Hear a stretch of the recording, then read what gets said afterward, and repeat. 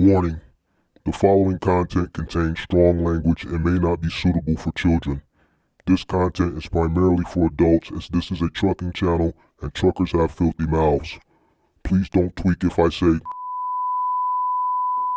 Viewer discretion is advised.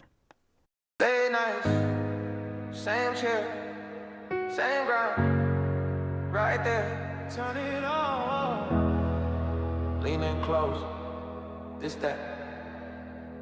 Welcome to the mark, the mentor show, where the plans turn real and the hustlers grow. Talk money, talk mindset, talk get it, let's go. If you came from the bottom, it's the road you know. It's the mark, the mentor show. Every loss, every lesson, turn it all to gold. From the late night notes to the sold out goals. Say the name one time so the whole world know. Whoa, the mark, the mentor show. Whoa, the mark, the mentor show. Whoa, the mark, the mentor show. The mark, the mentor.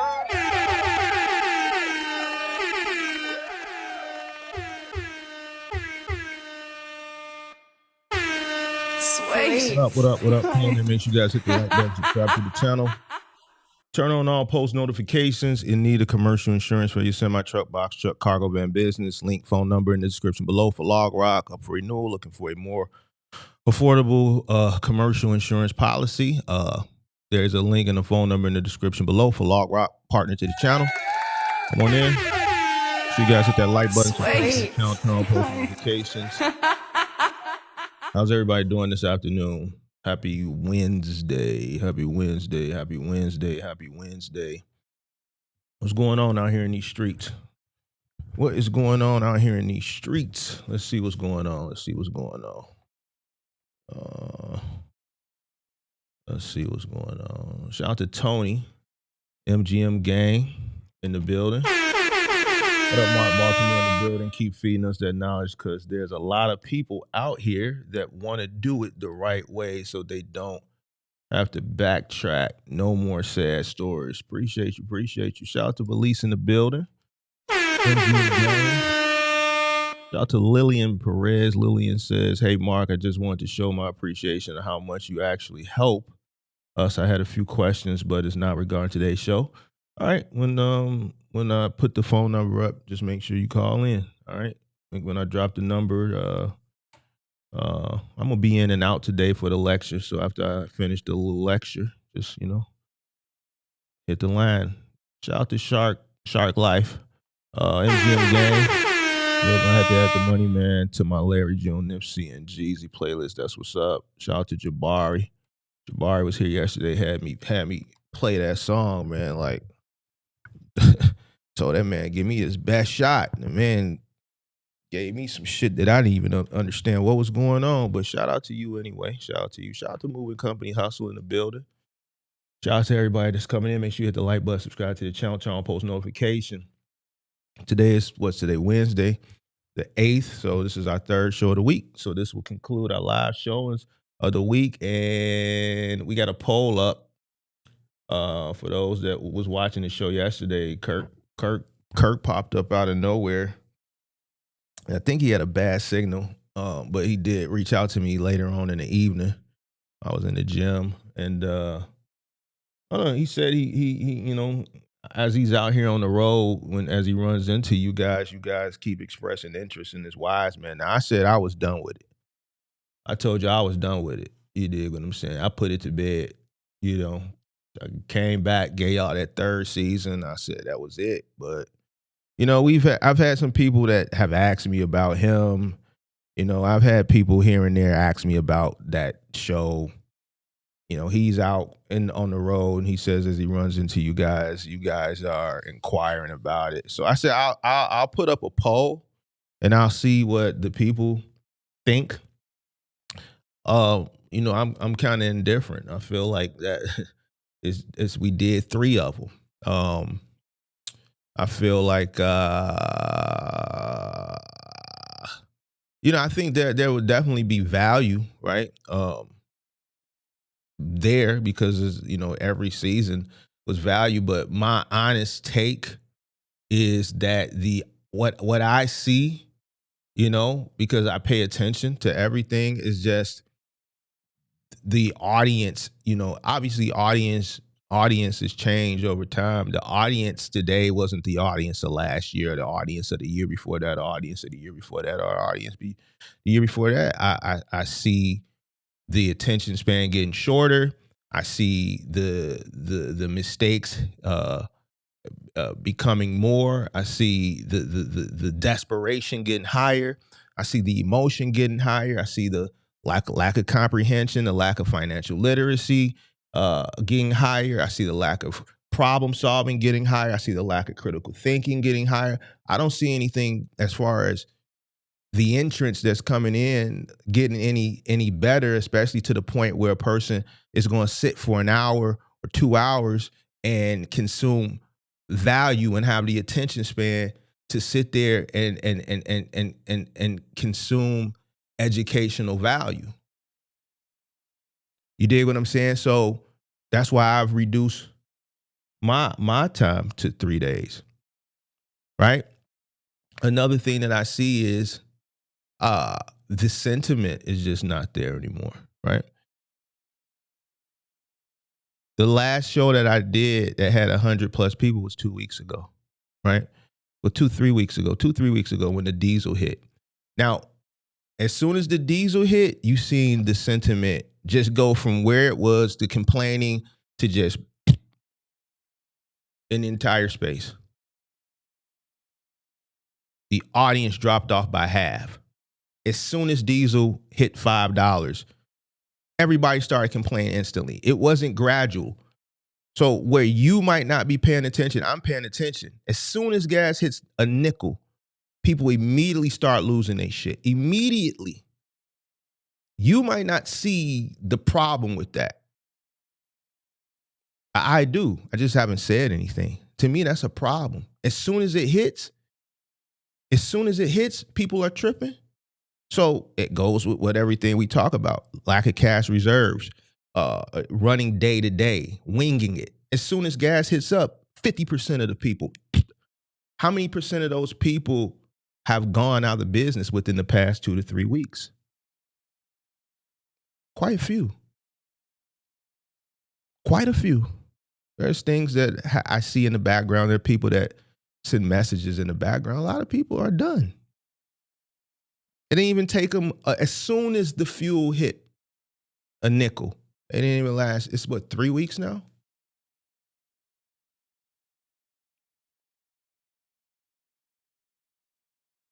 So you got people that have already been just operating from a point of desperation and destitute, and now it's just that winging it has exposed everything. So is it even worth it? Is it even worth it?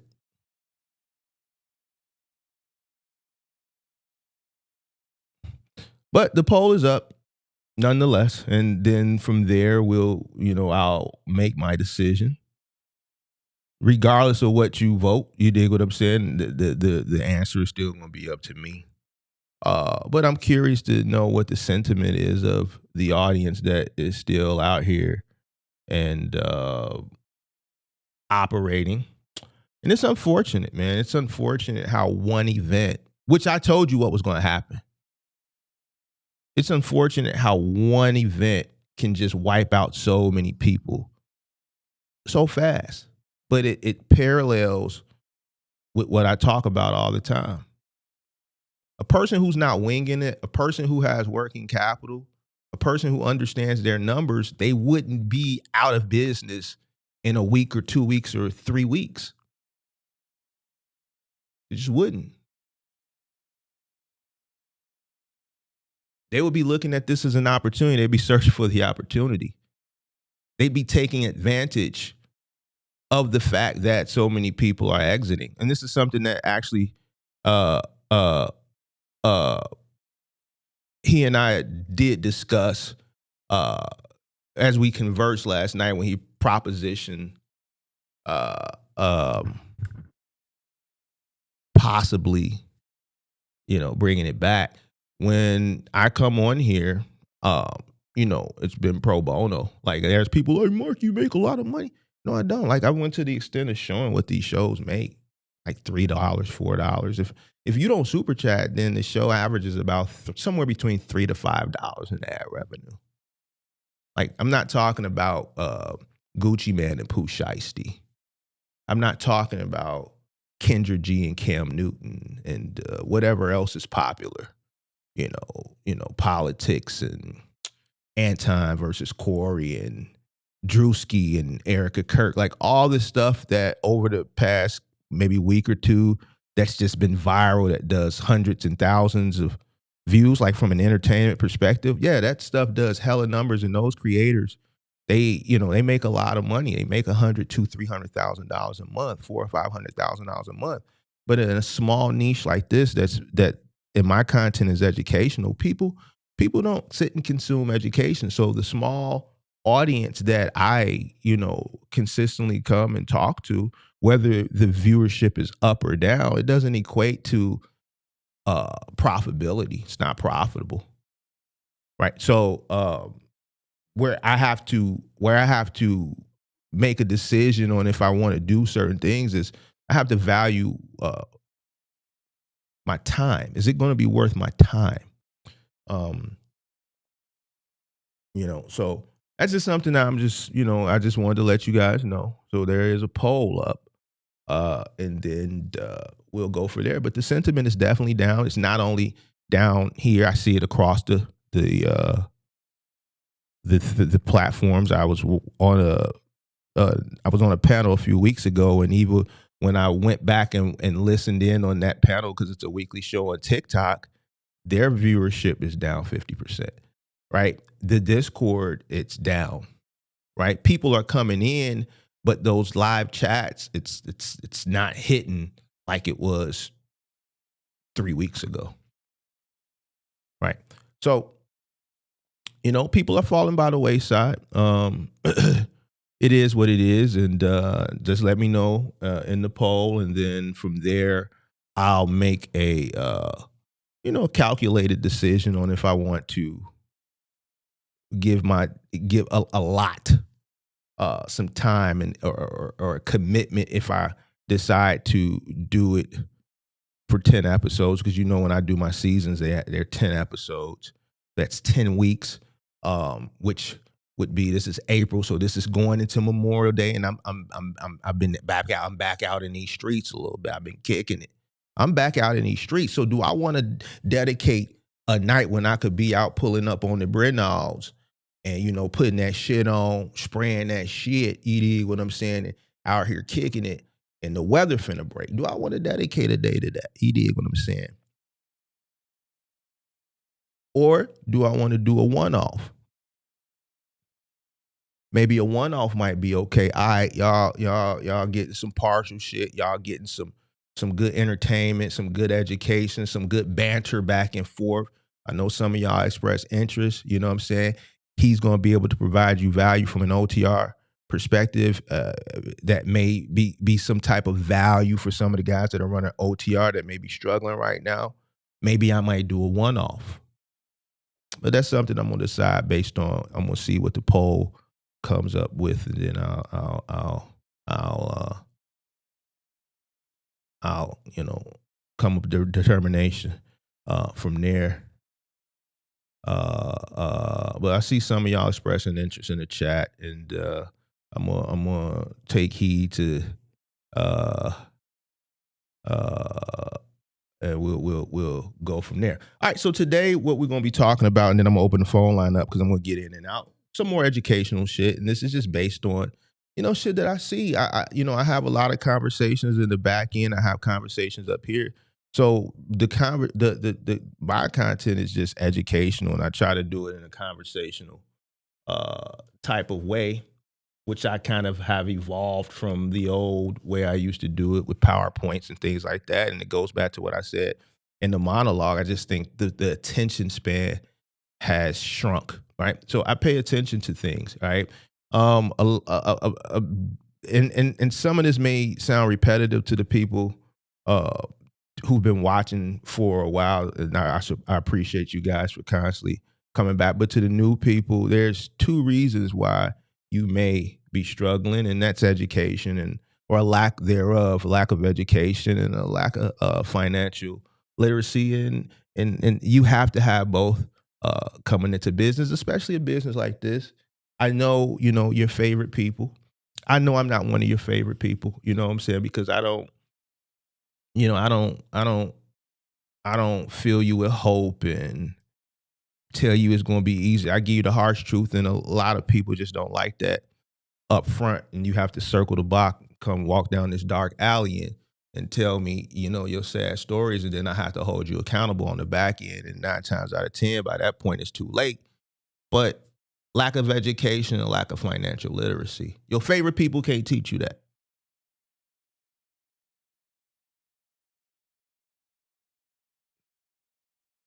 That's what you need. And when I say a lack of education, I'm not necessarily speaking a higher level of education as it pertains to, coming into this business. I'm just talking about self-education, educating yourself of what you're about to get yourself into, right? And, I think it's really very, very, very, very disappointing that in the information age that we're in today, where just the information is so accessible that people don't do it. And I'm speaking as an individual of age who who was going through education. I've lived through the evolution of where we are today, right? I always talk about and crack jokes of having to go to a library. Some of you probably don't even have a library card or even know what a library is, or probably never even stepped foot in a library ever in your life. Obviously, if you're probably 28, 29 or under, probably not, right?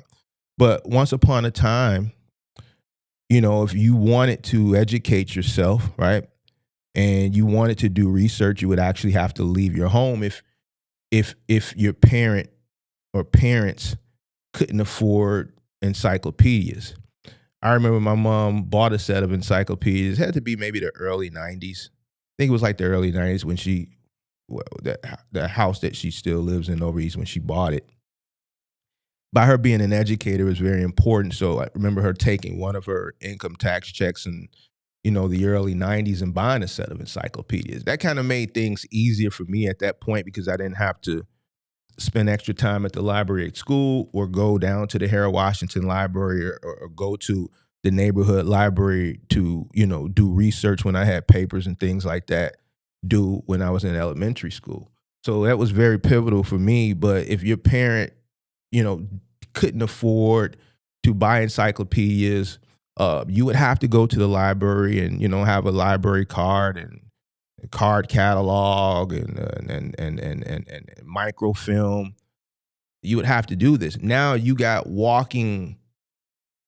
education, knowledge at the palm of your hand. And for the life of me, you don't know how blessed and privileged you are. And it's disappointing that you are this blessed and privileged and you don't utilize what you have to the best of your ability. Like, I could really be really harsh with some of these people that come up here. And I could be harsh because what you're trying to do, I've done it at a high successful level. What you're trying to do, you have all the tools in the palm of your hands, but you rather use it for dumb shit. And I come from an era where I actually had to leave a house to go educate myself.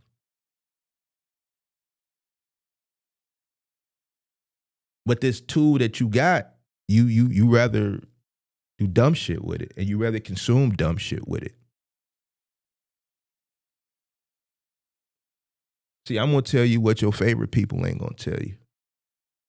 I'm gonna make you feel really, really bad because I'm not telling you wrong. And if you can comprehend what I'm saying and you think about it, somebody with a little common sense who may be doing wrong is saying, you know what? He right.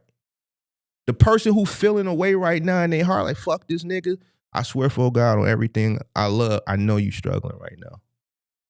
And unless you change your mindset, you're going to continue to struggle. I'm just a bold motherfucker to tell you because I really don't give a fuck either way. Because I ain't telling you nothing wrong.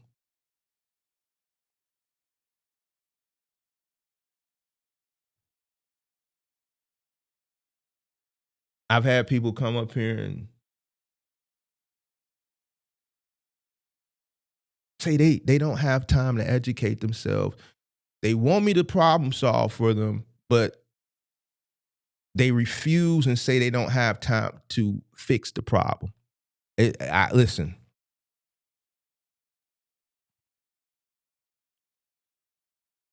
Hit the like button. 50 people.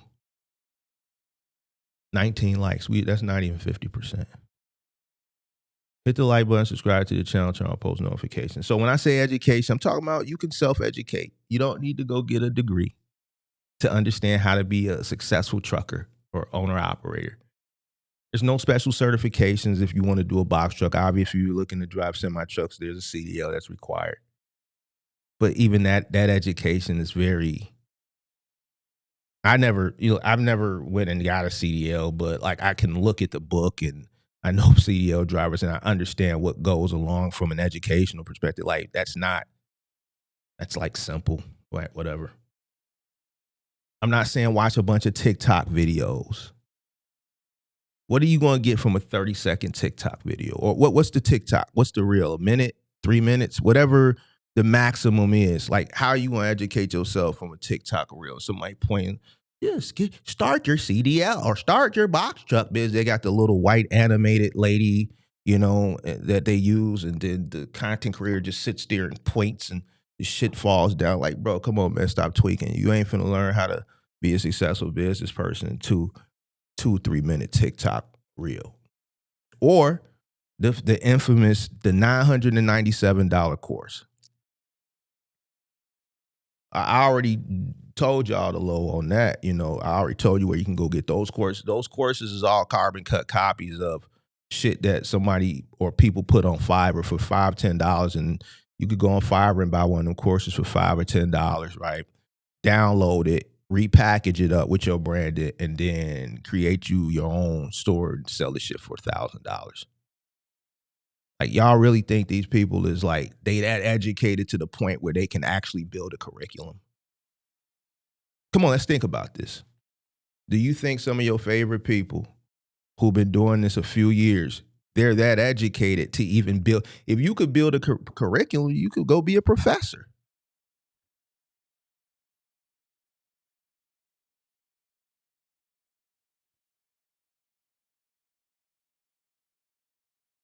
You would come debate Big Mark. Big Mark put up 10 grand. Nobody wanted to take the bait. So you mean to tell me all these people can build these life-changing curriculums, but they can't come and debate Big Mark for 10 grand?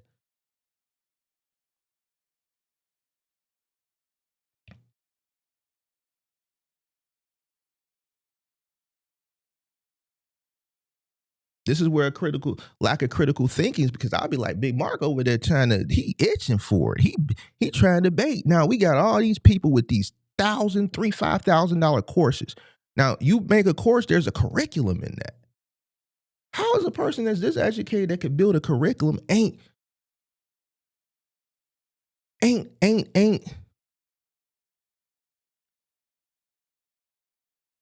what's the word I'm looking for? Not bold, but God damn it, what's the word I want to use? I don't want to say smart, brave enough to go have a debate. So it ain't even that.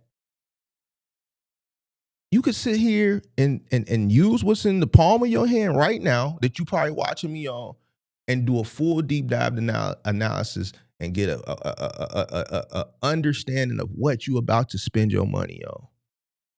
And without it, you have no understanding. You have to educate yourself on what you're getting into.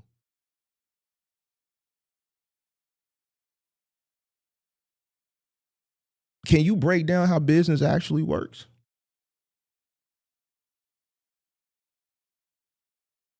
Whatever it is you're looking to do, box trucks, cargo vans, over the road, final mile,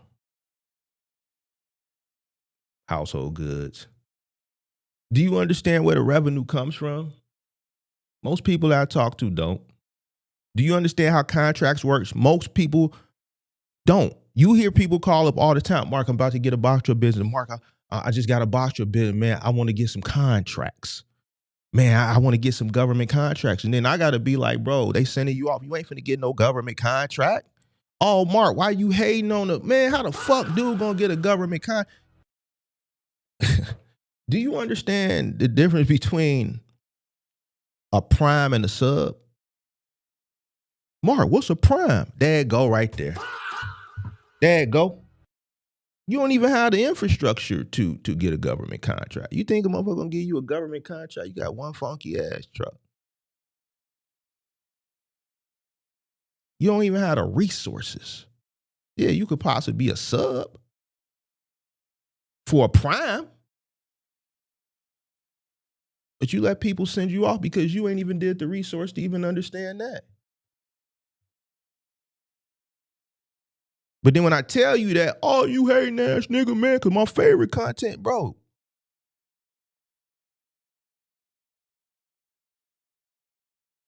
They sold you hope. You believed it. I'm telling you what it really is. And that's what you don't like.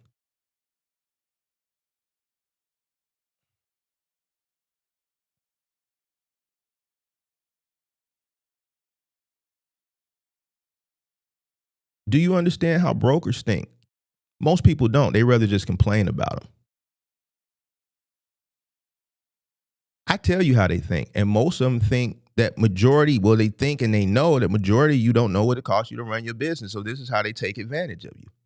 You get mad at me when I tell you that. I say, how can you allow somebody to, I'm from the crib, bro. I'm from the crib. Like, I gotta worry about, when I'm out in these streets, I gotta worry. Like, I'm not never finna let nobody take advantage of me over the phone. You know why? Because one, I'm gonna know what I'm getting myself into. I'm gonna know what my bottom line, what my cost is. 3, I'm gonna know what I need to do whatever it is that I'm doing. And 4, I know how to say no. So when you take something or when you accept something, you complain, you accepted it. So that goes back to what we talked about yesterday, being responsible. So when you come up here and you complain about other men and this, that, and the third, content creator, viewer, whatever, to me, I look at you like, man, you a stain. If I accept something on the losing end, or God damn it,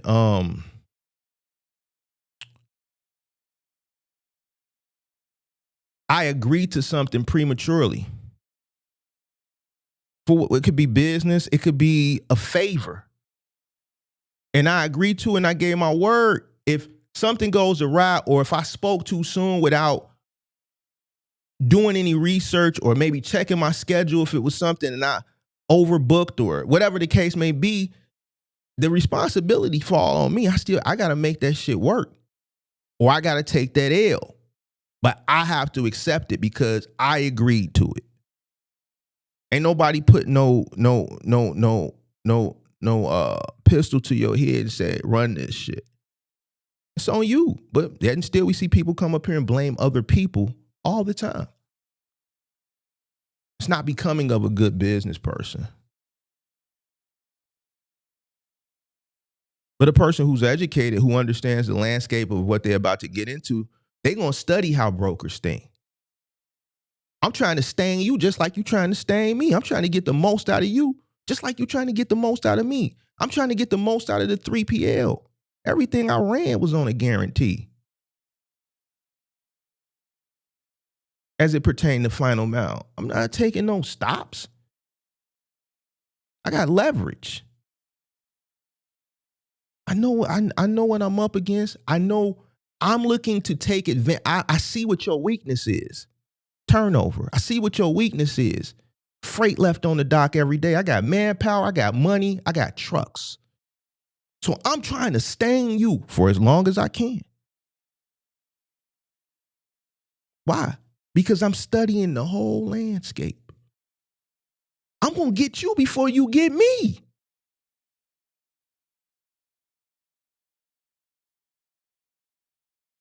I'm trying to get you the same way you get me. I'm from the crib. I'm not from middle America. I'm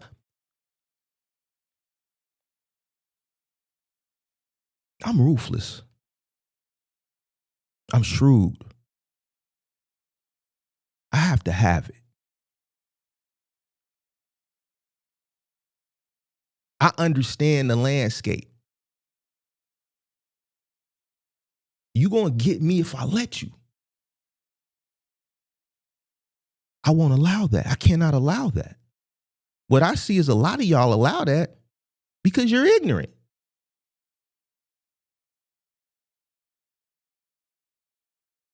And then you want me to appease and feel, I don't feel bad. You allowed that.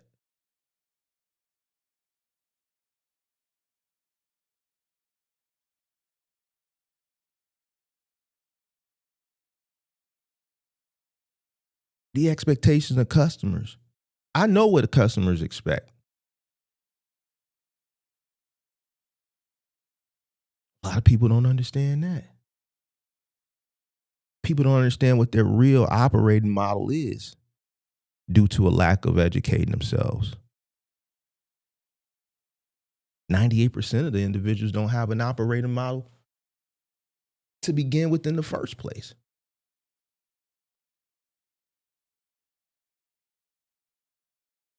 Which is another reason why so many people fail. It's easy to say I want to start a box truck business or a cargo van business or a trucking business. That seems easy. I hear people tell me that all the time.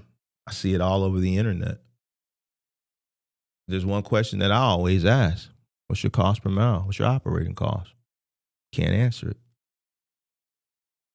What lanes are you running? What lanes do you want to run? You say you want to start this box truck business. What do you want to do? Can't answer it. What's your target customer? Can't answer it. What's your break-even point? Can't answer it because you don't know what it's costing you to run. So when I say I don't look at you as an entrepreneur, this is why. You're not an entrepreneur. You're just guessing, just winging it. And I see that's just what this industry has become. It's become a hustle. Majority of people that come into this shit, they don't look at this as a business. It was once something beautiful, right? But this is pre-COVID. This is hype, right?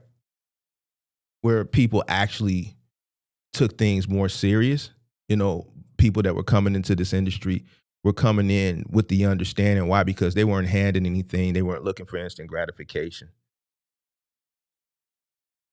So they took their initial investment. They took the opportunity way more serious.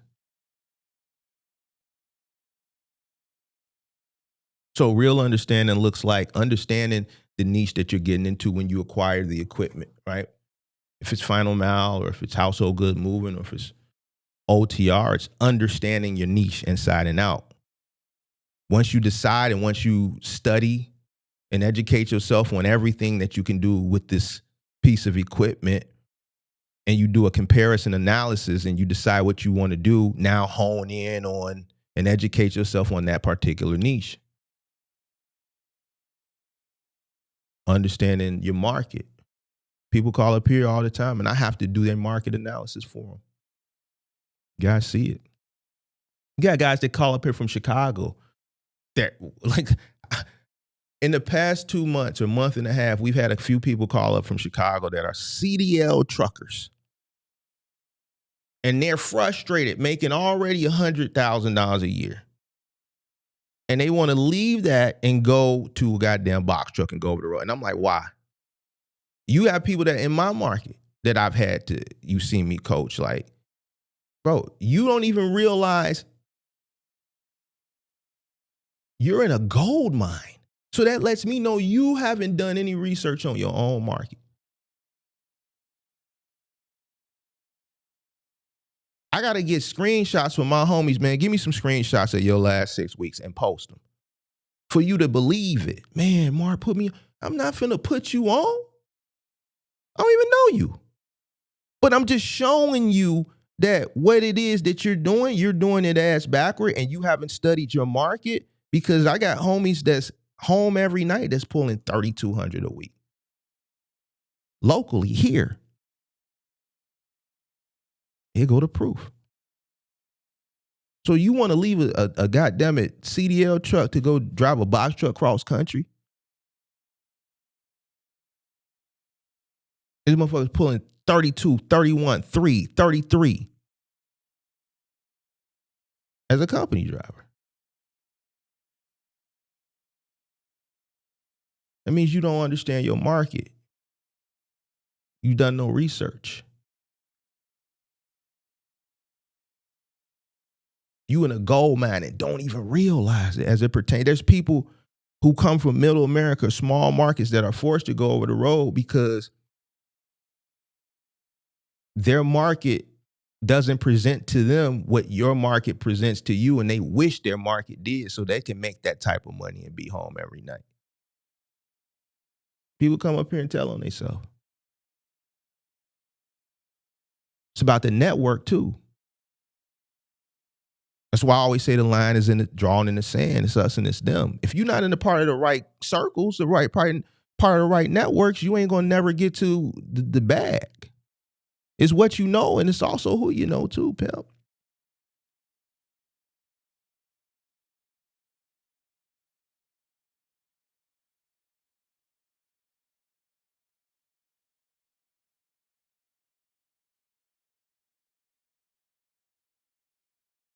I can say understanding your numbers, but I say that so often that you should understand that. And understanding the risk. This is all the things when you are educating yourself for what you're about to get into, you need to really, really hone on in. Educating yourself on the risk before the reward. I've seen a lot of people come up here and we've heard a lot of sad stories, like somebody said in the chat earlier. They don't want to hear no more sad stories, but the truth of the matter is we're going to hear way more sad stories before we'll hear way more sad stories before we hear good stories. Why? Because it's going to parallel the success versus the failure rate. The failure rate is always going to be high, and as time goes on, it's turning over more failures.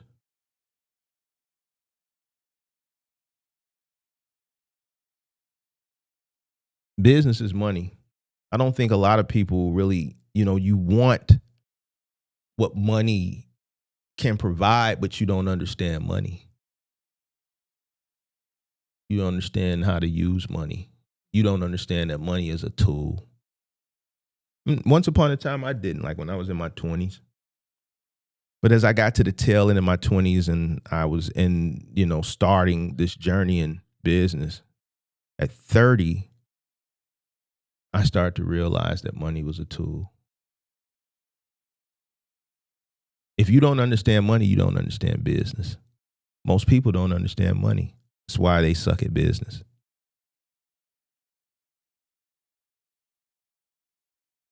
One thing we see a lot of people focus on, we see it really a lot on social media from your favorite content creators, and then you as the viewer, the consumer, you focus on things like gross revenue, how it sounds. That I made $8,000, I made $6,000, $7,000, I made $5,000 this week. Like I've seen people in this space that say, "Man, I made $200,000 this year," and in my head, no, you didn't.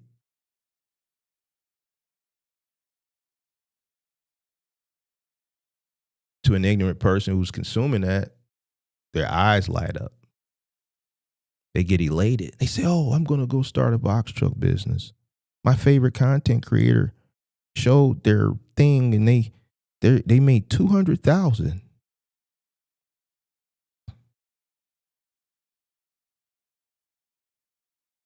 But they ignore the expenses. They ignore the cash flow. They don't mention the profit, if there is any profit. They just highlight the gross, the big gross number.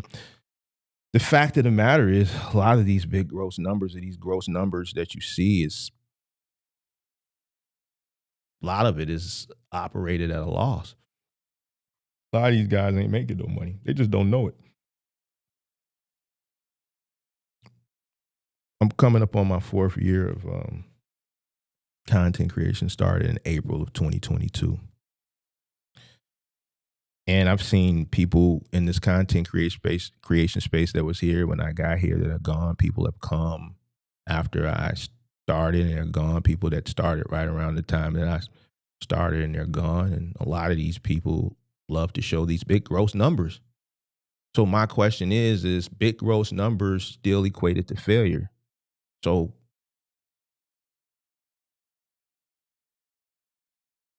it's more to it than the gross number. What did you make? What did you net? How much is it costing you to operate?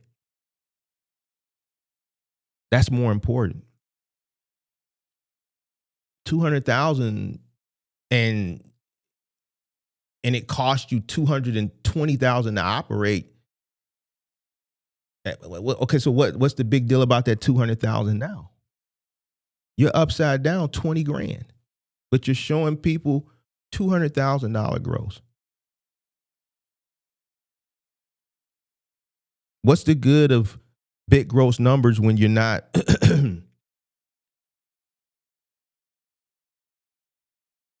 discussing how much it costs you in fuel to operate? That you have an exorbitant insurance payment. You have an exorbitant truck payment because you bought a pandemic truck and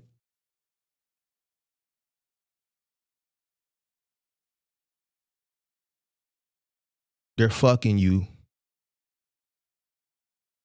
ridiculously on the payment. All the miscellaneous charges you have. The money that you're robbing from the sustainability of the business to cover the cost of living. The robbing of the sustainability of the business for frivolous and ignorant things. Zelling chicks' money. He had, what's his name? Forget Lou Jackson going down to Atlanta, tricking off at the strip club. These are all things that have been discussed on the channel from people, so it's not like I'm throwing anybody under the bus. It's in the content.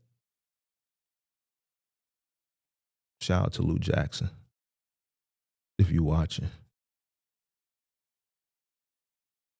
People don't talk about that shit, and they just disappear. You don't hear from them no more. Then we get to this time of the year and, man, Mark, I need help with taxes.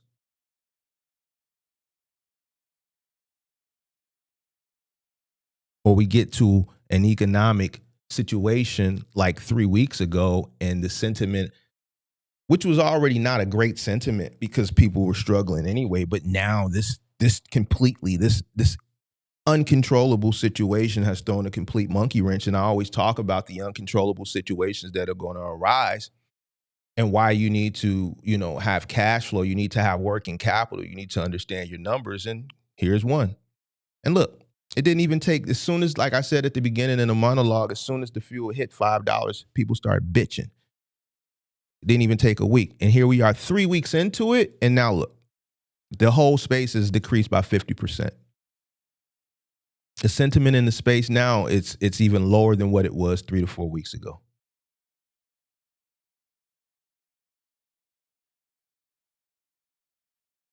So people couldn't even last a full month. People couldn't even go a full 2 weeks of fuel going up to $5 before they start bitching. That's a problem. That's a problem. That means that majority of the people, like we know, have been winging it. It ain't even been a month yet. It says a lot.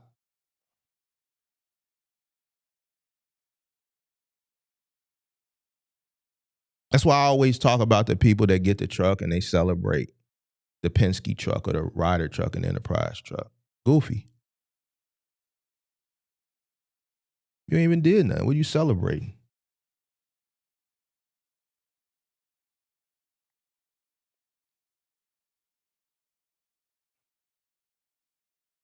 Financial literacy means knowing your numbers. It means understanding profit versus revenue. Financial literacy means understanding cash flow and the importance of it, like I've been telling people all this time. Listen, right now, the truth is rearing its ugly head. Just look around the space. The people that was beefing on some of the other platforms a month or two ago heavily ain't beefing no more. People ain't got time to beef no more in trucking. Why? It's critical right now. People ain't putting content. The audience has gone down for a few dollars.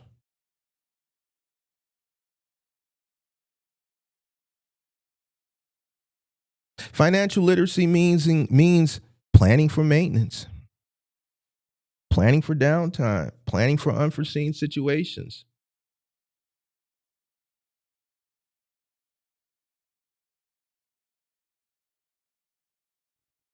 Understanding return on investment. Like the guy the other day, he said he lied to me. Because I asked him a question, what's the return on investment?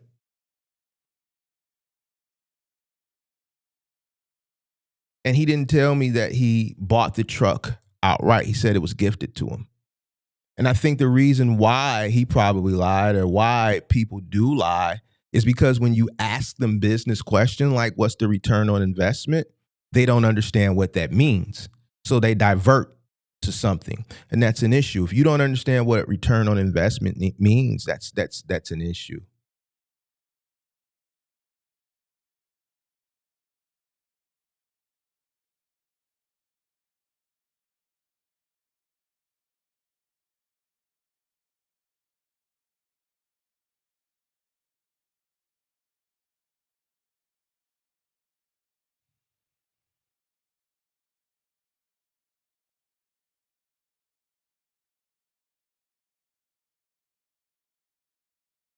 So when you lack education, when you lack financial literacy, what it does is it creates this dangerous mindset, which drives you to do things based on, well, you've been doing things off emotion anyway, but it just makes you even more emotional. It makes you make more illogical decisions. You can't make a logical decision because you haven't educated yourself.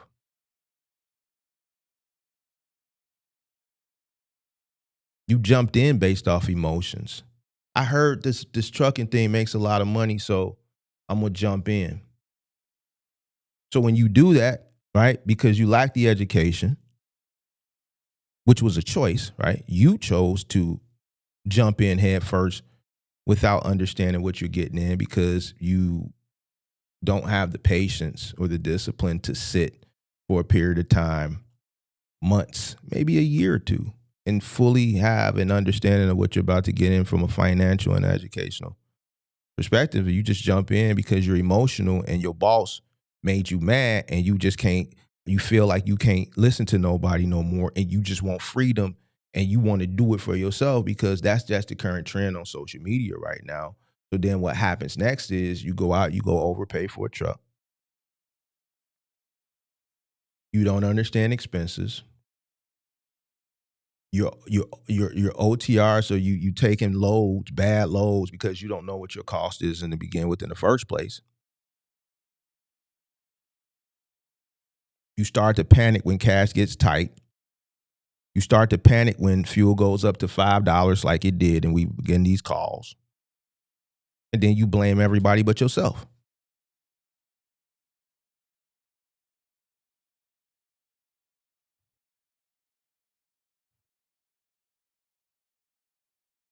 It's not the business. It's not nobody. It's your lack of understanding of business. It's your lack of understanding of business. It's your lack of understanding of money. And the only person to blame is you. You're at fault.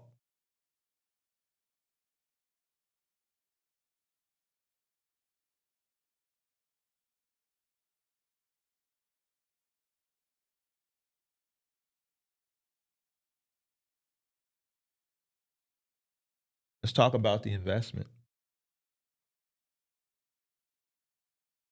Most people think, and what I've come to realize and learn just from having conversations on the channel and in the Discord, a lot of people think they got a business when they get their LLC. No, you just structure the business. You don't have a business. In this industry, you got to have a license, an authority. So you think investing is an LLC. You see a lot of people post, hey, just started my new business, got my LLC. I'm laughing at you. Buying a truck. We see that people get trucks. They've called up and they don't know what to do with it. It's just sitting. We've seen people get trucks thinking they could go do one thing based off something they heard somebody say on social media. And then once they went and acquired the equipment, then they start to do the research and then they call up here like, man, Mark, I got this van, I got this truck. I want to stay local, but I don't see nothing. I want to do Amazon, but it ain't no Amazon near me. Where you live? And booms, fuck Texas, or booms, fuck Arkansas, or booms, fuck Idaho. Well, then you didn't check to see if it was one nearby before you went out and bought the equipment? No.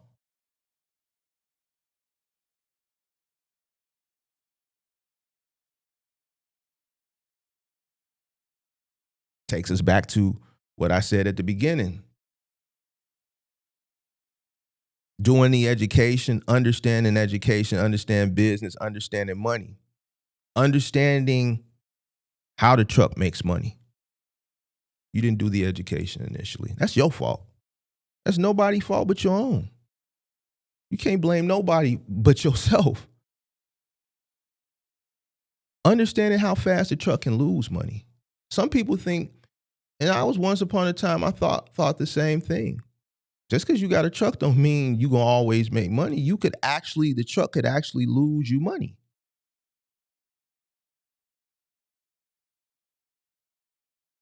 We see this happen all the time. One way is people, they over leverage themselves. They buy trucks ignorantly. So they, pay too much for a truck, like a lot of people did during the pandemic. They sit down at a computer and they go to Progressive and they formulate their own policy. Then next thing they got all this shit they don't even need instead of going through a broker. So now they're paying this exorbitant insurance rate, an exorbitant truck rate. Not understanding, especially these OTR guys, just not understanding how the load board works, not understanding how to calculate their costs to ensure that, they're making money, not knowing what their base is. How long they can survive without no revenue. You see, lately I've been asking people that call up, how long can you go without making no money? And what do you see most people answer? Not long. This is something that you should think about as you're researching at the beginning, like your nest egg, your cushion. How much you got put up?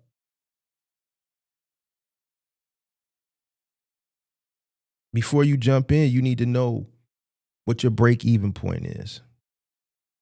You need to know from a risk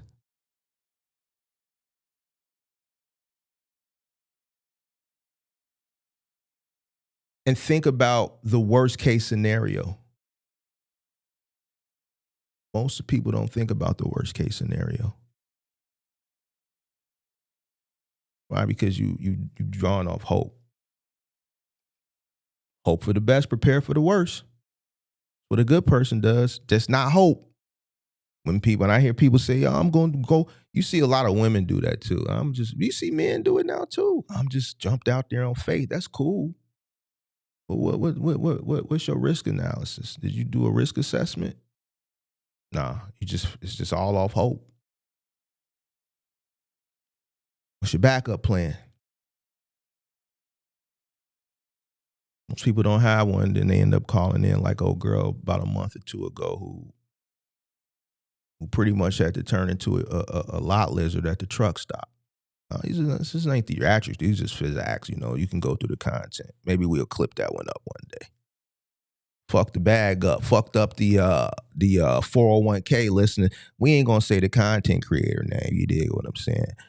I ain't trying to really start no new beats, but the lady came in, she said it. You dig what I'm saying? I think when we clip that up, we gonna bleep that out too. We gonna bleep out the content creator name, but content creator wouldn't even talk to him. Said, go get money. Went and do 401k down, which wasn't that much. It was 40. Went through that 40 in a few months. She said she's still out here at the truck stops hopping in trucks. Just facts. Had to turn into a lot lizard. Facts. Shit crazy.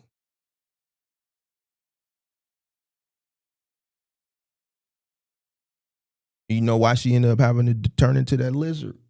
Because she gambled.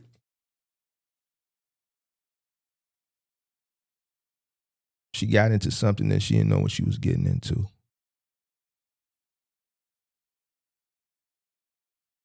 And she gambled. And in a few months, she lost everything.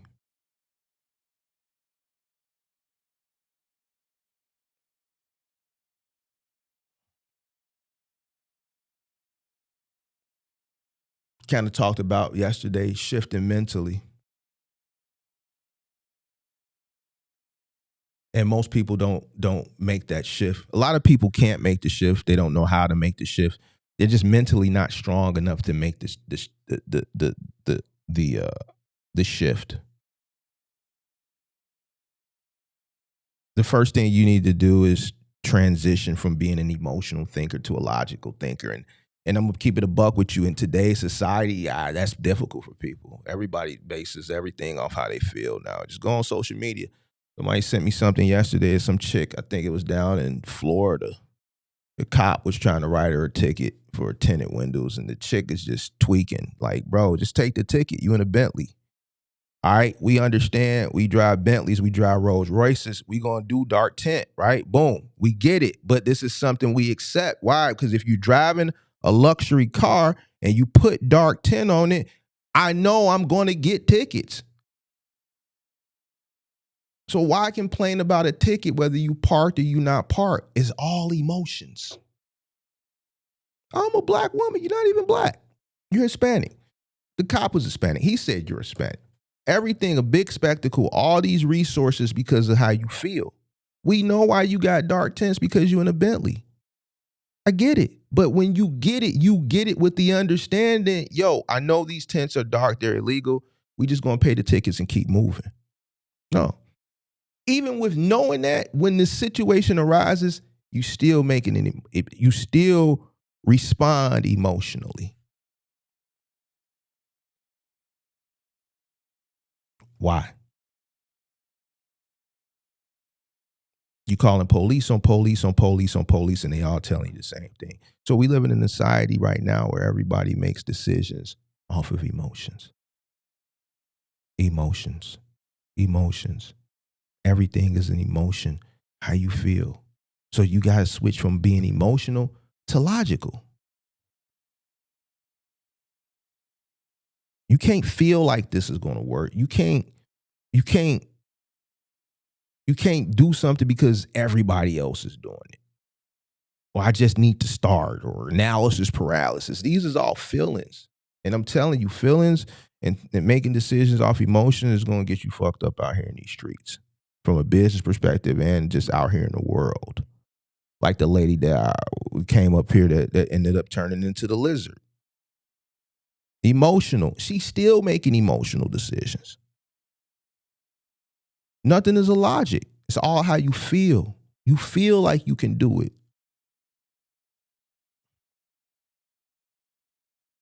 Logical thinking is, man, what's the numbers? What's the risk? What's the downside? What's my plan if this shit don't work? Not how you feel. Business rewards logic, not emotions.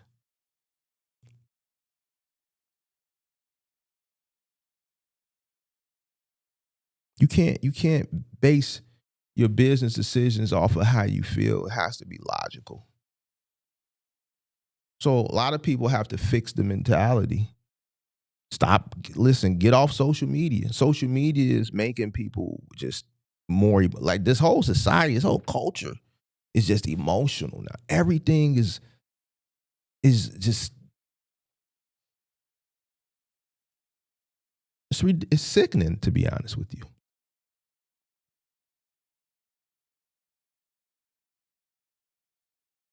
How do you? Somebody asked a question yesterday. I didn't see it during the stream, but I saw it like later on. Like, how do you change your mindset?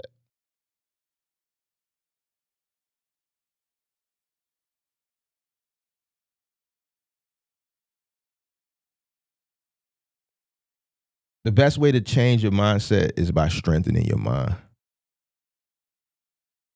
I usually do some type of mental strength training every year. Went vegan for a year. I ended up doing a year and a half. Vegetarian, I should say. Trained for a marathon. Did a water fast 1 year. Every year I do something that is like a strength training for the mind. Something that's very mentally challenging. I'm a disciplined individual anyway.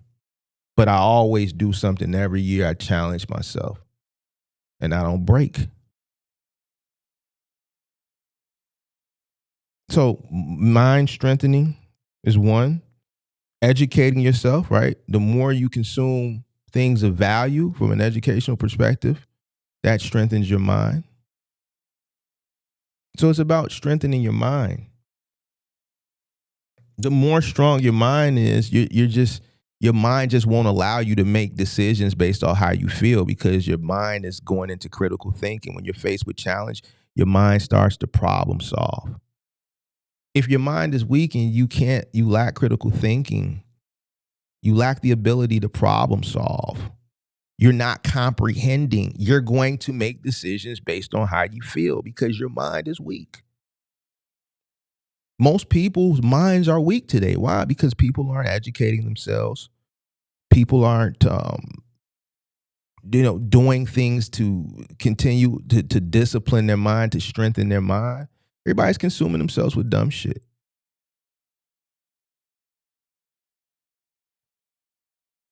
That's what I'm saying. Like, if you sit down and take the time to strengthen your mind, you'll see how easy it is to really maneuver out here.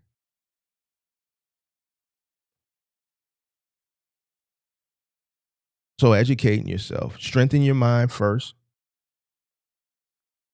to create that discipline, right? Then educating yourself. You got to have that discipline, right? And to be able to sit down long enough for long periods of time and consume knowledge, things that may have once seemed boring to you, right? People got a short attention span, so that's why you need to do the discipline first and then go into the education. Start studying your niche or whatever it is you're looking to get into daily. Understanding when you consume, because we can't negate the fact, social media exists and, people are going to consume from people nowadays, right? So being able to use your critical thinking skills when it comes to online influence. A lot of people go with what they feel is right because it sounds good instead of using their comprehension, listening to what an individual says versus another individual, and formulating an opinion on what makes sense versus what doesn't. When I listen to people, I immediately know, you know what, this makes sense. I know this person knows what they're talking about. I can tell based on how they talk, how tenured they may be or may not be. This is a person who sounds like they're, maybe 4 or 5 years in, or somewhere between 1 to 5 years. This is a person I could tell they got about 10 plus years experience because of the way they articulate themselves, the experiences, the verbiage that they use. If I listen to somebody, like most of the people you see, they're novice, they're adolescent as it pertains to this industry. And the way they articulate themselves, it shows. If you can't comprehend that, and do a comparison analysis. Let's say when you listen to me talk versus somebody else, and use your critical thinking skills on who you want to consume from. And I understand how a person can use their feelings and go with the person that seems like, that they like because the information provides hope versus value. Me, if I'm coming into something, I want to know the good and the bad. Give me more of the bad, because now you're giving me the training on what could happen, how to maneuver through it, or avoid it altogether. Most people, they run from that. They say it's pessimistic. It's negative Nancy. No, it's reality. Reality scares people today. People don't want to face reality. That's why they do drugs. That's why they drink. That's why they go to sleep. You know somebody who, when they faced with a challenge, they just go take a nap instead of just taking care of the problem and facing the challenge. Man, fuck this shit, man. I'm finna hit the blunt and go to sleep, man. Fuck this shit. Running from reality. Don't want to face face reality head on. Guess what? After you come down off that high, after you wake up, the problem's still gonna be there. Hit the like button, subscribe to the channel, turn on post notifications. 60 people, 37 likes. So watch people and use your critical thinking skill so that you can formulate value versus fluff. Learn from failures, not just success. I don't give a fuck about the good shit. Good is good. If it's good, then it's good. No, tell me the bad shit. I want to learn from the bad shit because you've been through it. So now you can tell me how to maneuver through it or around it. Y'all like to listen to the people that just fluff you. So then when you come around $5 a gallon now you crying like a bitch. But we always talk about the unforeseen situations, the uncontrollables, cash flow, preparing for times like this. Nah, nigga, you don't want to hear that shit. So then when you come over to me and complain, I don't want to hear it now. Because you wasn't giving me the time of day when I was trying to prepare you for this fucking moment. You wanted to hear the good shit. You wanted to see the inflated fucking gross. I give you the same example all the time.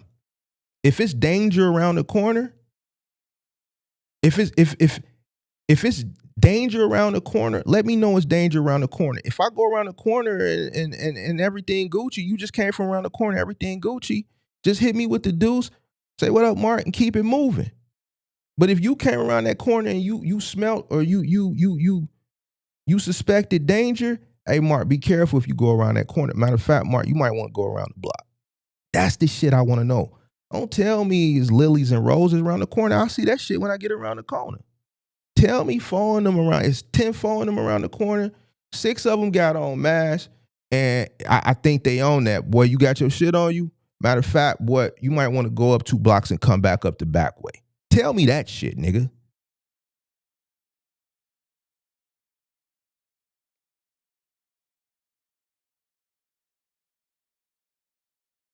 But most people, they want to hear, hey, when you go around the corner, it's a Starbucks, man. It's 10 white people sitting out front. And they're drinking coffee and they got their MacBook Pros out and they're smiling and their sun shining. I don't give a fuck about that shit.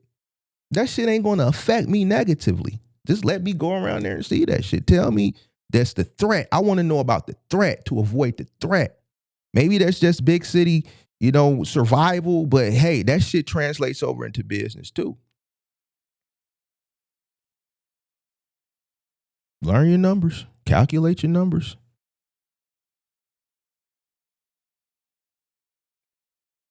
Understand fixed versus variable.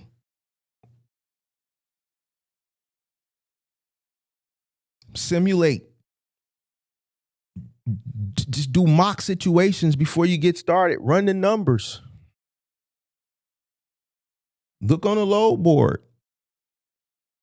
Watch these live streams. Pull up some of the situations where we pulled up numbers. Pull up some of these live streams where we pulled up some of these truck notes. And start to do mock situations. Start to simulate mock situations prior to you come in to get that training. The risk. Respect the risk. A lot of people don't respect the risk. I tell y'all all the time, I respect risk. You know why? Because I know risks are real, and one mistake or one unforeseen situation or one investment, right, could fuck you up all the way around the board. And at this point in life, I starting over is just not something I want to do, bro. I ain't trying to come out here in these streets and fuck around with y'all, nigga. I ain't trying to be out here driving, moseying on down the road. Hell no. So understanding risk, analyzing risk, being calculated.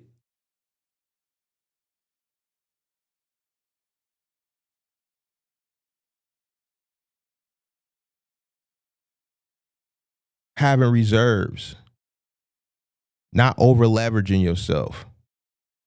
Starting lean.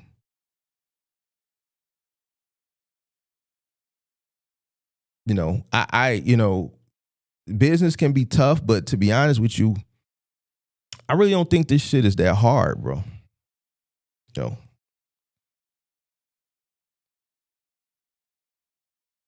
I think it can be challenging for people at some times, right? Like most businesses are, just like life is. But this business in comparison to like other businesses, I think for the most part is pretty much, cut and dry if you educate yourself. I think this is easier than maybe like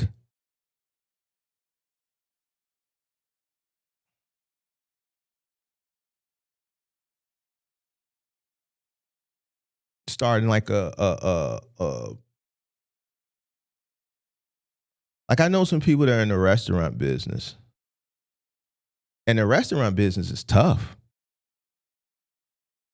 I think being a single owner operator, right? Starting from a single owner operator perspective is a lot easier than starting a restaurant. There's other businesses that you can start that are a lot more difficult, that require a lot more initial upfront investment, a lot more licensing, a lot more certifications. Profit margins are even tighter. Shrinkage is higher.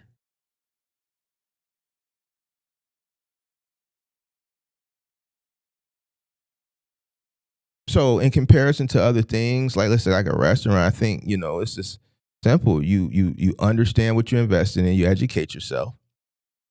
The initial investment in comparison to, let's say, something like a restaurant is day and night. It's way more inexpensive.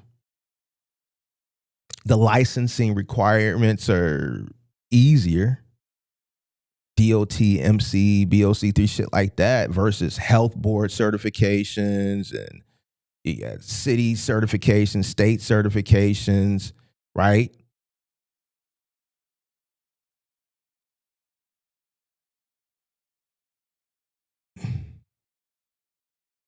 You got to have a brick and mortar. Depending on the size, you got to have a staff. I'm thinking like something like I'm even thinking on even smaller. I'm thinking JJ's Harold's Chicken, where you just got to cook, a line, a prep, and a cashier and a bulletproof glass. Even on that aspect, so the cost of entry is way higher.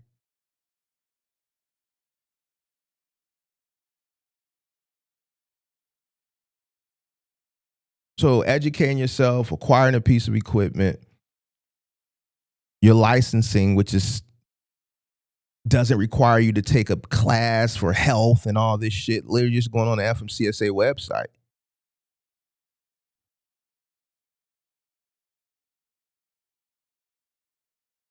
understanding your cost,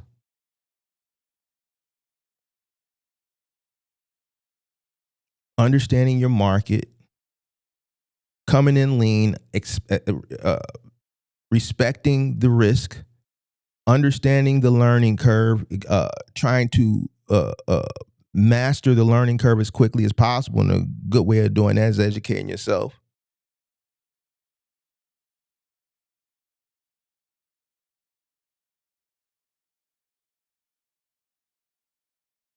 All the things that we talk about every single day on this channel. Continuously educating yourself. Understanding money. Discipline, sacrifice.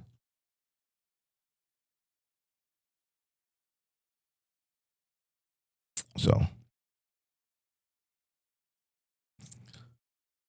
I think that's it. So I'm not going to drag those lectures out. Get to the point. Get the fuck on. All right. So somebody said they wanted to call up. Where is my phone number? Oh, you know what? I'm looking in the wrong thing. Wrong thing. Let's do this. Let's do that. Where is the number?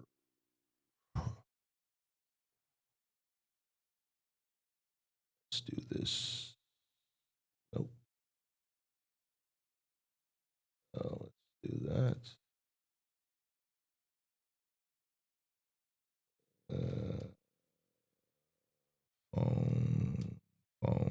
Phone. Turn it on. 312-772-5483. Phone line is open. Hit the like button, subscribe to the channel, turn on post notifications.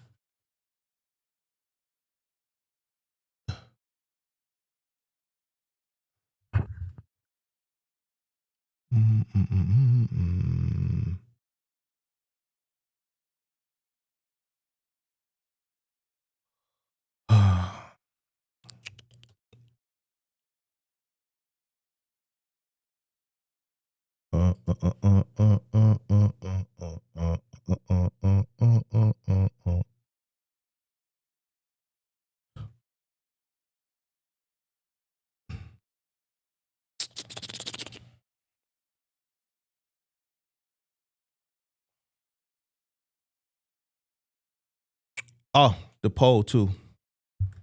Let's see where the poll is at. Wow, 39% says yes, I want a full season. 14% says just a one-off episode. 25% says no, leave it in the vault. 22% says they just here for vibes. They don't care either way. So 39% says they want a new season? Bro, come on now. Why? I'm shocked by the poll too. I'm shocked.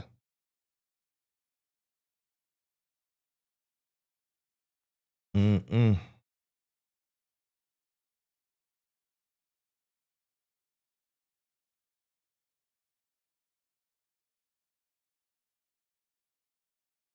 am shocked.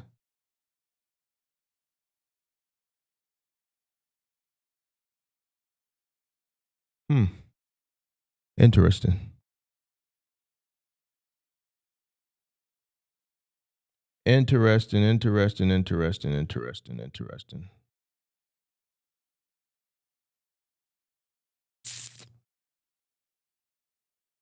40% says a full season. 24% says leave it in the vault. You know what I thought the poll was going to say? I thought the poll was going to say, I thought it was going to lean heavy to just a one-off. That's what I thought. That's what I forecast. I don't know, bro. I ain't going to sit up here and hold you, man. I don't know about a full season, bro. In order for me to do a full season, man, somebody going to have to pay me. I ain't finna hold you, bro. In order for me to do a full season, somebody gonna have to give me some money. Hello. Hey, Ma. Good afternoon. Good afternoon. This is Lillian Perez. I said I wanted to call in. How you doing? I'm good, thank you. Thank you. So, I've been a truck driver as long as you've been having your show, right? February 2022, right? Mm-hmm. And for my first 2 years, I was with Prime. So, I was leased on, right? Now, like, you know how Prime works. So, you lease the truck, pay for the truck, pay for everything on the truck, cars, maintenance, everything, right? All right. So, my first 2 years of doing my taxes, that it was right? Because I was able to write everything off. Last year, I filed my taxes not knowing what you had said to me about the misclassification, right? About the what? I can't hear you. It's a lot of noise in your background. You turn your noise I'm cancellation? sorry, I'm driving. All right. You said something about you can hear me? what happened? All right, so last year, I filed my taxes, right? Mm-hmm. But straight 1099. This year, they sent me my taxes late. I just got them on Monday, and I'm watching your show, and you speak about being misclassified, right? Mm-hmm.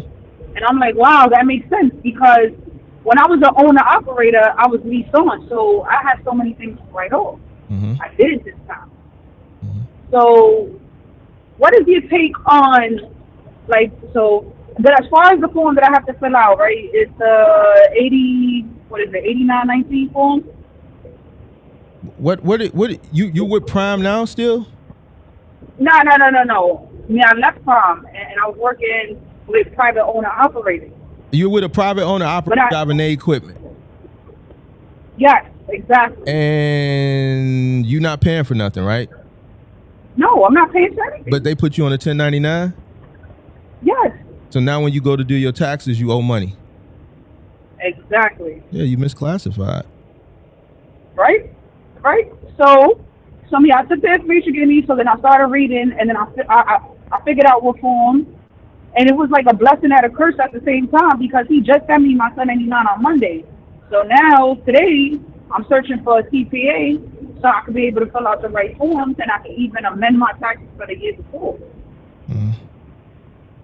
So my question to you is now, I'm with a whole new company, right? But this company hires owner-operators, and the owner-operators hire drivers. I am the driver, but I don't own the equipment, but I'm paying for fuel, and I'm paying for tolls. Why? What class would I fall under? I don't know, bro, because that's the first shit that comes out of my check is the fuel. So you work for a company as a driver. Yes. Do they pay you a percentage of the load? No, we split the gross. Okay. After everything's done. Okay. So after what's the the justification? What's the out. justification for you paying for the fuel?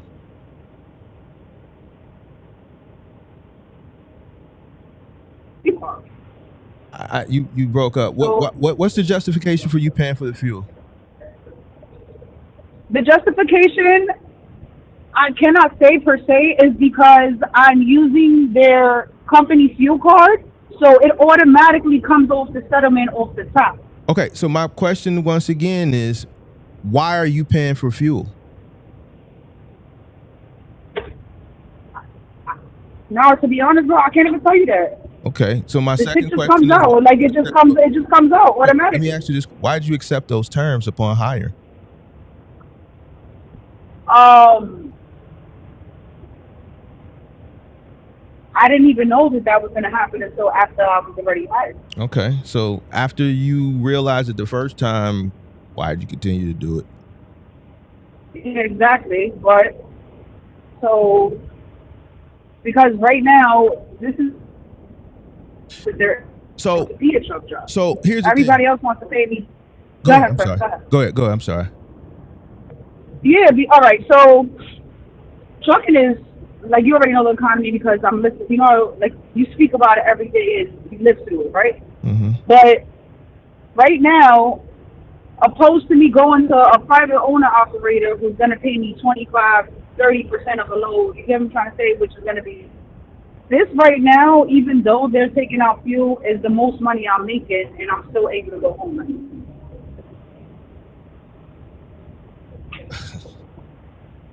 I know. So the reason why he's charging you for fuel, he's giving you 50%. Fuel is going to be, depending on, I don't know how many trucks this company has or this guy has, but fuel and the cost of labor, is going to be his biggest thing. But if he's splitting the shit with you 50% and you're covering the cost of fuel, this is what is keeping him in business. He's just putting the fuel on you. So if he's giving you 50% and that, let's say 30% of what you're running is fuel, then you're consuming it, not him. You know what I'm saying? So this is what's keeping him in business. Now, is it right? Absolutely not. You're driving his equipment. You don't own the equipment. You're not a owner operator. You're an employee. So you shouldn't be paying for the fuel for a truck that's not yours, that you're not renting, that you're not leasing. Do you have a lease agreement for the truck? No, that's right. the So thing. Why are you paying for fuel? That's because it comes off automatically every week. Like, let's say I hear what you're saying, but it doesn't make it right. Yeah, and it sucks. I know it doesn't make it right. To try to figure out, like, where would I fall under what type of class now if the fuel is already being taken off the top from the settlement?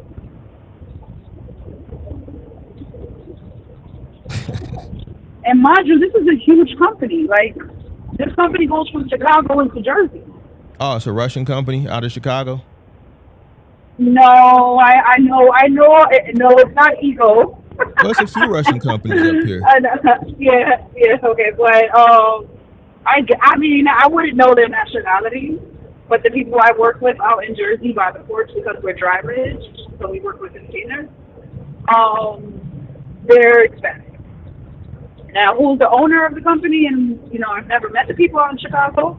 Mm-hmm. Sometimes I do runs. Like right now I'm doing a run to Chicago, but I've never met them, so I wouldn't even know. But, so it's a huge company. They hire owner operators. Owner operators bring on drivers for their for however many trucks they want to bring onto the company, right? Mm-hmm. And the fuel automatically gets taken out the settlement. If I make 5,000 and I spend 15 gets taken out, and then I get paid the rest. And I've never heard of this situation, and that's why I wanted to talk to you. But I was like, maybe he got some knowledge on it, or I mean, it's cut and dry. Yeah. It's like it's like no special form. It's cut and dry. It's either you're a contractor, you're an employee. You're a misclassified employee. Right? Yeah, I mean, you don't own the equipment. You're an employee. Somebody in the chat says, can you refuse loads? Oh yeah. They blatantly wrote that in writing. We don't have to take loads if we don't want to. Okay. I still think that's you're an employee, whether you can refuse loads or not. Right? Yeah. I mean, I can go to work and be insubordinate. If I can go get a job and be insubordinate, and they're gonna write me up. That's what I'm saying. But I'm still an employee. Like, you can be insubordinate, but there's gonna be repercussions behind being insubordinate. Exactly. Like So being that doesn't still being negate kicked the out. fact Like that doesn't negate the fact that you're an employee. So just because a person says, "Hey, can you refuse to do your job?" Yeah, but that doesn't mean okay. Well, then you're a contractor. No, that means you're just an insubordinate employee. Exactly. So. I mean, I cannot leave the job, because like there's stipulations. So let's say if I decided not to work for 30 days, so now we have to do the whole rehiring process. You get what I'm trying to say? So it still holds me in the category of being an employee. But it was like it was different to compare to the job I had last year, which I know I was completely misclassified because of me not owning anything. Like I wasn't paying for the fuel, I wasn't paying for the tolls. He literally litigated all my trips and everything else. You don't own a truck now. Yeah, so, No. and he still gave me a 1099. So now I have to pay taxes. Well, I don't have to pay because I found a CPA lawyer, thankfully, thank God, this morning. You know, because I was almost about to do 1099 again, and it was a blessing that I came across your video, because, like, but if I miss your show, I always try to watch it when I wake up, because, you know, trucking, you sleep and wake up and, you know, kind of stuff. But, and it was like, I got the 1099 the same day, and the same day I seen your video, and I was like, wait, hold up. Like, I really fall into it because shit is wild. Mm-hmm. And a lot of people are getting used and misled and having but it was like I was never going to get out of hole. What do you mean you weren't gonna never get out of hole? Because I would have had to pay you tax money had I would have never, you know, learned this from you on almost $60,000. You get what I'm trying to say? Yeah. Because I was misclassified. That's why. So it's like I'm working so much, you know, and you're not really generating the amount that you think you're making, because these people are falling behind on what they actually supposed to do. So here's the thing. Like, the whole thing is bogus, is shady, even down to it's April and you're just now. Like, you should have got that the end of last year. I didn't. He literally gave me this on Monday. And the 15th is what, 7 days from now? I know, Monday. So exactly. So even with a person sending you your 1099, you should have got that by the end of last year. Or beginning of this year, I should say. Beginning of this year. Granted. Beginning of this year, January. So me and this man, yeah, exactly. So he's already 3.5 months behind. Mm-hmm. So that says a lot. Exactly. You know, the end of the fiscal year ended December 31st. So, like, he has to the end of January. And I literally just got this for him. He texted me Saturday, oh, I'm in the tax office, I need X, Y, and Z from you. I said, okay, no problem, but I have to verify the amount that you paid me, so you have to give me till Monday, which I did that, right? In the morning, on Saturday, he has to verify what? What did you say? So, no, like through my bank statement, because he was paying me checks. So I had to physically print out, like, all my deposits from him, right, in the company, so I could be able to add them up, right? Yeah. Because even though I'm working, I still got to cover up all of the numbers, right? So I want to make sure, even if whatever form you're sending me, which I now found out that it's incorrect, it's not a 1099, I still want to make sure the number is right on my bank statement, right? It's so not a 1099? I did that, right? He sent you a 1099? No, it is a 1099. Yeah, he sent me a 1099. Okay. Yeah, he sent me a 1099. And then as soon as he sent me the 1099, your message popped up because I have you on subscribe. It popped up. I said, Ms. Pastel, so let me see what this is about, right? So I saw what that's about, and then I was listening. Mm-hmm. But my first 2 years of trucking, when I was with Prime, it made sense because I had so many things to write off, and I was a lease owner operator. So the truck was leased to me. You get what I'm trying to say? Even the Easy Pass was under my name. So it made sense.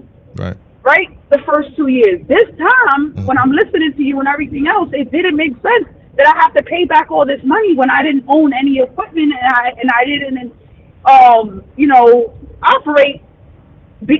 Was initially an owner operator. I didn't own anything. It's like pre-op word. It's in the word itself, owner operator. You know what I mean? Mm-hmm. So I'm like, this doesn't add up. Right, so I try to speak to my tax lady from the year before.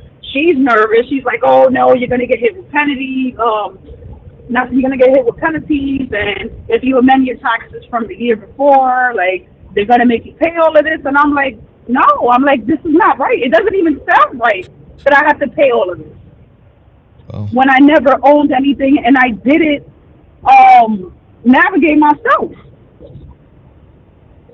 I worked for somebody. He told me what to do. He told me if today's no work, you can't work. You know what I mean? So I'm like, all right. And then opposed to him being late and everything, I honestly, like there's something else, like I have a lawyer involved between him and Kay. I'm not gonna say his name or whatever the case may be. You know what I mean? So there's another thing. So I feel like he did this purposely, as opposed to sending me it so late and having me run around and do the whole rigmarole now. You know what I'm trying to say? Or maybe he did file it late, and it makes it look even worse for him. You know what I mean? Mm-hmm. So I'm not sure, right? But I know in that initiative, I'm already misclassified. I was just trying to narrate my situation now, which is crazy to me because I'm paying for fuel and I don't own it. Yeah, sounds. I know, Whole right? thing just sounds like a bad situation. I don't know if you like me personally. I wouldn't put myself in that situation. You don't own the equipment, so you shouldn't be paying for the fuel. You're not leasing the equipment. You're an employee. That's what I was trying You're an to say. employee. You have no vested interest whatsoever. So I know. you're an employee. You should have received a W-4, and that 1099 should be a W-2. And it's not. And even if I bring it up to him, right, let's say per se, because the person who did my taxes last year, I know her since I was a kid, and she's like, oh, you have to go back to him and you have to ask him to change it. Even if I was to ask him to do it, he's going to blatantly ignore me because so the fact is he's then and there he's going to know that he messed up. You know what I mean? He didn't mess up. He knows what he's doing. Of course he knows what he did. I mean, but people say the Go ahead. Go ahead, sir. No, let her finish. Most trucking companies operate like this. I said it the other day. The reason why is because if most trucking, the margins are so small, most companies pay people a W-2 and the employee benefits, the employee taxes, paying into the unemployment insurance, so on and so forth. It just would be operating at a loss. So, a lot of drivers are ignorant, and they take the money up front and they deal with the consequences on the back end. What I've come to learn just from talking to a lot of people since I've been doing this content, most people don't even pay their taxes. Actually, I was talking to Kurt. Well, I'm not saying you, but I know, but it scares me when I'm like, no, Well, I said most, but here's the thing. Yeah. I've talked to a lot of people over the course of the past 4 years. And the companies they prey on the ignorance, and they want to stay in business, so they're going to cut corners as many ways as they can, and there's a bunch of trucking companies right now. If you Google it, there's plenty of trucking companies that are being sued at this very moment for misclassification. No, and I promise you, after you did this video, that's all I did. Mm-hmm. I sat in my back camp, like my sleeper in the back, and I just was reading all your copy, and I was like, oh my God, everything I felt, everything I was reading through, and I fall into the mark. I'm not gonna get you. I was one of them, and ignorance is a bliss. Cause going to this, you know what I mean, yes, fine. In the beginning, I was an owner operator. Fine. Prime showed me a lot.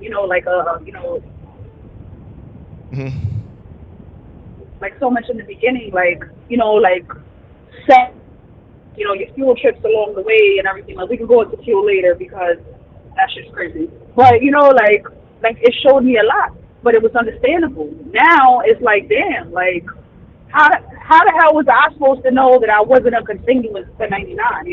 These are things nobody showed me because when I jumped into it, I was really a 1099 person. Now I'm not. Yeah.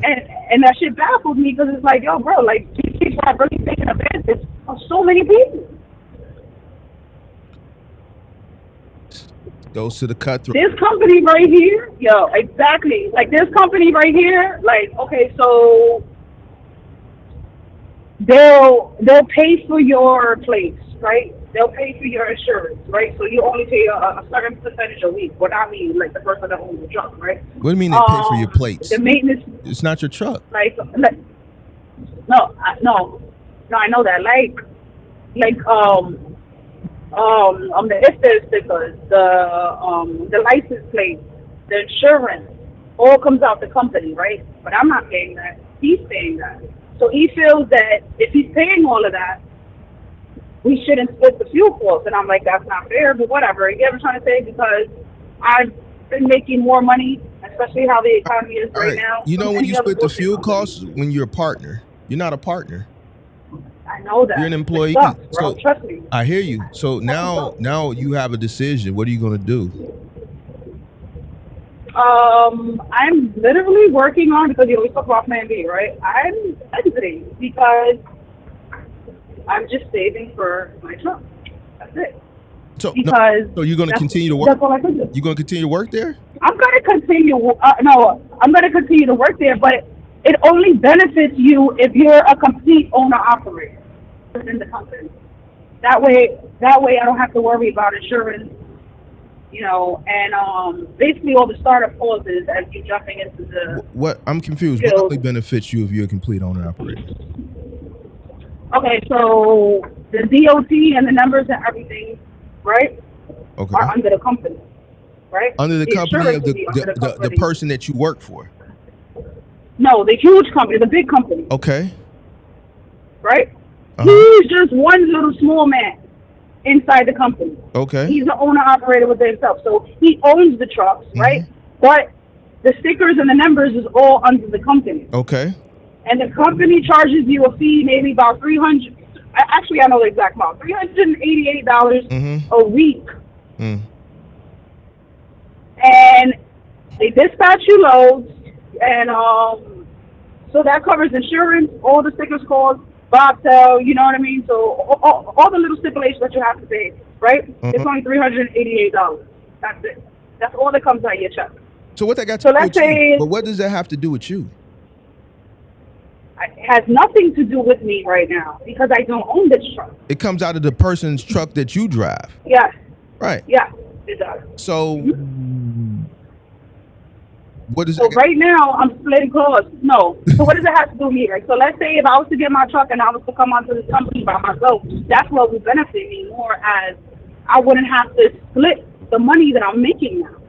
you don't have to split the money now. I hear what you're saying, but I Yeah. think you're looking at everything. I think you're concerned with things that really don't got like you shouldn't even know that. Like if that owner, the person who you driving for, he divulged that information to you.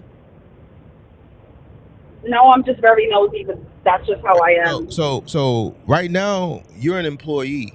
He has a Yeah. truck under their platform. He's hiring you to drive the truck that's under their platform. You're an employee. You shouldn't be paying for shit. The only thing that should be coming out That's your what check is Social Security, goddamn it, federal, state, Medicaid, goddamn it, employment, unemployment, shit like that. Federal, state shit. But none of that is Typical coming shit out. that work when No, you work a not- job. I hear you. I But hear none of you. that, I know it's up. All right, so then at the end of the year you file your taxes and you get a refund. I don't. I know you because you're misclassified. Not only you misclassified, Yo. you're paying for fuel for a truck that you don't own or lease.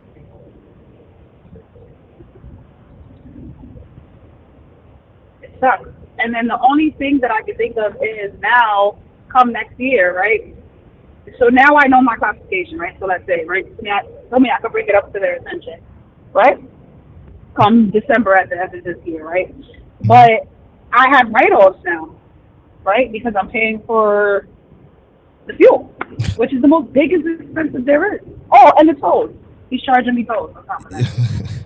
I hear what you, Yeah, I know. but you shouldn't be Shit is paying for nuts. neither one of them. It's not your truck. I know that, yo. I know. This is why I wanted to come and speak, because it's like, yo, there's shitty ass fucking people in this world, bro. It shit sucks. Here's the thing. It goes back to what I talk about all the time. Yeah. But I don't like where are you from originally? The I'm East from Coast? Harlem. So come on now. No, I know that, bro. But listen, all right. So let me tell you the real bullshit is just right. So the guy that I was working for last year, it's just my name is it, whatever, but they don't know his name. The guy that I was working for last year overloaded me. My truck flipped on 287. I got a whole shoot with him going on right now, boom, right? So I got a recent accident, but it's not at fault. Like, my lawyer brought it down to the most bullshit, no points, just fine, or whatever the case may be, right? Because I'm going through litigations with him, right? So it was hard for me to get another job, right? So this is the job that I'm stuck with. There you go, right? For right now. There you go. You know what I'm saying? There you go. You know what I'm saying? Hey, I know. All right. You know what I'm saying? So that's the real shit of it. Right. You know what I'm saying? Okay, well, there you go. So, all right. But that's the real gist of it. You know what I mean? So I'm getting it at any means serious, because you know, like you just said, hold on, you from Harlem, yeah. So I'm getting it by any means necessary, right? Cool. But I know it's bullshit, bro. Trust me, I know it's bullshit, bro. I know it's bullshit. So you running the risk, knowing what you into, knowing what you getting yourself into, knowing what could potentially occur down the line if you get audited. Yeah. But if I get audited, right? That was my thing to you. Like, how would I go moving forward with this? Like, shit is baffling, but I don't fucking know, bro. I mean, you want me to give you the answer you want to hear, or you want me to give you the real answer? No, I want you to give me the real shit, because that's why I listen to you. I wouldn't be working. That's why I talk to you. I wouldn't be working there. I'm not letting nobody. I'm not paying for nobody gas. Well, that's just like me driving for Amazon. Driving an Amazon DSP van, delivering packages for Amazon, and they charging me for the gas, and the fucking truck got Amazon on it, like, and then I'm paying for the goddamn gas and the tolls. Or me driving a Kroger food delivery vehicle, or I'm a Walmart driver. I work for Walmart as a semi driver, and I gotta wear the white button up shirt like the Walmart drivers do, and paying for the gas. You're a company driver. You're an employee. I was just gonna let them fuck up, come next year and hit them with, you know what I'm saying, with some support later on, because I know they fucking up. But it's just like, what you plan on doing? You plan on staining them on the back end? Now, if you saying, look, man, I know what I'm doing is wrong, keep it a buck. But here's the thing, I'm gonna make up for it, because I'm gonna stain them on the back end. I'm gonna go down to the labor board, and I'm gonna stain them. You know, I'm building a case, and but at the end of the day, all bullshit aside, I mean, I wouldn't be out here paying for fuel. You got a choice to make. You know, you can either get paid less doing things the right way, or you can get paid more doing the things the wrong way. But there's a risk that's associated with doing things the way you're doing, right? It's a risk because it's a risk, right? Because he's misclassifying you. But then on the back end, the risk is, you generating this money and you have nothing to write off. You're being misclassified, but on the back end, it's going to affect you. It's affecting you because you're going to have to pay them back taxes. You ain't going to have nothing to write off. You could either get the money taken out up front, or you could go at the end of the year and get all the money on being misclassified as a 1099 and then owing money. So this fuel that I'm paying for, can I write it off? You That's can, here's the thing. You shouldn't be paying for it. Listen, you can write it off. I know, bro. But the bigger picture, and here's the thing, I ain't even finna sit here and hold you. I think you should be able to write it off, but you don't own the vehicle, nor are you leasing the vehicle. So that's something I would think you would be able to write it off since it's a cost. But the bigger problem here is you shouldn't be paying for fuel or tolls because you don't own the vehicle, you're not leasing the vehicle, you are an employee. Yo, bro, I want to quit so bad. Trust me, I want to quit. But like I just told you, it is what it is. It just happened in July. Like I'm blessed to be alive, honestly. There you go. Like, I mean, that shit really flipped on 287. Like, I'm not gonna kid you now. So and I came out with no broken bones. So you said you suing somebody for that? Glass in my body. You suing somebody? Yeah, I am. So why don't you just go do something chill until the money roll through? Cause you know how long them cases take. I mean, shit. Why don't you just go be? But you saying won't no major company pick you up, right? No, not right now. Trust me, I tried. I've been trying. I've been trying. I applied to everything in the woodwork. I Yeah. Well, tried. then if I've you been you trying, understand what yo. you up against, then just you gotta deal with the consequences as they come. That's a fact. That's So, a fact. I know. I know. And I'm trying, and I just that's why I was so like, yo, your video. I was like, I was so thankful for the education you gave me and how I just went into it. And you know what I'm saying? In a matter of 2 days, I was able to get a CPA on my side right now. Like it was a blessing. Like, and I was just like, I was like, I wanted to speak to you and just thank you for that. And I know what I might be getting into the future, but I got to do what I got to do right now because me minimizing what I make or going into something else, it's not realistic for me, bro. My bills be billing. go back to what I say. People take advantage of people that they could take advantage of. Whether they taking advantage of ignorantly or in this case, you know why you getting taken advantage of. You I know allowing I'm it getting. I know. because of your I don't want to say circumstances because there's other things you can do. But you understand the risk that you're taking. So at the end of the day, it is what it is. It's crazy. So I know. them type of people, they prey on people like you. That's why nobody else is fucking with you, but he fucking with you. He fucking with you because the No, person yeah. who ain't in the situation that you in ain't going for that shit. You dig what I'm saying? So you going for it because ain't nobody else fucking with you right now. And he probably know it Nah, and know but here, why. So man, here, it's what it is. You want it or you not, or you don't.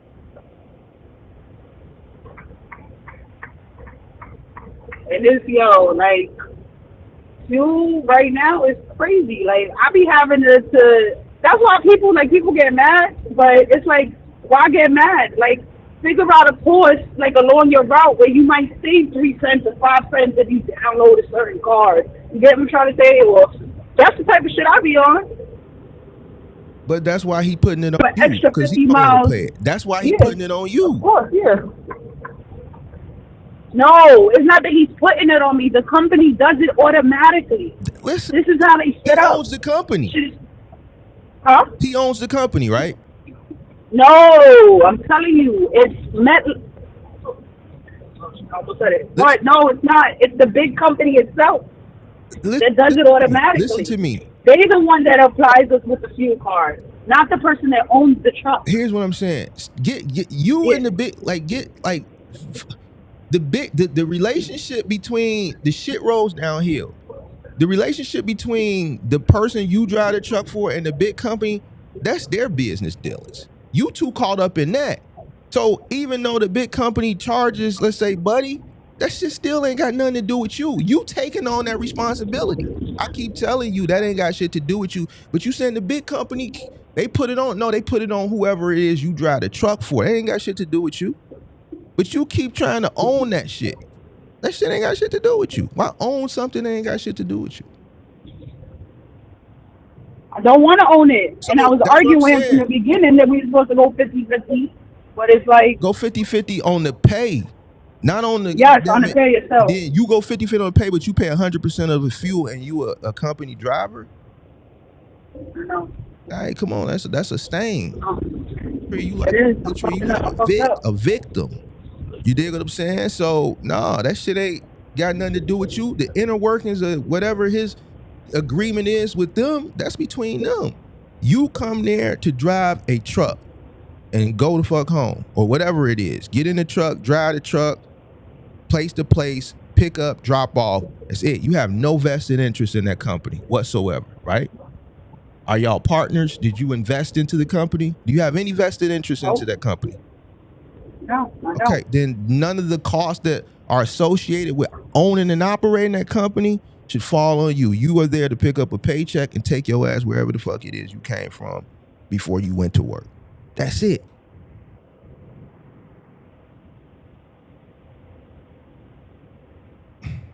So I get it.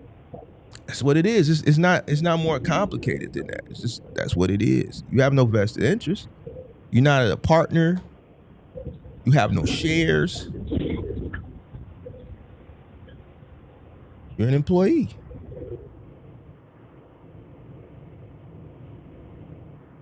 So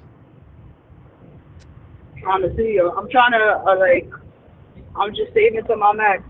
That's really what I'm in. Like, this is not for the long haul. This is just until everything gets situated.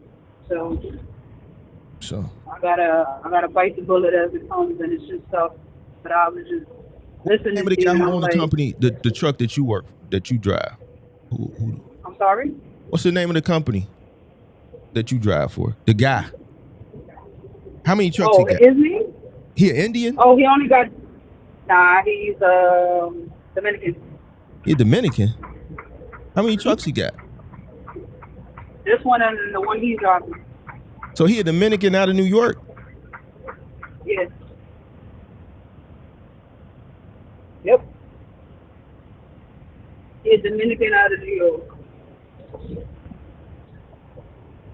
And to be honest, it's me basically who's doing everything because he don't know shit. Every time he want to figure something out, he call me. Don't recommend him watch my channel. I know. I was saying the same shit, honestly.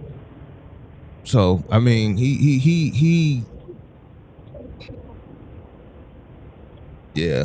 It's crazy. Yeah, This whole shit is crazy. Like, he bogus. Even with sending you the 1099, it's like 15th is like right around the corner, like next week. I know. Type shit. So. And I gotta get everything done now. I mean. I gotta get everything done now. Nah, but the person I speak about now, like I just started with him. A few months ago. Like I got hired to this company in the beginning of October. So from July to October, like July of my accident to October, I was basically in a bed for almost 3 months after that. You know what I mean? Like, because my body couldn't take it, right? For the first 2 months, I was in just complete pain, shock, mentally, all of that, right? Then I found a lawyer to help me or whatever the case may be, and then I got on to find a job. I applied to so many places, and this is the only company that took me on. That's the other thing. So it's like, it was really awesome. How old are you? And 37 years old. And how old is buddy that you driving for? He older than you? No, he's younger than me. Oh, you working for a YN, a Dominican YN. He's younger than me. Yeah. Yeah, I don't know, man. Buddy ass ain't got his shit together. I don't know what to tell you. Well, I do know what to tell you. I wouldn't work for him, But it sounds like you gonna continue to work for him anyway because even with. No, I don't want to work for him, y'all. Yo, Mark, I applied to so many places. I hear you, but you can do other shit until somebody call you back. You ain't got here's what I'm trying to tell you. You ain't got to drive trucks. Just because Mark do trucking type content don't mean I'm going to tell you to still do some shit that ain't good for you. I ain't one of them types of people. But I know what I'm not finna do, or I ain't finna let nobody, like if you was my sister, my little sister, or my niece or my cousin, nah, we not honoring that. We not finna allow that. We not finna allow knowing, we know you getting Vic. You a Vic. We can't have, listen, we not honoring you getting Vic. You ain't finna have, we not finna accept the fact you a stain. We gonna get you up out that situation. We gonna hold you accountable. And we gonna pull you up out that jam. We not gonna allow you to be in that jam. So you can do something else until something comes along. What I'm saying is, why continuously be a stain when you can just go do something else until something else better comes along? I've spoken to my friend, I've spoken to my sister. It don't add up for me to do something else. Hey, if the IRS audits you, that shit gonna add up real quick. You dig what I'm saying? Yeah. Shit gonna add up. So now go back to the risk. You see what I'm saying? So go ahead. Do what you feel like you need to do. Whatever you feel like you need to do.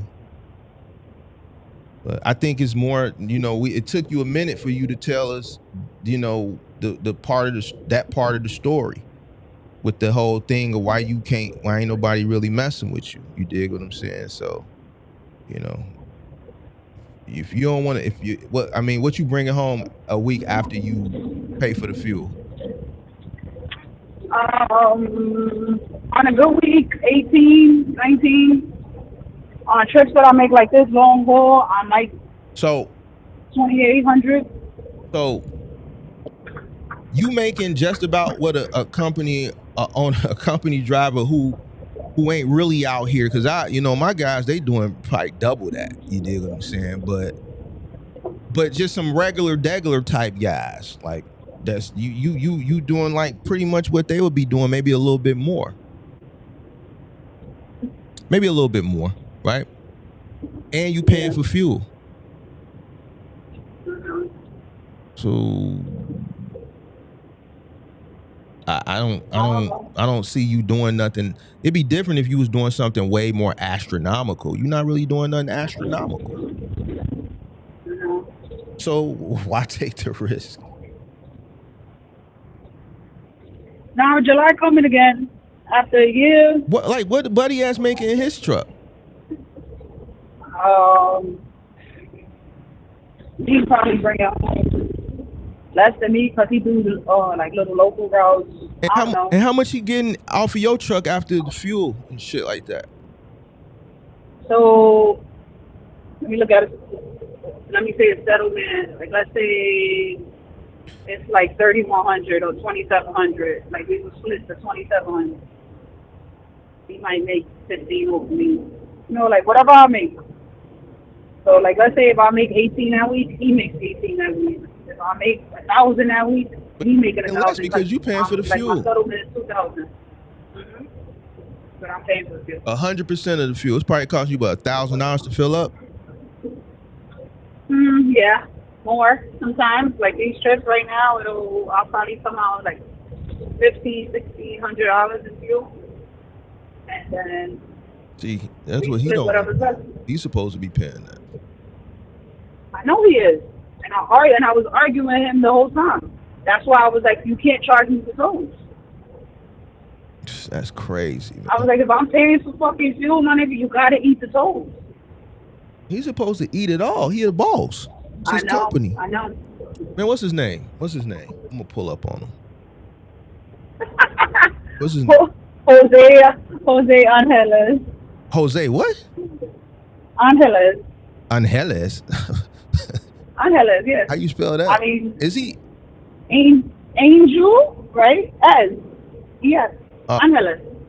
Oh. I'm saying it, the correct way to say it in Spanish. Oh. So hey, Angel, but it's Angel, a little posh. Yeah. And was he born here or he's like one of them? Nah, he's born in DR. Still has the accent and everything. He was born, but is he straight here, or is he gonna lose his shit once? I wouldn't know about that. I told you, I literally just met him because I got hired through the company itself, and he came on because I was originally working with this other guy who was this fucking shit show. He wanted to charge me fuel, tolls, pay me $1,000 a week, and I'm fucking killing myself. I said no, it's not gonna happen. And they found another driver for me to work with within the company who had a truck, and I started working with him. What was his last name again? And what? Angeles. His first name is Angel, right? It's spelled Angel. Uh-huh. No, his first name is Jose. Jose. Uh-huh. And then, like Angeles, like Los Angeles? Yes, Angeles. No, it's not Los Angeles. No. Well, yeah, exactly. You spell it. You spell it. Yes, you spell it like that because it's Angel ES. Oh, okay. You must be Spanish. So Angel in Spanish. Yeah, I am. I'm Puerto Rican. I'm Puerto Rican and Dominican. So it's Angel, right? Angel is Angel in Spanish, and then El. Angeles.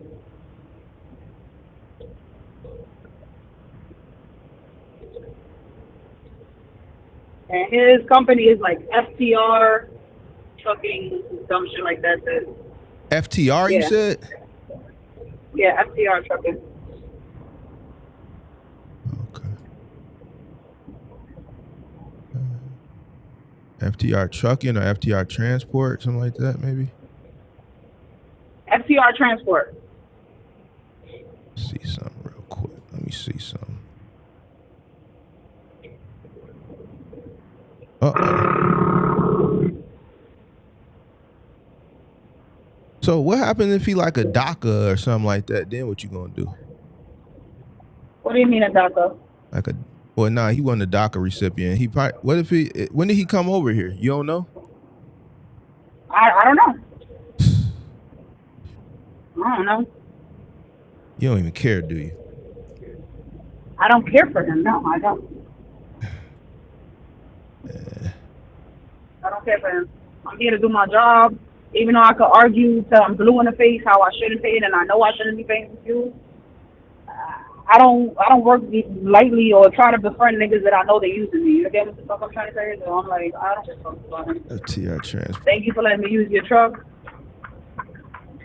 Where's this company out of? New York. Yeah, it's not FTR transport. Then it's gotta be FTR.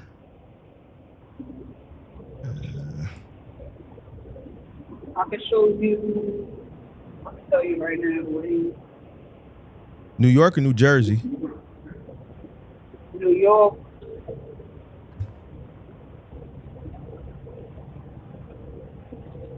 Where he got his shit from? Let me see. Put up on Zell payment. Zell activity. FTR Transport LLC. FTR Transport LLC. That's what he came from. That's out of Auburn, Washington. Auburn, Washington. Yeah. Audubon? I was looking at that one. He's from Audubon, Washington Heights. Washington Heights is in New York, though, right? Yeah, exactly. Uh-huh. This says the trucking company is registered out of Washington State. Auburn, Washington. Auburn, Washington, that's by Oregon. Right. That what it Yeah. is. That's where he's from? No, he's from Washington Heights. I mean, well, he lives in Washington Heights. Man.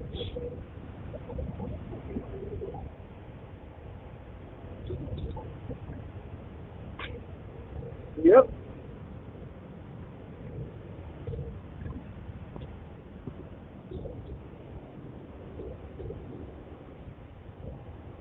There's a whole fuckery going on. It's probably him because it's two units, 2 drivers. You say he got 2 trucks. So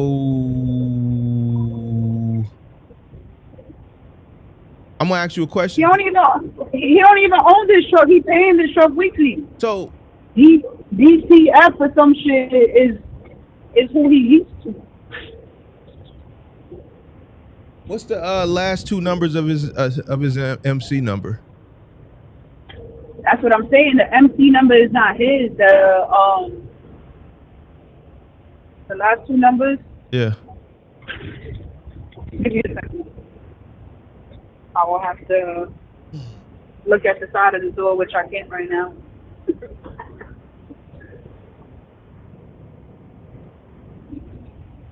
Don't worry about it. I'm pretty sure this is it. So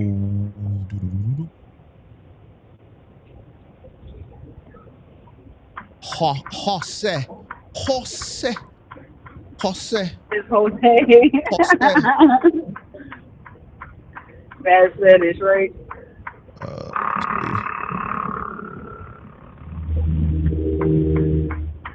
You could find who he is by just those numbers, right? Yeah, I got the company. I'm learning more about Jose. I ain't mad at you. Because the more you know, then the more you could teach me. I mean, because he could be up out of here at any point. They could just snatch him. Word? You don't know. That's what I'm trying to find out. I know. I got you right now. Give me a second.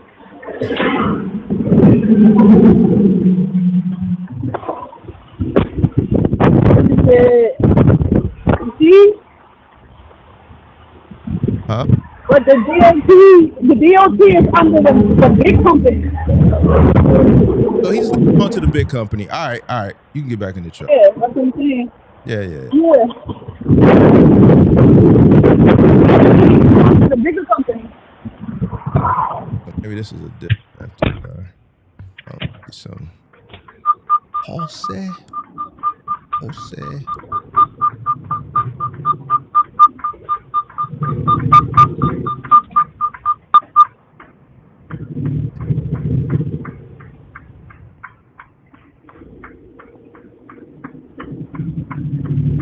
I'm going to Chicago now. I'm almost there.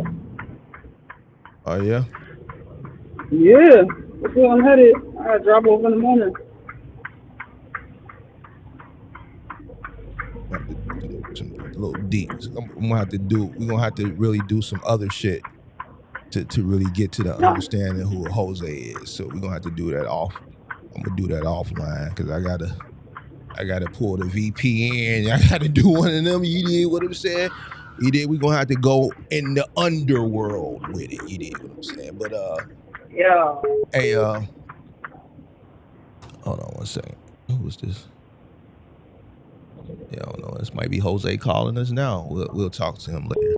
But yeah, I don't know. You're gonna have to you're gonna figure that out. No, man, I am. No, man, I am. And because of you, I've learned more, honestly. So that was like the whole reality of actually wanting to talk to you. Because you about to save me big money, and I appreciate that, honestly. Oh, it's all Just good. listening to you, yeah, because, like the first 2 years, fine, it was what it was because I was weak, you know what I mean? So I get that, but then last year and this year's not going to be it for me. Like, you're not going to save me this year. So, thank you for that. Yeah, no problem. But just keep me For real. updated. Oh, I definitely will. I'm going to call you back with some greater news probably a few months from now. I'll be But looking that's just forward how to I am. Like, I fucking learn something and, like, it doesn't stop there for me. it. Good. At all. Never stop learning. At all. Hell no. Never. And what made me, because before this, COVID and everything or whatever, I was a substance abuse counselor. I was a substance abuse counselor for almost 5 years. But, a lot of these clinics had got shut down, because COVID or whatever. And I was like, I needed to go into something that was never going to die out. So it led me to trucking. This is a business. There's always going to be money in it if you do it right. Agreed. So Agreed. never gonna go out of time. People. All right. Well, just keep me updated. I'll be looking forward to hearing the update. Thank you, Mark. I appreciate it. All right. Be safe. All right, you too. All right. Whoever this 978 number is, you can call back, and then I'm gonna wrap it up for the day.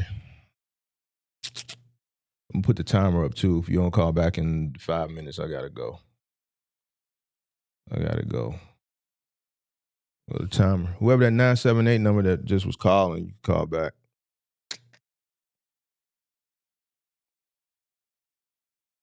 If it was Jose, don't call up here with no bullshit, Jose.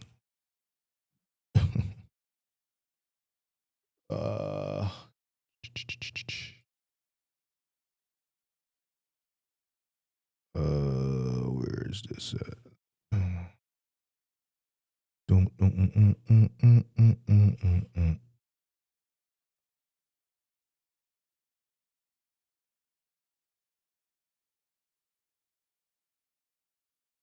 312-772-5483. My bad. The 978, whoever just called from 978, you're welcome to call back. The 978 number, you can call back.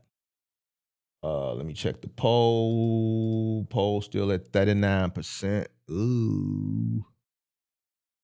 Man, why y'all want this show? Why do y'all want it? I'm just curious. Because first y'all said y'all didn't. Now 39%. Still out here looking for a service spot. Most mom and pop say my truck is too big and heavy. Shout out to Slick Turbo. What up?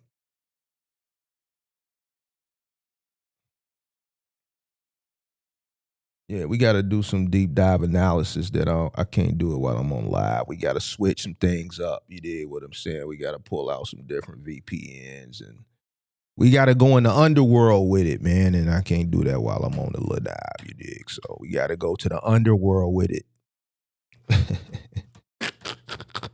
We got to go in the underworld with it. That's why I be telling your favorite people don't mess with me, bro. Why they don't? Remember that one guy was messing with me and I flipped his whole camera on.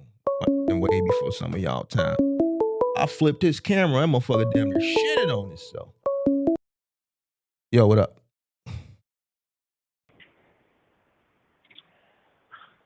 You hear me? Yeah, what up? Yeah, it's Dave. Dave? Yeah. Oh, shit. Dude, it's been about a year. What the hell? Yeah, I know. You still out here? Yeah. What's up? You still mad at Big Mark? Nah. You ain't mad no more? But I was never mad, first of all, bro. You was. You had it in. It was in your heart, bro. You was running off that feeling, and I was trying to get. Nah. Yeah, you was feeling away because I had to hold you accountable, and you didn't like it. Nah, I told you around that time that once I started scaling, like that's where I was gonna need help. Okay. Yeah, cause I was wondering. Nah, cause I think I'm about to join a Discord. Oh, like, you coming back to the tonight Discord? or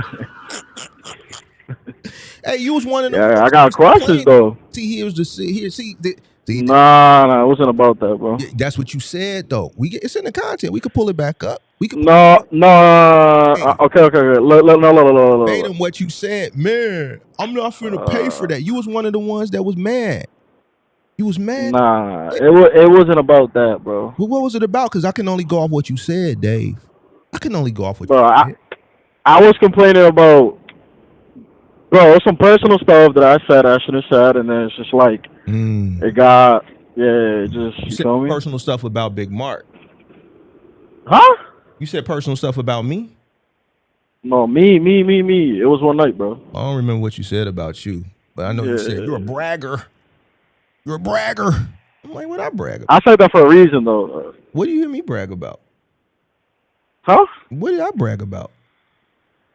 Nah, cause bro, I'm not trying to bring that old shit up, bro. Nah, we gotta get to the bottom of it, big dog. We gotta get to the bottom of it. You can't just J down on Big Mark and then like, cause it always happen. I tell people this: you gotta circle the block. For a year, you've been, you know. I was literally gonna tell you, bro. All roads leads right back to you. I don't know why, bro. You know why? You know why they lead back to the big homie? Because when you go out there in the streets and you realize, yo, this shit over there at Big Mark, listen, it's gonna be the real. We gonna be under the guide. We gonna be under that structure. We gonna be under that structure. True. You dig what I'm saying? So sometimes we gotta let you go out and see the world for what it really is, for you to really understand. Like, yo, this shit full out here. We gotta go back under that covering, under that guidance, under that structure. Nah, me, I just need guidance now is because I'm about to put somebody else in the truck, and then I'm about to get a second truck. But by myself, I've been doing fine, bro. I just been working, OD, grinding, bro, making connections with people and stuff like that. So yeah, no, that shit all sound good. You dig what I'm saying? But we back here now. Yeah. So now what? Now what, Dave? What now? Nah, I got a couple questions, but I think I prefer to do that like on a Discord. Oh, you know what you got to do then? You got to come to the place where you was upset. Bro, I was never upset, bro. But this is what you said, Dave. We just listen. I know you young. What, you about 23 now? 24? 23 still. All right. So at the end of the day, you know, we can only go off what you say. So I'm only going off of what you said, you know. But you know, you come back in the Discord, you know, we going, you know, it's a little different in the Discord. Yeah. Can you handle that? Probably, yeah. Can you handle it? Bro, there's nothing I can't handle, bro. Pause. Shit sounds crazy. Yeah. It's just about like, it's literally about just like hiring somebody, like how to go about it. I know I'm gonna train that person for a month, but it's like pay. How do I pay him? Like W-2, 1099. I don't know. Stuff like that. Contract. I don't know. So stuff like that that I'm not familiar with. Okay. Yeah. All right. We'll in the Discord. We'll be. I don't know if I'm going in there today, but I only go in there like maybe 2 or 3 times a week. It pretty much runs on its own now. It's not like what it used to be before you got mad. That's why I put up. That's why I made those changes, because that's a place for education and maybe a little banter back and forth, but not like what was becoming. So that's why I did what I did. And I understood that. That's the thing. Like, I understood that, bro. But I have to make decisions, the tough decisions that's best for the community, not best for individuals, right? And that's why that's a character of being a boss. When you make the decisions that a lot of people may disagree with, but it's the right decision. I made that decision. It'll be a year. At the end of this month, it'll be a year. I did that last day of April going into the beginning of May. And it's been a year already. And, there's a lot of people that were upset. You were one of them. We don't see Great Polo no more and a few other people. But at the end of the day, it was the best for the community. So. Do you still have like a different? You call them the walls and stuff like that, like different paywalls. Yeah, but at the end of the day, it pretty much just operate the same. It's just what you want to contribute. You know what I'm saying, to access. Oh, I got you. That's what I was arguing to J. Cole about back then, because I was like, yo, which one should I pick? Because I'm like, I ain't trying to pay, let's say, the cheapest one, and then I'm not gonna be able to go in the chat, or it's like, and then I should have paid this one. That's what I was mainly confused about, because I'm like, yo, that's what was one of the things I was trying to get the bottom of it too, because when you did it, there was no like, hey, you pay this one, and this is what you're gonna get with this one. The description is there when you sign up. I haven't changed anything, but it was, when I first signed up, it was the tiers. I was managing the tiers, based on what you got out of that tier. So yeah, that bottom tier didn't give you access to like the VIP chat and shit like that. But to be honest with you, we do everything in the general chat. So, it all depends on what you want to contribute. If you want to contribute the bottom tier, that's fine. It's really just to curb the riffraff. When you have something free and free just keeps getting bigger and bigger and bigger, and it's open 24 hours a day, you got people in there that just, man, it was people coming in there begging. It was people coming in there, all type of shit, bro. I had to get rid of that shit. Nah, I already know that shit just never changes.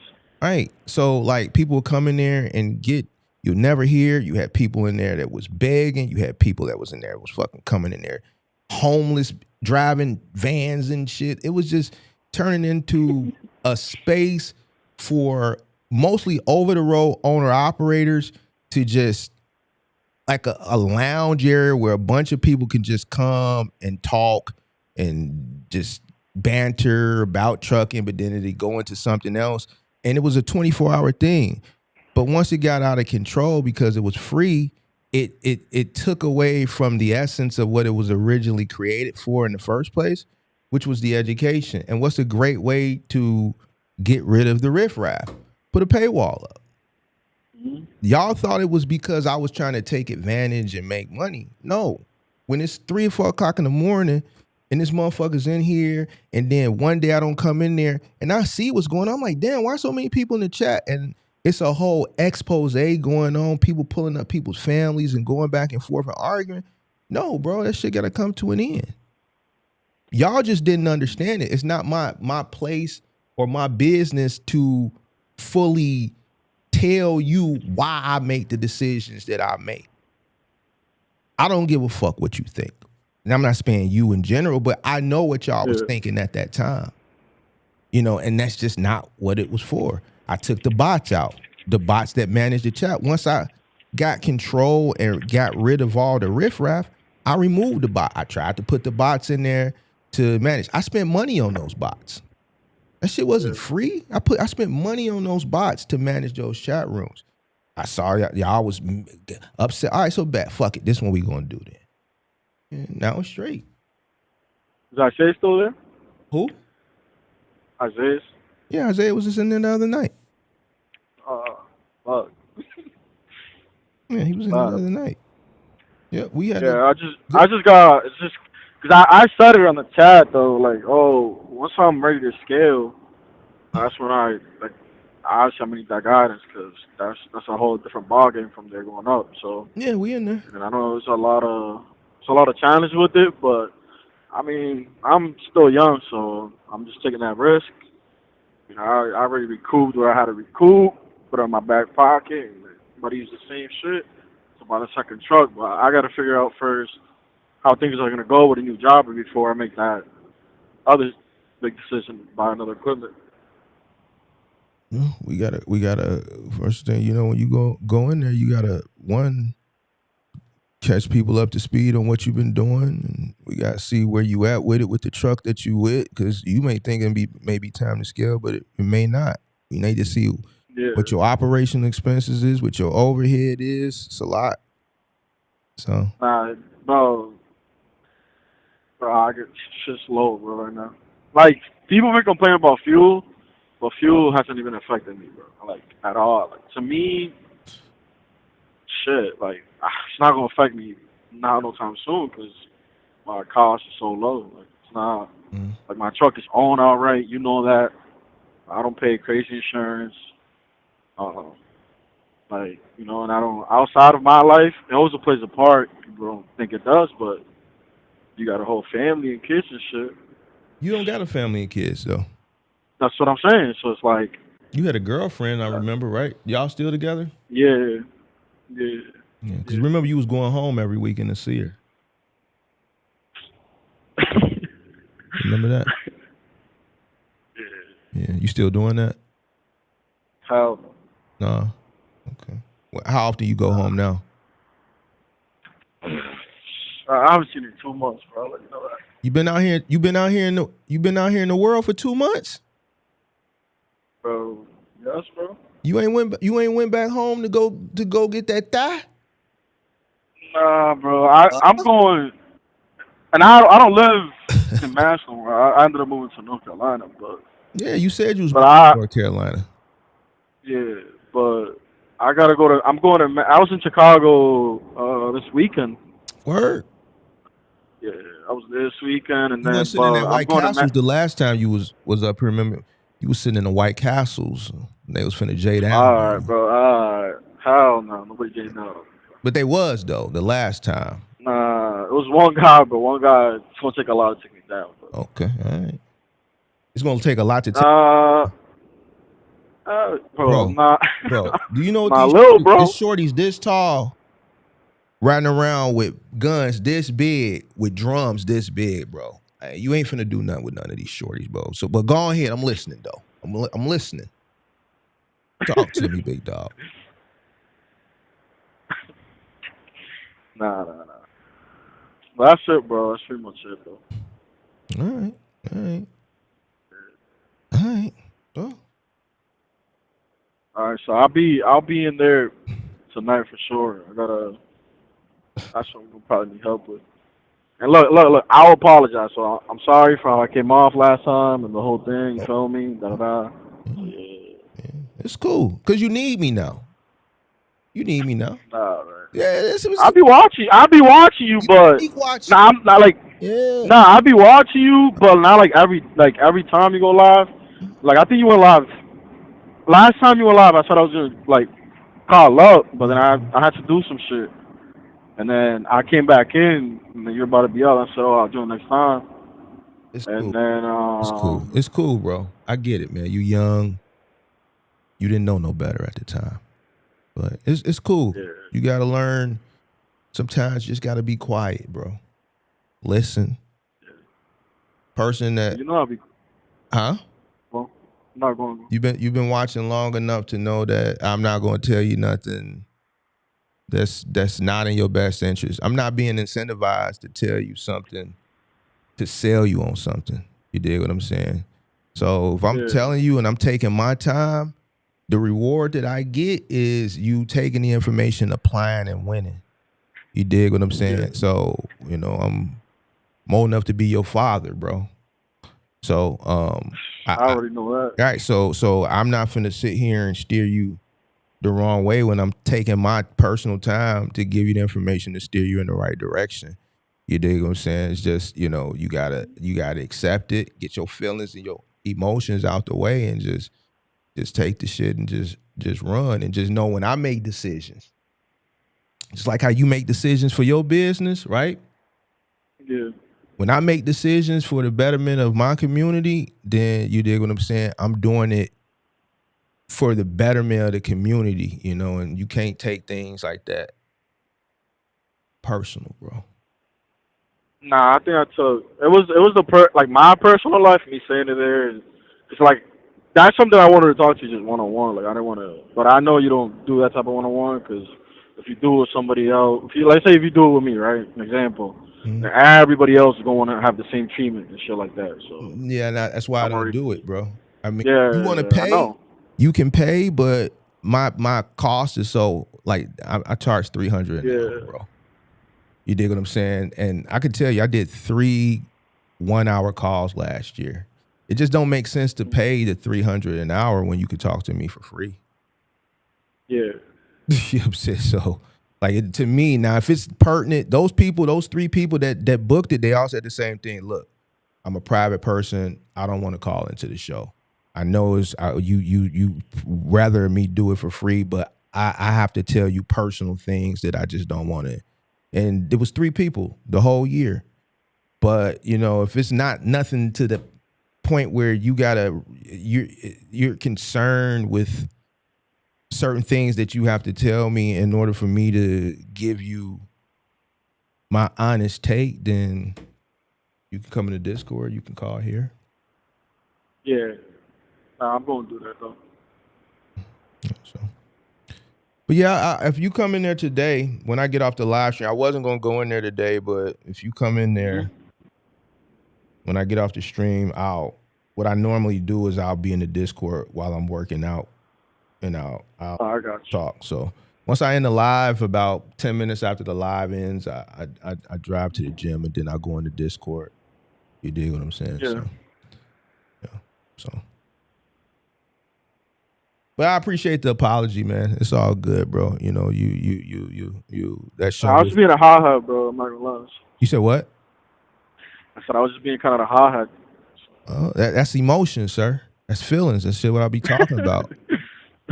Listen. If somebody giving their time and they 20-some years older than me and giving me value, I'm not gonna take things personal.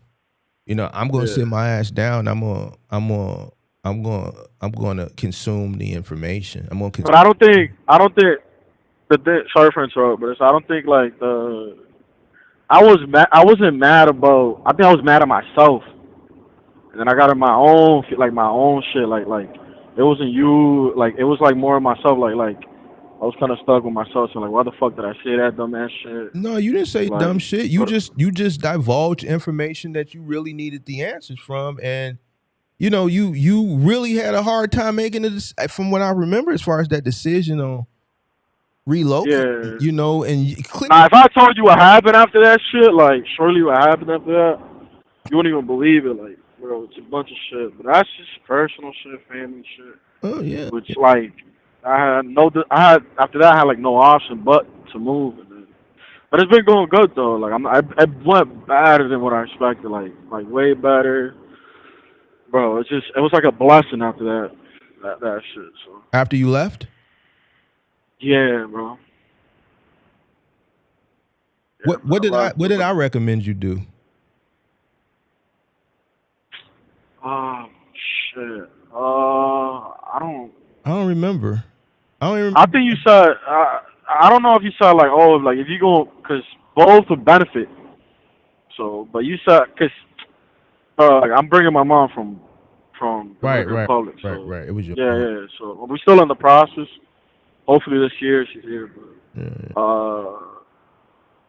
But I think you said like you recommended me to. I think it was go down there, and then I think it was like get a room. I told my you to mom deal with your like mom that. situation. I told you to prioritize your mom. Yeah. But that's what I had to, like, bro. I got put in a position where like listen. I already know what I told you, man. Your mom, you wouldn't be here without your mom. I ain't prioritizing no chick over my OG. Period. So I know that's what I told you. Yeah. Take care of your mom. You know, when all else fails, your mom will always have your back. So take care of your mom. I'm just waiting for that shit for them to do the console meeting and shit like that, so I can go to DR. But bro, that shit have been 2 years now waiting, bro. Like taking mad long. It's a process, bro. Yeah, I know, but it's just I don't know. I get it. It's a process. Just keep working and just keep stacking money. So when it do happen, the more money you got stacked up, the better you can set her up. The better quality you can have for her. So you gotta look at you gotta look at the good side of it. The longer you want it to be more expedited, but the longer it takes, the more bread you can stack up to when it does come, which it will. You can give her a better quality of life. You can give her a better. The reception of her can be way better when you have more resources. You see what I'm saying? So I know. It went from, I think we was talking about renting a room to apartment, or renting a room to owning a house, and she get here and like, Mom, this you. Yeah. So you gotta just look at the good side of why the time that's taken and say, okay, I'm gonna use this time to keep building so I can, when it does happen, I can, put her into a better situation. Or you can even from an employment standpoint, your systems and shit built up, you can have her doing some shit on the back end for you. Yeah, that's what I'm like later on. That's later on for shit. I'm not big enough to be doing that yet. So yeah, later on, that's what I'm thinking about doing. Like, so I feel like when she comes, jobs are not gonna pay her. Like, she might end up going working with my aunt and shit. So they're not gonna pay her as much. So yeah, you could put her in a situation. Just make sure you got your shit together, and then you can set her up. Yeah. You dig what I'm saying? So that's pretty much it, though. But yeah, I'll be in the Discord a little later. About whenever I get off the stream, about maybe 15, 20 minutes after I get off the stream, I'll be in there. But. All right. All right, later. All right. All right. Well, that's another week down. I kind of miss 5 shows a week, but I ain't coming back to 5 though. I ain't finna hold you, bro. Damn, bro. God damn, who is this? Hello? What's going on? What up? Who that? It's AJ from Jacksonville, Florida, man. What's my up? favorite book in the Bible, Mark. I'm glad I called you before you left, and I was rushing to get home before you got off. I made it just in time. Your favorite book in the Bible is Mark? Yeah. 10-4. What's up with you? Yes, sir, man. So I'm a cut station to chase. I know you're looking to go to the gym. Yes, sir. So my family controls 2 26-foot trucks, but they've been sitting like for a while. So I'm working on the capital to get tires and batteries and stuff. So I've been doing research about a year and calculating all my costs and startup costs. So I have my startup costs for over the road, but I never did my startup costs for final mile, which is going to be cheaper than over the road. Mm-hmm. So, man, I've been listening to you, man, and when you wrote your book, how to start a box truck company without going broke. You read the The 59 pages. Yeah. I bought your book. Bought your SOP and your business plan checklist and whatnot. Yeah. I rock with you heavy. Appreciate So, man, I ain't gonna lie, I've been doing a lot of research, and I think so. I'm 28 years old. I'll be 29 this year in November.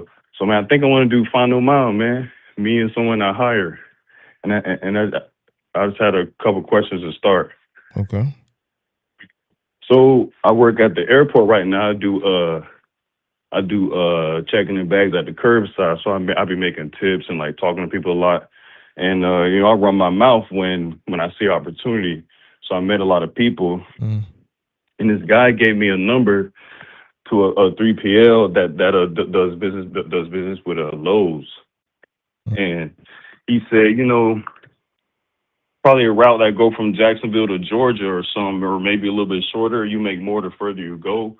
You could make like $850 a day. So I was wondering, what would you pay your helpers like a week or every 2 weeks? What would you pay them today in today's dollars? I know you're retired, but what would you pay them today? Let me first say about that $850 a day going further. Say again? Let me address what whoever told you that about that $850 a day. Like if you go. Damn, that jump breaking up. Hold on. Let me turn off the stream on YouTube. Hold on, let me turn it off. Hold on. All right, say it again. The first thing, whoever told you that if you go further, you can make $850 a day if you go further. Where are you at again? Let me put your back on. Why is it glitching like that? I got flawless Wi-Fi. Hey, Mark, can you hear me? Yeah, I hear you. Dang. All right, try it again and say that one more time. Whoever told you that about if you go further, you can make $850 a day by just going further.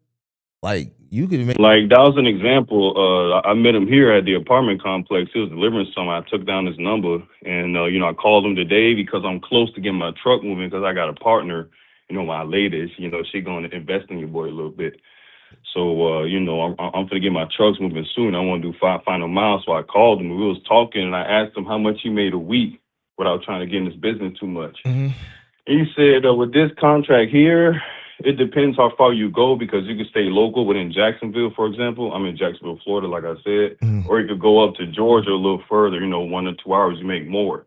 Like they pay you the rate and per mile and like per stop. So they pay you 3 different ways. He said the most, it could add up to $850 a day. The further you go, the further you go, you make more. The further you go. So that market pays very, very low. The reason I know that is because, in Jacksonville, Florida. Yeah, because going far to get $850, like you can get $850 just staying local. That's why when you say if you go far, you can get up to $850. I'm like, shit, you got to go far to get $850.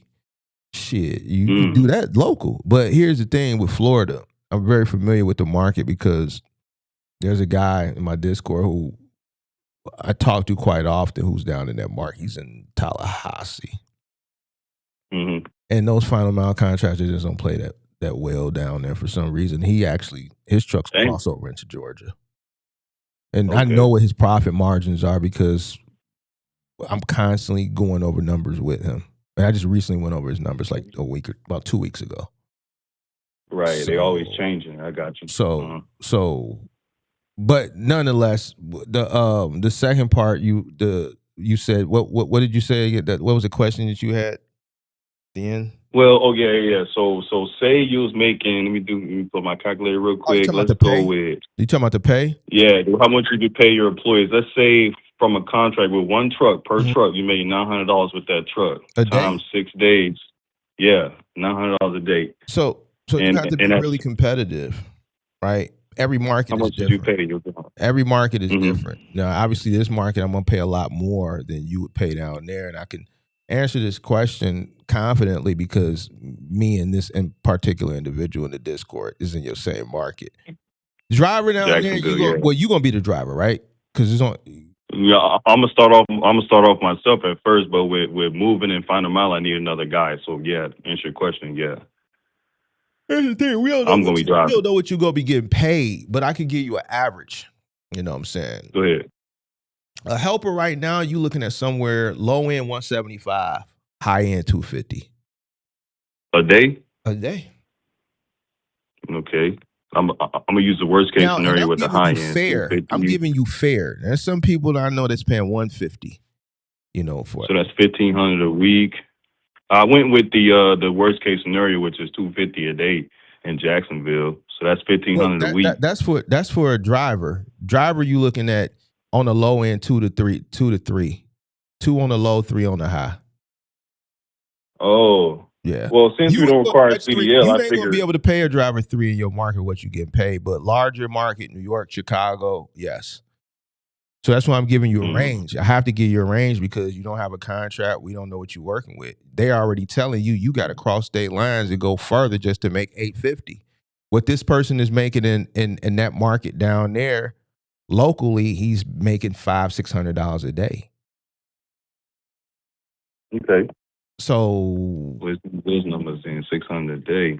So 675, 650. So the driver, let's say 1,500 a week. How much would you pay the helper who doesn't drive? But here's the thing: how many days a week is the contract? He said 6. The 6-day-a-week contract. That's what he said. Yeah. So I haven't called the number he gave me yet. But you're gonna be driving the truck, so you just need a helper right now. Right. If you can get a helper for 175. 175 a day. Got you. I'm gonna start. Down in your market, you might be able to get away with 150 a day. But here's the thing with that: you're not just pricing them on what you got to look at it like this. You got to price them right because you want your margins to be good, but then you also have to think about the competitive aspect too, because you're gonna be sending these trucks and these guys into these 3PLs, and it's going to be other owner operators in there. I'm just speaking from my experience. You paying them 150, fuck it, man. What he paying you? These conversations exist, so this is where I'm giving you the experience at the solicitation aspect. Man, what buddy ass paying you over there? You on the dock loading, y'all literally truck to truck. I'm an owner operator. I got other trucks, but I'm still out in the field. Yeah, he paying me 150 a day. I know my margin. Fuck it, you come work for me, I'll give you 175. Okay. So you also have to price. So what they'll do you also have to pay because of the competitive aspect too, because you need people to keep you don't what you gotta understand with final mile and moving is every morning a person is sitting on the edge of the bed like, man, should I go in to work today? Body could be sore from the previous day. This is an everyday thing. Every day motherfucker wake up, they're like, man, fuck this shit. How are you incentivizing and motivating them to, regardless of what happened the previous day, regardless of how they body feeling, they gonna get up, get dressed, and bring their ass to work. So, as I think he might be paying 150, 160 to his helper today. Me, I'm starting at 175 for a helper. Right? And then I'm leaving some room there because if it's a good helper, in about 7, 8, 9 months, he gonna want to raise. That's fine. Right. But you gotta make sure you can afford to pay it. See, here's the issue that I'm having with the person that's down there. His margins, the rates are low down there, but his trucks are exorbitant. His trucking cost is exorbitant. Your trucks are paid for, right? You say you were gifted your trucks, right? Yeah. More reason I would want to incentivize my people with a healthy pay, right? Because you don't have truck fees. You don't have a trucking cost. So now I want to make sure that I got qualified guys. I'm paying them handsomely. So they're coming to work. And what you got to understand is, I already told you about the margins down there. The pay is not as good as it is up here. But I would start 175, and then as far as the driver, you're looking at 200 to 300 on the high end. You probably end up paying the driver probably 225 a day. So you want to leave some room in there between driver and helper, even though you tell these guys not to talk about how they pay. You don't ever want the driver to come back and say, man, you paying me the same thing as the helper. So try to keep like some type of buffer in between, maybe like $50 or so. So if you land at Gotcha. That makes 175 sense. for the helper, then 225 for the driver. That's based on the And Mark, account. let me ask you something else. So to acquire a final mile agreement, I remember looking at one of your videos. You taught us like to go to Indeed, and then you taught them 3PLs because actually Home Store, Rooms to Go, they don't contract with individual companies. That's dumb as hell. That's more work. So they like subcontract out to these third party logistics companies, right? That I would find on Indeed, right? Yeah. It's always been a thing. Answer me this, then. Answer me this. So I got a few backup plans. Over the road is the worst case scenario. I'm willing to deadhead, a little bit of west, or, what I'm saying, a little bit, because the Chicago market and Philly, New York, them markets so good. So I'm willing to deadhead, somewhere, over the road, or get them California markets. So that's worst case scenario. I'm willing, but that's worst case scenario. So like for final mile and this Indeed work, I found a company called Dispatch Services. I've been calling this woman there. I talk to her all the time. I'll be like, "Hey, it's your favorite person?" Blah blah blah. Never heard. I'd be like, "I'm almost ready for these trucks. I'm almost ready." So, is there an independent contract position available? So, what's your opinion of these companies on Indeed that say in their when you call them or like in their bio, their description, they guarantee $15K a month, but you got to pay like $200 in their insurance, another 200 here, blah blah blah. That's not What's your that opinion on company that? is like some little small time shit. Like when you looking for final mile, you need to look for the big boys. So like you got that down in that region, you got that southeastern. We don't got them up here. Southeastern, independent something. I forget southeastern something. Southeastern. They won down there. You gotta look at the big companies like your UST, your Seva, Fidelitone, T4s, I heard, NAL, yeah. I'm familiar with T4s, Pilot, yeah. JB Hunt, Final AOL, Mile, shit like that. Like all JB these Hunt little independent 360. companies that's promising you. Here's what I'm gonna tell you: a 3PL ain't finna promise you too much, right? They ain't finna really promise you shit up front like that. And if they do put a Like range, 15K a month, and if that's they like do, low to you? hold on, and if 15K a they month do is put a low to you? range, it's not gonna be nothing exorbitant where it's unrealistic. You said 15K? 15K a month. That's low to In me. the actual That's low to contract, they me. said. That's In the low to actual, me. That's huh? low. That's low? I figure, yeah. But hold on. But that was just plan B to start. Hold on. But Go ahead. that's low for my market. Your market, I already know dealing with Justin, that market doesn't really pay that much down there. But that's not final mile 15K. That's like my company and my trucks go wherever the freaking 3PL dispatcher sends us to. You talking about over the road? That's 15K. I guess. Yeah, I asked her this over the road or final mile because I called her today. I was like, "Do you have final mile agreement?" Because I was hot by this final mile shit. Because I was still relatively young, so I want to do final mile. And she said, "No, we don't have final mile right now. We have," and I said, "What you got, OTR?" I was like, "Okay." And then I go from here to Georgia one day, and then from here to Cali the next day. She was like, "Yeah." So if the dispatcher send me wherever, Yeah, I wouldn't do that. and then they Me personally, no, guaranteed. I'm not a Yeah, I fan. mean. I'm not a fan. But you could Shit, I could pay off a 15K loan in 1 month, but not really though, because I got that's gross. I still got my expenses. I calculated all my expenses pretty well too, but yeah, in a few months I could pay off that pay off that little 15K loan in a couple months. You got a 15K loan? Well, I'm trying to get it with my own credit report, but when I was applying, I kind of forgot to buy trade lines and Equifax updates instantly for free. You don't got to do nothing to update your Equifax. They do it, but Experian and TransUnion some bullshit. And then these dumbass financial institutions who don't even loan money anyway, they just How turn old are you, promissory bro? notes. How old are you? 28. What you borrowing money for? What do you need a $15,000 loan for? To get the trucks moving, period, because they've been sitting for a while, so the tires are dry rotted and the batteries are dead. So what do you do So for I a need the living now? capital to get. I work at the airport. So why do you need a loan to get tires and batteries?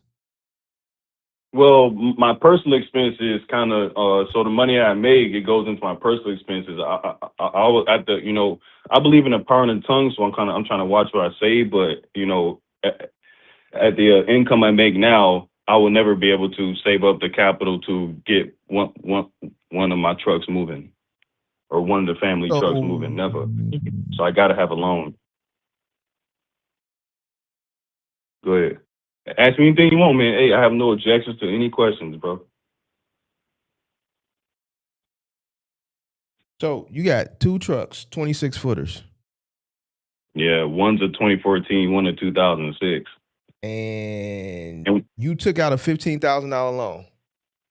I'm attempting to, but I'm not able to right now with my own credit report. So I'm having a partner help me out. Your credit is bad. It's not bad, but the profile don't have unsecured debt on it enough for a major financial institution. Where are you getting the loan from, bro?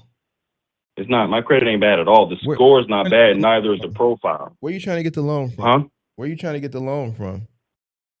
Say it again. Where are you looking to get the loan from? You broke up. Say that one more time. Where do you look to get the loan from? Where are you trying to get the loan from? Damn, why you keep breaking up, man? What's going on? Say that one more time. Where are you looking to get the loan from? So I tried several different places already. I tried a business loan, so my business doesn't have any revenue yet. I had the LLC alive for a long time. Nobody's going to pay the annual fee. Nobody's giving you a business loan. You don't have any. You're just not going to do it, bro. So the revenue, yeah, I understand that. So I'm trying it on the personal side, but there's not enough strong credit on the personal side, like no mortgage, no major credit cards. I got a credit card on there, but it ain't big enough. How many loans have you applied for? How many what? Loans have you applied for? Like I know the inquiries could negatively hurt me, but probably about 5. Maybe on the personal side, maybe 3 on the personal side. So in the business side, 2. Is your credit in the 6s or the 7s? 6s, right? The high 6s. Stop trying. I'm not gonna be able to get a loan on the personal side, so that's why the Most High or the universe, whatever niggas believe in, gave me my partner that I have now. She willing to invest in me in the trucks. How much she trying to get you? And in me. How much what? How much she trying to get you? It ain't gonna, man, I don't know why it's breaking up like this. So it ain't gonna be $15K at one time like a bank could do with a promissory note. It ain't gonna be $15K, but 11, 12, 10. So what does she want out of the deal, bro? Okay. Good question. What I want out of the deal? No, what does she want? So like I said, what fuck you? You ain't got no. That's what my mom was asking. You funny. That's what my mom was asking. I can't answer that directly. We talk about it because my thought was to open up a joint bank account together, and I put money in there per week or per month, set aside some expenses for money in there. You know what I'm saying? What does she want? The lady with the money. What does she want out of the deal? We haven't talked about this yet. There you go. Don't you think that's something you need to talk about? I don't think it's anything negative, though. I don't think it's anything negative, It ain't about being negative. She could say, I won't have. That's the point. Say it again? Bro, I have flawless Wi-Fi. I don't know why it's lagging like this. I got that AT&T fiber. That shit hard. Over here. You did what it said. It's on you.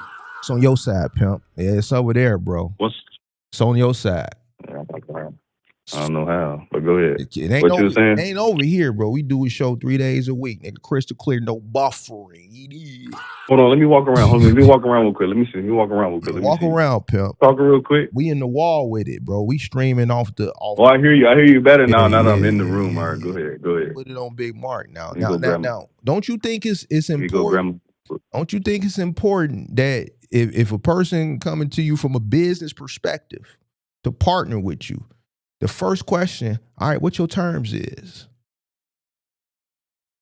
Mark, but this is soon to be my wife here. I get you saying, but it's soon to be my wife here, bro. Lord have mercy. See, you didn't say that, big dog. You didn't say that. I know, I'm kind of nervous when I'm talking to Big Mark, baby. My favorite book in the Bible. I mean, y'all don't want to never be forthcoming with the information.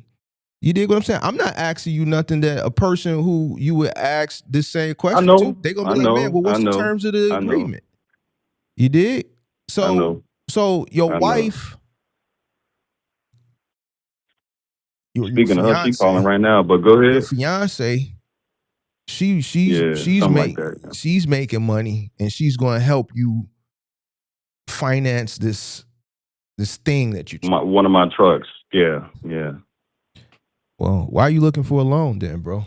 I mean, some tires, a couple racks. That was the first. That was the first option. Try to get it myself as a man, but the Federal Reserve System. We have a you know what you need to do. Then get it. Go get it. Get what? The money. Yeah, I am. I'm just favored, man. So I'm so grateful. Yeah, job, bro. You gotta go get a second job. If you already, well, you know, I don't, you know, huh? The most I already supplied me with a solution to that. You know what I'm saying? I'm finna get invested in. God, Joe, you just hold I on. probably shouldn't tell all this because, Hold on. you know, when you tell people your business, it tends to. Hold on. But I'm willing to take that chance. Here's what I'm saying. But you already, you out here now. You done see already what? You out here now. You out in these. We in the street with it now. You outside with it.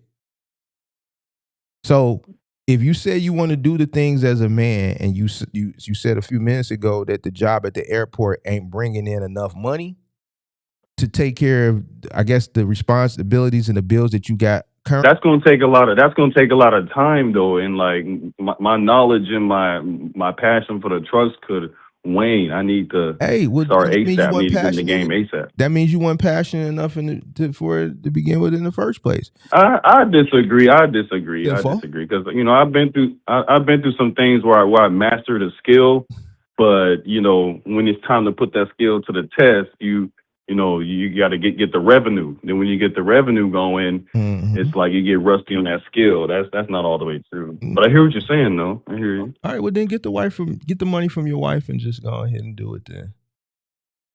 Hell yeah.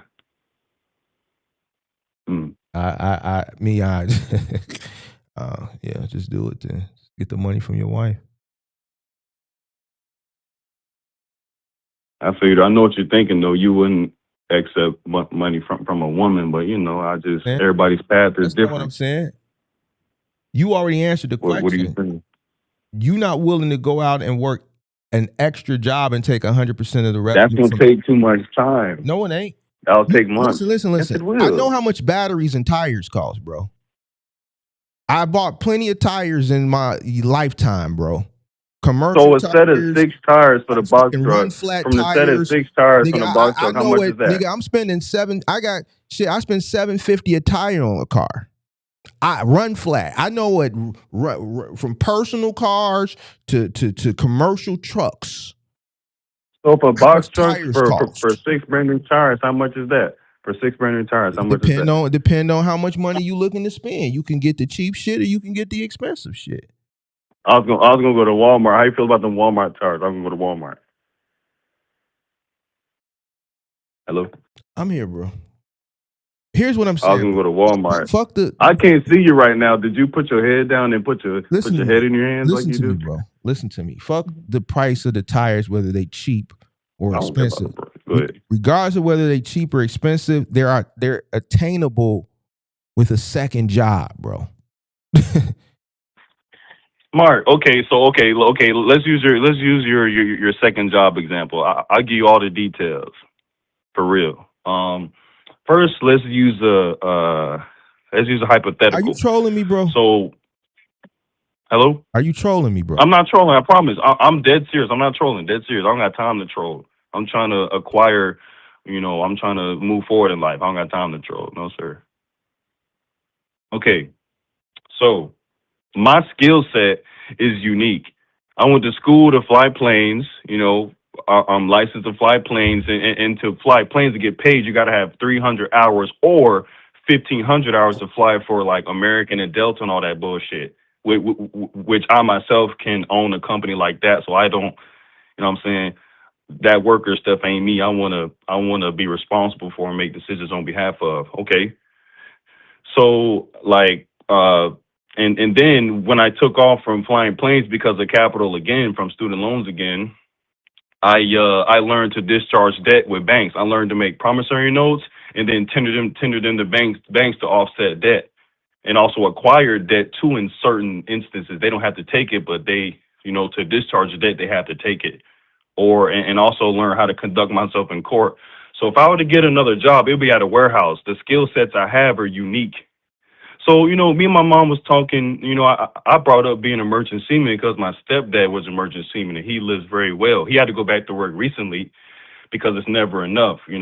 They pay you just enough to be a slave. That's why I don't want to be no slave. I'm not going to die a slave. So So, you know what I'm saying? He got a lot of material stuff, big house, boat, blah, blah, blah. So I thought about being a merchant seaman. Like, why would I give those 3 months and be on the ship with some animals and then rather be invested in right now from somebody that loved me or multiple people that love me? You know what I'm saying? Like, working another job, like, I hear you, but I'd rather be invested in. You feel me? Like, I deserve to be invested in. My company deserves to be invested in. Over the road, that's last resort. And I know how to go on sam.gov and like bid for contracts as well. I just put in the bid for one in Tampa. Did you just say you So I deserve know how to to be read it. invested in? Is that what you just said? Say it again. I did. That's what you said. You a man. You a 28-year-old man. Yeah. And you just said out your mouth that you deserve to be invested in. It's better than working 2 years a job to get the same amount of money. Hey man, Some viewers watching you comprehend that. Come on, Mark. Nah. Bro, you just said Come out your on, mouth Mark. you deserve to be invested in? I'll be 30. So look, I'll be 30 and get the box trucks going. Fuck no. Man, you gotta be playing. You gotta be joking, bro. I'm not. Okay, what's your opinion about what Man, I said? Give me your honest you will opinion. Don't never hold back hear nothing. me say that shit out my mouth, man. I deserve to be invested in. So you'd rather wait 2 years to get the same amount of money to be invested in right now? Listen to how. Come on, bro. That's pride, bro. Listen how that's that pride. Shit, no, it ain't pride, nigga. I know how to get out here and go get it. You don't deserve. Listen, check it out, pimp. I have a unique skill set. It's not as easy for me to just go and get it. You don't deserve shit. You deserve what you go get. Fuck you mean you deserve to get invested in? You know what that sounds like to me, bro? Listen to me. The skill set that I have, I can't just go and get. My skill skill set is a Let's see process. what y'all little niggas need. Y'all niggas need big homies from the crib. You know what? Bro, Mark, listen to what I'm saying. Mark, do you know what that shit sound like to me when you say I deserve to be invested in? You know how that sounds to me, bro? That shit sounds. How's that sound? That shit sound a little. You did, bro. You did what I'm saying? Because I don't know nobody. Hey man, Mark, I deserve to be invested in. I'm looking at you like, nigga, what type of soft ass shit you mean? You talking about you deserve to be invested in? That shit sound kind of a little, you know, tangy to me, big dog. You do. I mean, if that sounds sweet or sweet or gay to you, that's your opinion, bro. No. Let me explain to you.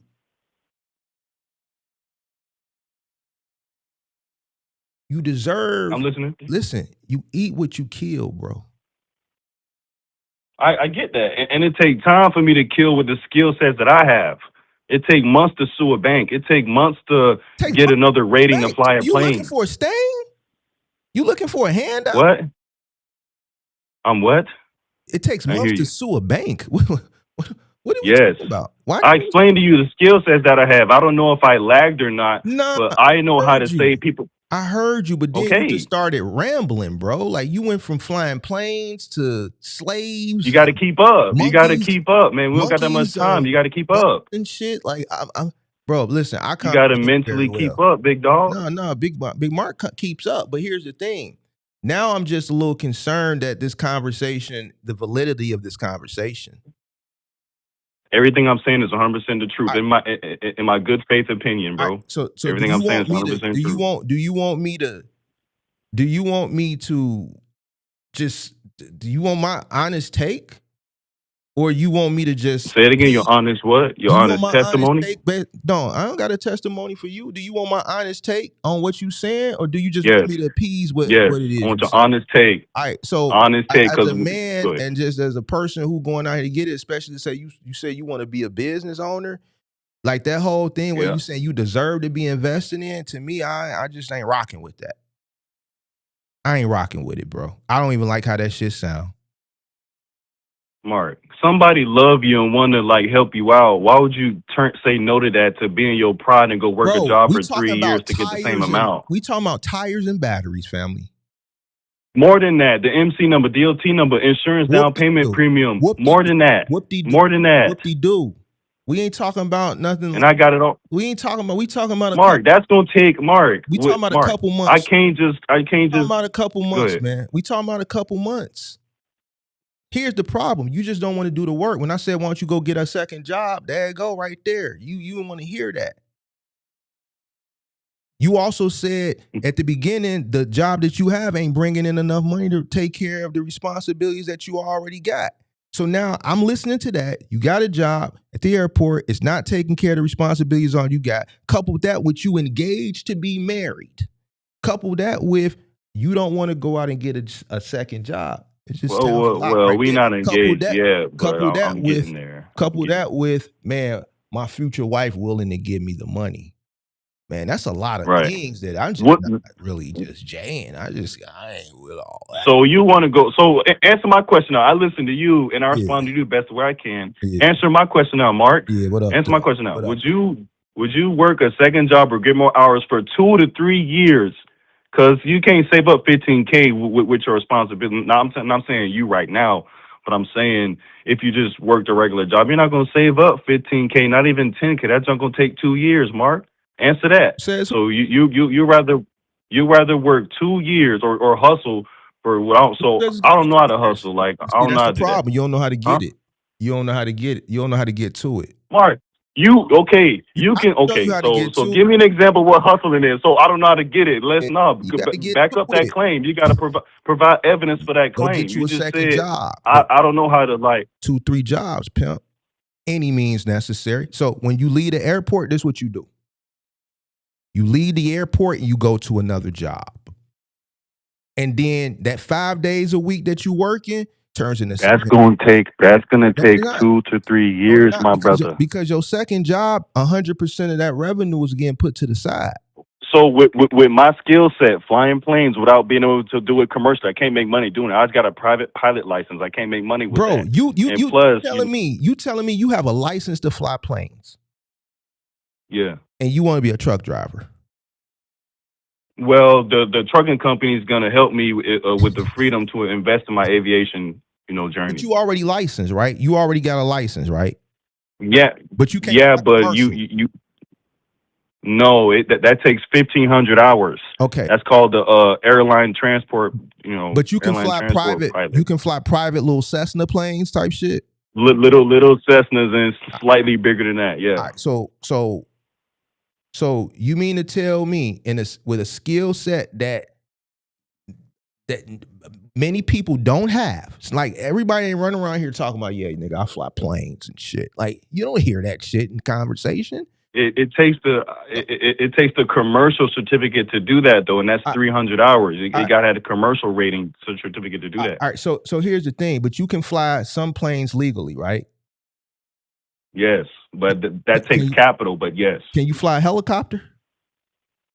No, that's a different rating. So basically, you got this skill set, and you kind of in between where you can really get to the bag. Basically, is what it sounds like. You kind of So the box trucks, the semi trucks and box trucks are going to help me get the bag to do what I want in life. The flying planes ain't going to do it. I'm spending money to fly planes right now. How much does it cost for you to get to the bag? The pilot bag. How much money do you need to get to the pilot? Good question. I like that, Mark. Good question. I like that, Mark. So when I was at FSCJ in Jacksonville, I already had some hours coming in. So to answer your question real quick, it'd take about $10,000 to get the private pilot license, depending on what plane you fly. It could cost up to 13, but 10 is the low end. And then it's another, let's say another 10,000, let's say, for the commercial certificate, which is required, depending on the student and their intellectual abilities, depending on the student. To make money to fly planes, you're gonna need the instrument and the commercial, and that's another 15,000. So about, let me see, so maybe about 25,000. No expenses. I'm talking about your home paid for, all that, no expenses. Okay, so you want to take. That's it? That's all? You started breaking up again. Say it again. That's all? Just $25?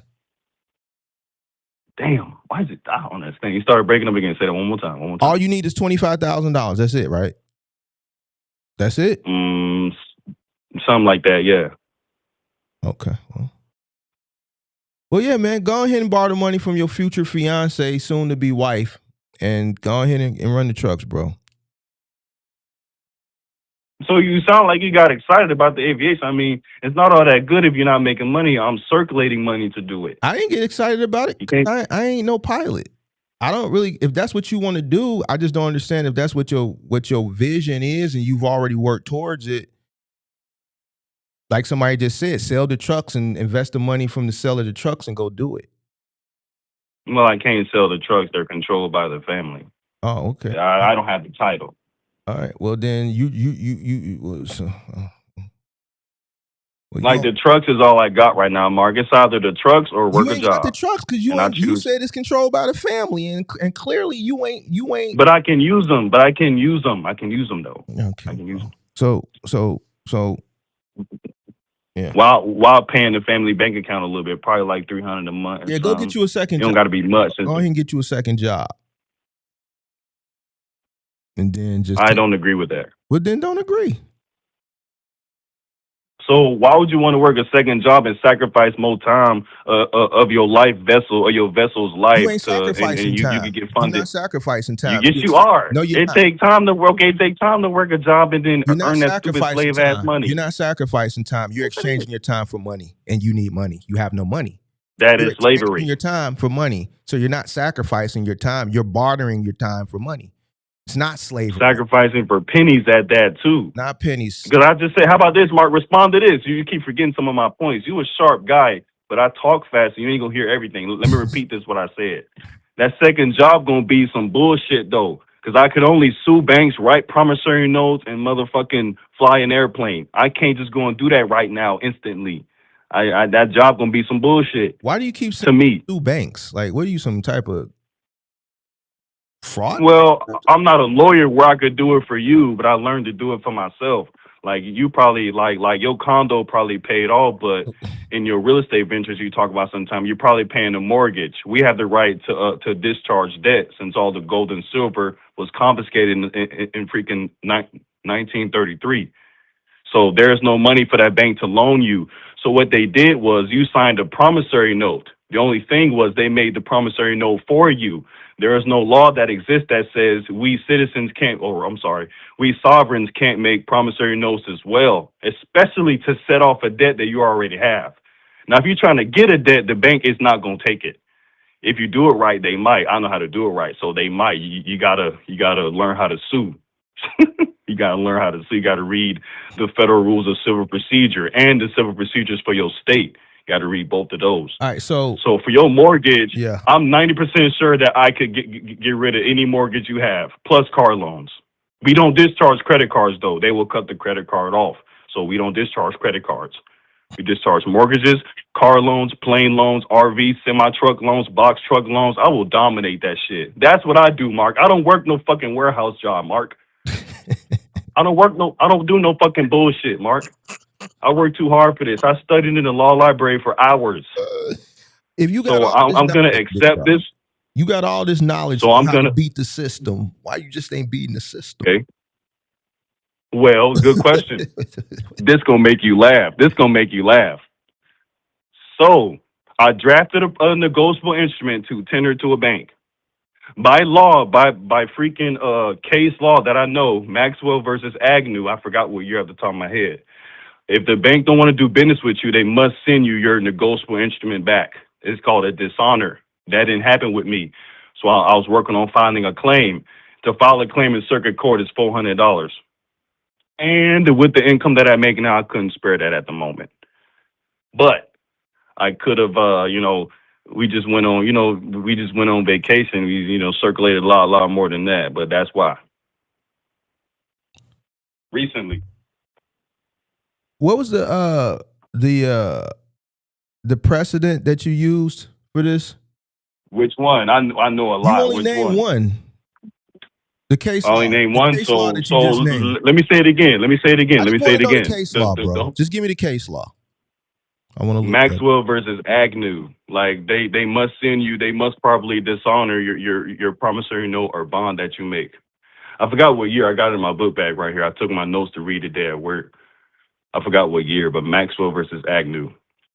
Agnew, Agnew? Correct. But if you Google it, it's not gonna say what I just said though. I got that from the law from the law library in Florida's jurisprudence for negotiable instruments.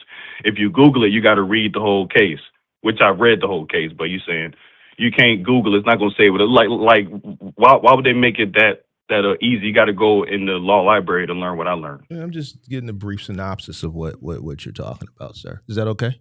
Yeah, your mortgages right now. Let's say this: you say you invest in real estate, right? Your mortgages is eating into your is like eating into your profits. If you meet a guy like me, I can easily get rid of that. It's gonna take some time though. Each case gonna be about 45 to 90 days, but I can for damn sure discharge the fuck out of that thing. So since you reading case laws and shit like that, bro, like yeah, I don't understand why. You know that right there. What now? I think this conversation is. I think it's not. You know, I think it's. Say what's on your mind. I don't think it's credible. And when I say I don't think it's credible, I think you're pulling my leg. I think you on which part? I think you like to have intellectual banter around these role play banter sessions. You know, you come up with these scenarios. Mark, that's not true. That's not true. I 100% have those box trucks, and I 100% know how to make negotiable instruments. Everything I said was true. Okay, so I mean, I want to teach the truth to people. Yes, I want to teach the truth to people. With all your knowledge in a time period, if you watch me, it sounds like you watch me a lot. And what I've noticed is that people aren't educated. People don't read. People don't lack comprehension and critical thinking. And it sounds like you read. Why are you? But reading has what? Why do I have capital issues? Because you know, I don't have a credit profile to get a loan on my own, and I'm not, working another job is not going to do shit other than a bit more pocket chump change, slave change. With all this knowledge, why don't you have anything? I was about to pursue that knowledge and actually file action, but the $400 claim, I wasn't able to do it at that time. Okay. $400 is nothing to you. I get that. That's nothing to you, but everybody's path is different. So are you a person that lives on your own? Yeah, I live by myself. You're shitting on second jobs. Now, I never said what your second job should be. I never said I didn't shit on second jobs. I just don't want to do it. I never shit on second jobs. But the job you say you have is not paying you enough. Okay. Well, there is one thing. I'm also like part-time there too. I'm only working like 3 days too. So why don't you? But go ahead. Why don't you get a full-time job, bro? So that's what my mom always tells me. The Most High gonna tell you the truth in multiple ways. I get it. You're right. But with my skill set, what second job could I get? Walmart? Chick-fil-A? Can you pick up more days at the airport? You're in Jacksonville. They got an airport. Like it's 4 of us there, so we already got our set schedules. We already got our set schedules. Agent or something like that. Like what else do they got? Be a ramp agent. Throw the bags. That's what my mom was saying. There's 1,000 positions at the airport. Your mom ain't gonna lie to you, bro. Listen to your mom. Sure not. Yeah. So see, you know why you're gonna see a lot of things start to come into fruition when you just listen to your mom. I say it all the time on the channel. Listen to your mom. So why not be invested in right now? I deserve it. You don't deserve a goddamn thing. I disagree. Yes, I do. You deserve what you go out and earn. You're not gonna make Mark. You're not gonna like make me doubt. I ain't trying to make you doubt nothing. You want to go on with life, believe. Because in Mark, my favorite book of the Bible, it says, "I shall not doubt myself." I can't do it, bro. But don't. I deserve to be invested in, man. I deserve it. Bro, that shit sound weak as hell to me, bro.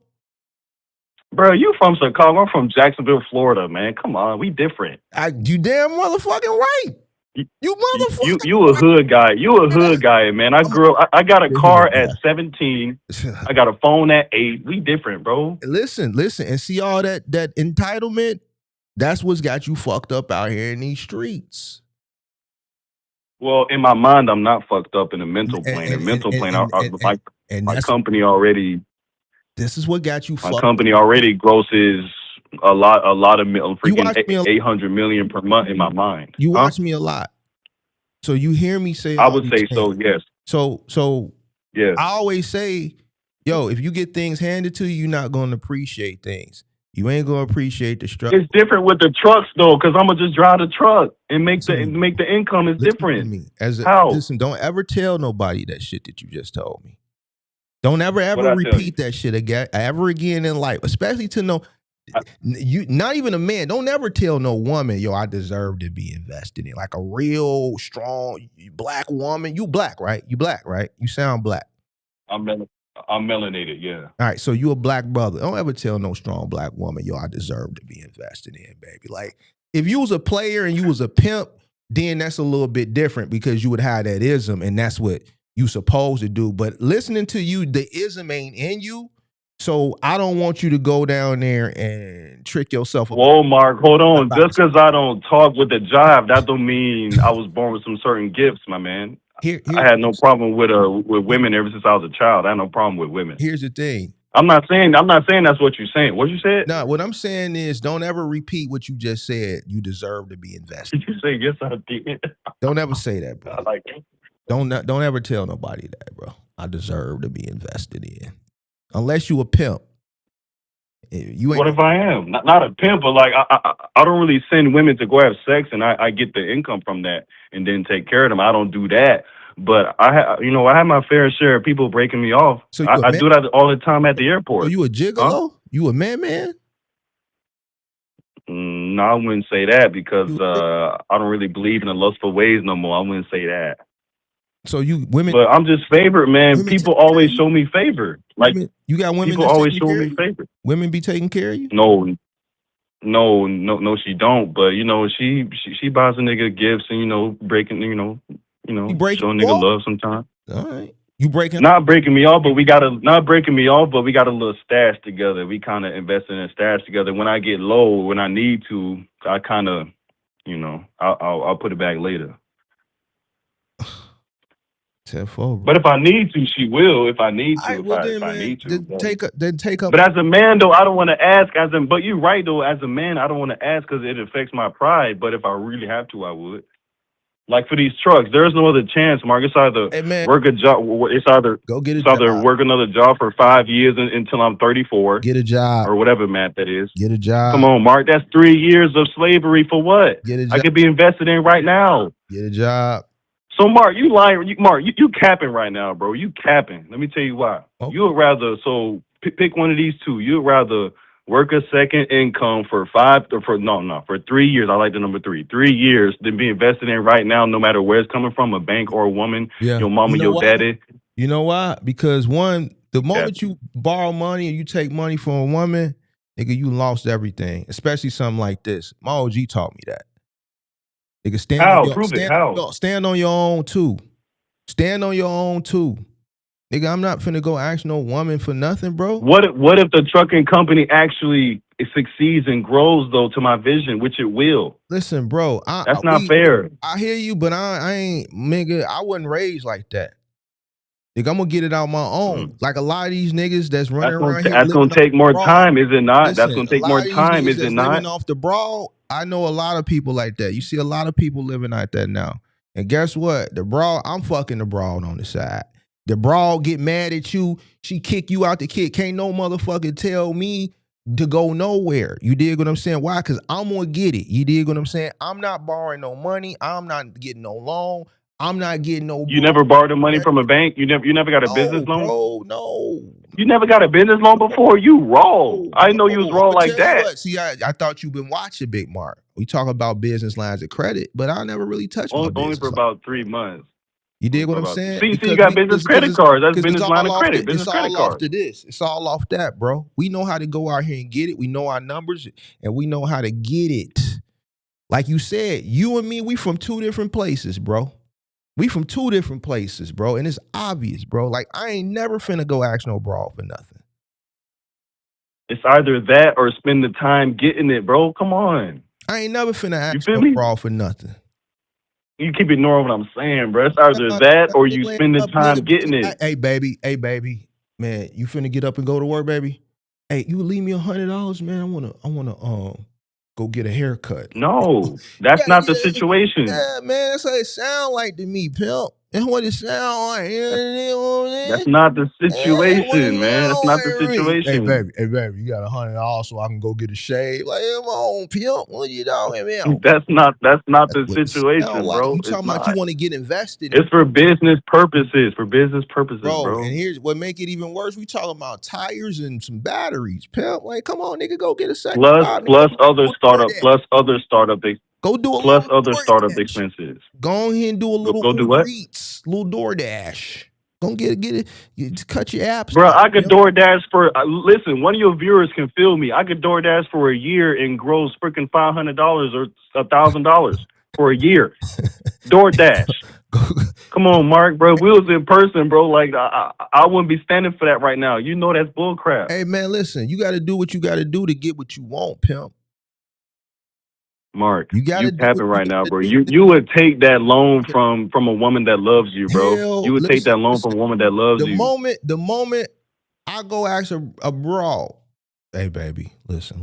I got a dream. I want to start this trucking company. I need you to invest in my dream. Okay. I'm not finna ask no bro. That's some Okay. puppy shit, nigga. And she saw your truck. She went with you. Then I'm She, man. listen. I ain't got my then I'm a man now. I ain't standing on my own too. I ain't standing on my Mark, own it too. doesn't matter how we start, man. It's not that don't matter, bro. That's childish. What are you That's talking about? childish, bro. Nigga, this real. You rather spend 2 to 3 years getting on your own, let the trucks rot some more, and then just get funded right now. You capping, bro. I ain't capping shit, nigga. You capping, bro. Right. You capping, bro. You trying to be cool for your viewers. I get it. To be cool, I bro. get it. I'm going off the strength. I'm going off how I was raised. No, you are not. You're not working no second income for 3 years just to get 7K. Listen to me. Check it out, pimp. If I lost everything today, I'm gonna do whatever it is I got to do to get right back. You'll never get right back working a job. You need funding. Here's the thing. Okay. The way my mindset is and the way your mindset is two different types of mindsets.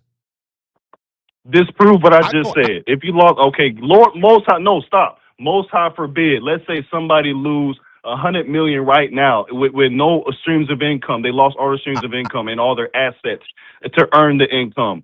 They're working a job is not going to get them back to what it was. They have to get the assets again, and that takes funding. A person who got $100 million, you know what they have? That's a little bit of money to me, but go ahead. They got relationships. And we got case studies of people that lost that type of money. And as soon as they lost that type of money, their rich I agree with that. Chipped in because they knew they could get it right back. The reason why they lost it. Now my nigga. One of those relationships was with a female, not their woman, but a female. Period, or another nigga. So the same thing you saying. You just proved my argument. You said relationships gonna get you back the way you at. My relationships allow me to get the funding to get my box trucks moving when my credit profile can't do it. All right, well, get the money from right or wrong, bro. Go ahead and get the money from the chick. Come on, Mark, stop playing, bro. You got the right one. Get the money from the chick, bro. Just understand what it is, though. When you go borrow it, just understand what is it is. Mark, educate me.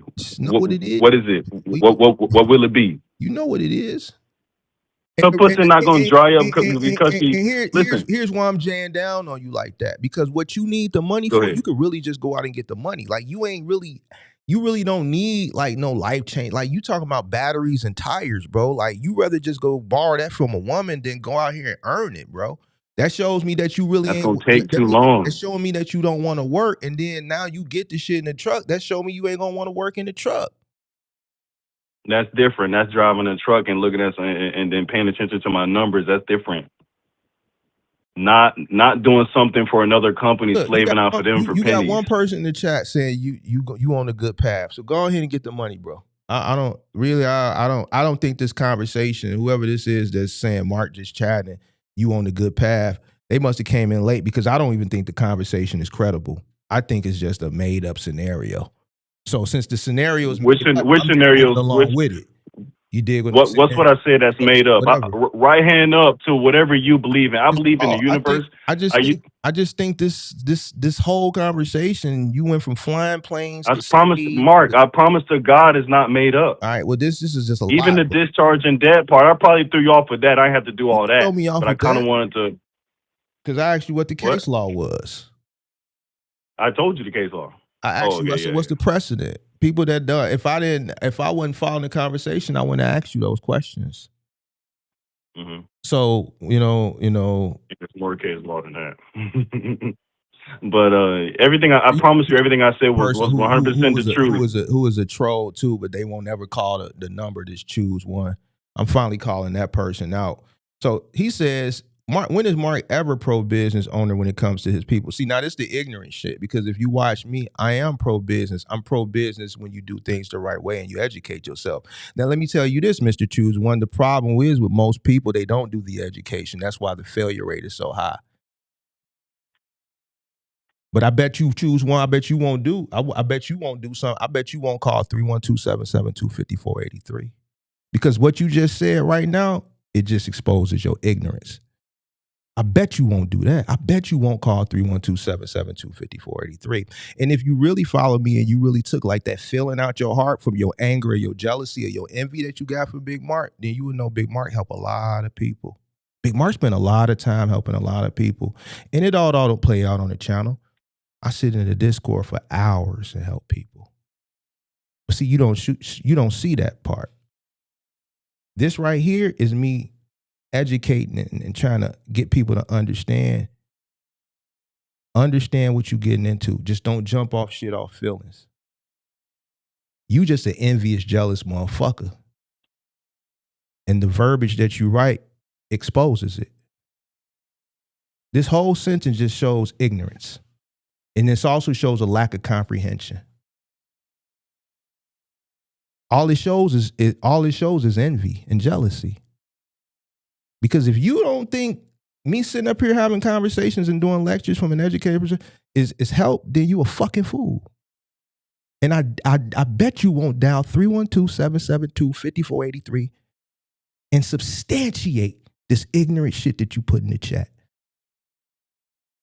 They never read one of your books either. They never read one of your books either. Exactly. Motherfucker don't read. They say things out of envy. They say things out of jealousy.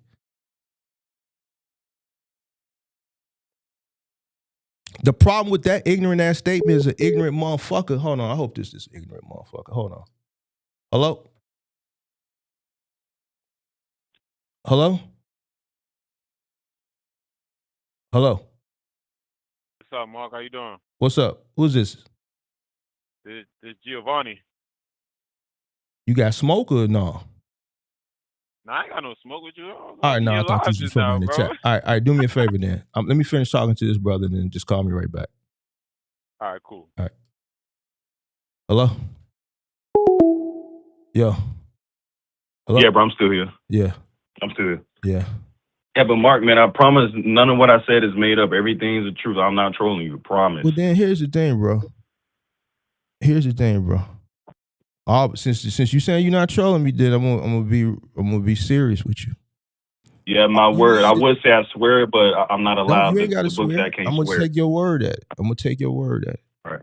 To take the chicken, all that shit out the equation. Okay. You need tires and some fucking batteries, bro. To get the truck even moving, yeah. Go get your ass a second job, save up the money, and go get you some tires and some batteries, bro. How long is that going to take? It depends on the second job and how hard you work. Mark, but why would I want to sacrifice my body, mental energy, and time when I can just get funded right now? Don't. So what you're saying to me is you disagree with the... do whatever you want to do, bro. Do whatever you want. You disagree with the mentality of getting it from a woman. I agree. Okay, I'm a man. I'm the provider. I said I fucked the woman shit. I was just going along with that because I thought the conversation wasn't credible. I'm thinking you the person who called me once a week and make up all these scenarios, and I was just rolling with it. I promise to God, right, no. Well, then this is my first time calling. Okay, so since this is credible, I said fuck the woman angle. Go get a second job, get the money, and go get the tires, bro, and the batteries. Okay, let's assume I do that. Great, the truck moving out, got the MC, got the insurance down, premium, whatever else, starting expenses that I got written down in my notes. Cool, I got all that. So final mile, OTR, private contracts or government contracts on SAM.gov. I want to gross a lot of money per month with the company. You know what I'm saying? I like your final mile, but I'm not really too hype about the lifting the pool tables bro was talking about in one video. I'm like, God damn. And you know, the standalone washer and dryer and the combined washer and dryer. I plan to ask you the techniques on how to get those apartment steps. Because the house, I could probably do the house. A one-story house, great. But the apartment steps. Check it out. Check it out. Check it out. It ain't gonna work for you, bro. Why not? Because in your opinion, you wasting my time, bro. How? Bro, you wasting my time. I promise you, I'm not trolling you, man. Bro, I got my right hand over my chest right now. I promise you, I'm not trolling. Check it out. Check this out. Check this out. I could be talking to somebody that really want to talk. I'm trying. I'm giving you my best effort, bro. Check it out, bro. Check it out. Check it out. Check it out. If you trolling or you're taking up valuable time where I could be talking to someone that really wants to talk seriously, bro. I promise to God I'm not trolling. You started finding them out, but now you don't want to lift anything. So why are we having a conversation, bro? You know, I was going to ask. I was going to ask for the techniques. You got retards in the chat that believe you, like cowards and shit. I'm not.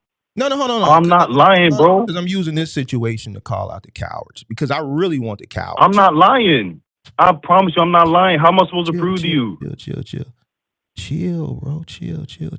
Mark, Mark, in this generation, we all want to be a boss. Nobody wants to do physical labor work. We all want to delegate that. I'll start off doing it. Listen, hear me. Let me finish. Let me finish. I'll start off doing it a year. Yes, maybe 2. I'll start off doing it. Yes. Hold on. So I was going to ask you for the techniques on properly. Let me explain something to you, bro. You want to do it, but you ain't got what it takes. Your mentality ain't right. I disagree. I can drive a truck and do it for a year. I disagree. To not really being one of them types of guys. So it's a nigga like me that's just going to just wash you up, bro. Because you ain't got it in you, not willing to go above and beyond. You just admitted to it. Yo, you want shit handed to you. I'm going to drive the truck for a year. I can do it for a year, yes. But then I want to get out the truck. What's wrong with what I said? I don't want to lift anything. So why continue to have the conversation when final mile revolves around lifting, bro? Okay, well, how about this then? Let me rephrase your question. How do I lift the heavy? How do I even put the heavier objects on the dolly and rotate it around, you know, to bring it up the stairs, the apartment stairs? I can pivot the dolly, great. Any idiot could do that, but I want to take it up the stairs. You know, what's the techniques to take it up the stairs? Because you don't believe me right now. You think I'm lying, but I promise to God I'm not lying. Everything I said is true. And I'm giving you the honest me. I'm giving you the full me. Anybody could lie and like pretend they want to work. That's not me, Mark. I'm telling you the honest truth. I want to be on a 63-foot yacht with my beautiful queen. That's what I want. But I'm willing to, you know, drive the truck for a few years, you know, whatever it takes. Okay. See this realistically, right 1 year. See this yacht shit and all this shit. This is a waste of time, bro. You had nice stuff. You got nice stuff. So I'm assuming. Okay. I don't. So your listeners. I don't be on yachts and I don't. That's because you don't want a yacht. That's because you don't want a yacht. You have what's nice to you. Yeah. A yacht is what I want. But here's the thing. What does that have to do with final mile? This is the point. What I'm saying. This is the point. I'm going to be doing it a year with my helper. My bad. Let me let you finish. Go ahead. Talking about 63-foot yachts and shit like that, bro. What does that have to do with what we talking about? So this when I'm saying, yo, the conversation is a waste of my time, bro. You got people that's coming in halfway through the conversation thinking I'm not trying to help you when whole time I'm letting you sit up here and role play shit.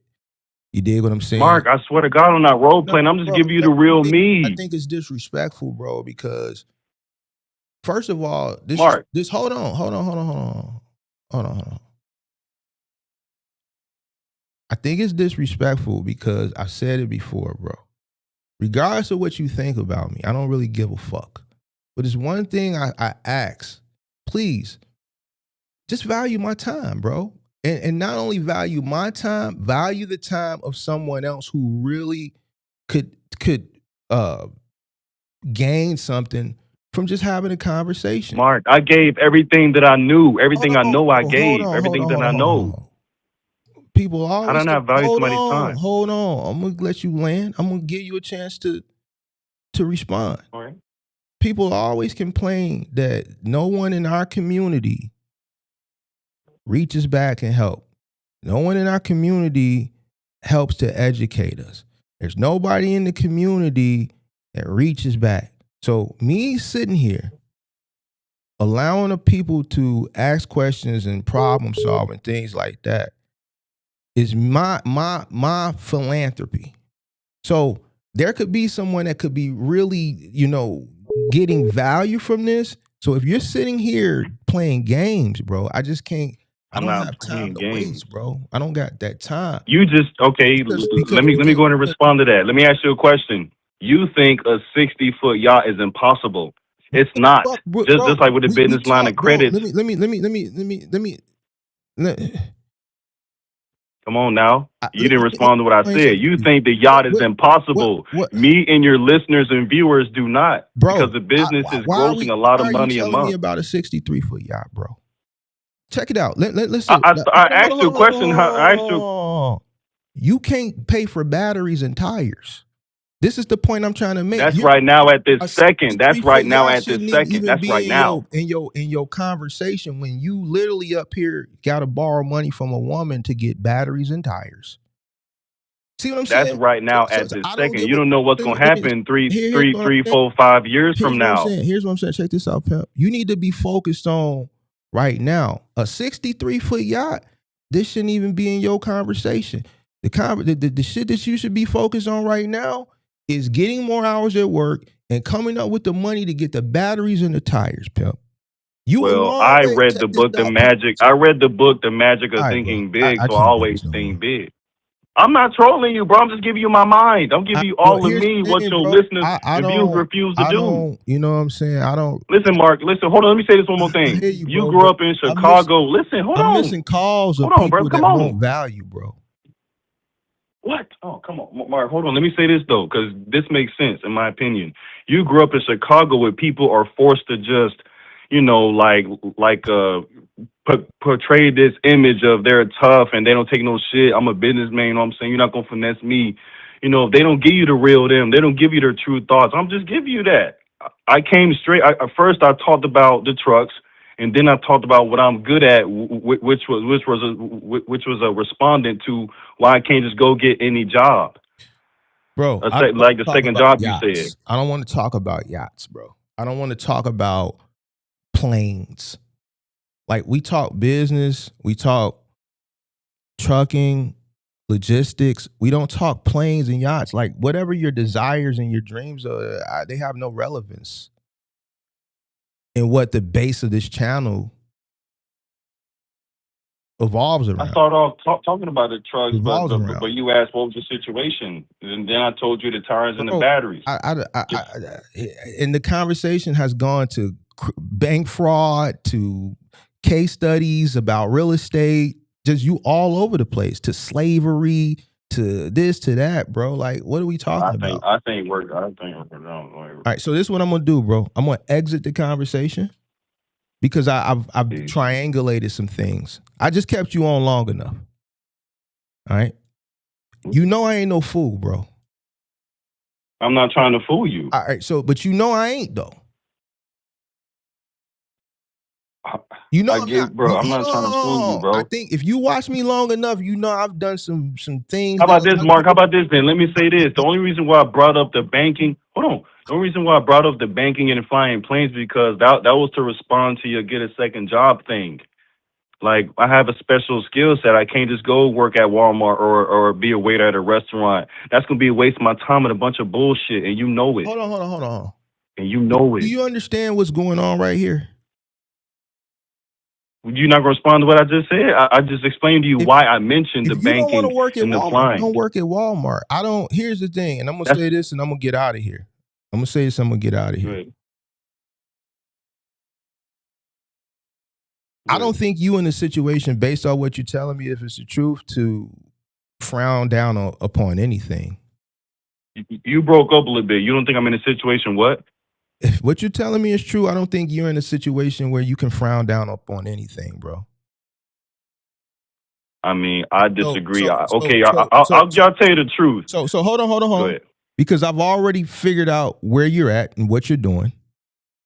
I see. Mark, but you talking about financially right now. I'm talking about my potential and what I know how to do. Let me just get to what you got. You a right now kind of person, but I'm looking at no, because I've got you now. I know who you are and I know what you're doing. I just wanted to keep you on long enough. So who am I and what am I doing in your opinion? This is what I'm going to tell you to not do going forward. This is the second or third time. And I know who you are. I know where you're at. All right.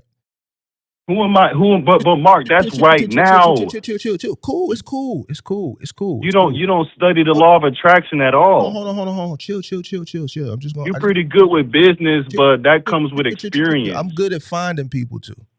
So here's what I'm gonna do. This is what I need. Mark, you're not giving the brother a chance. I gave you the real me up front. Go ahead. My bad. Go ahead. I don't want to know you, nigga. I'm not being fair. Go ahead. Know you, nigga.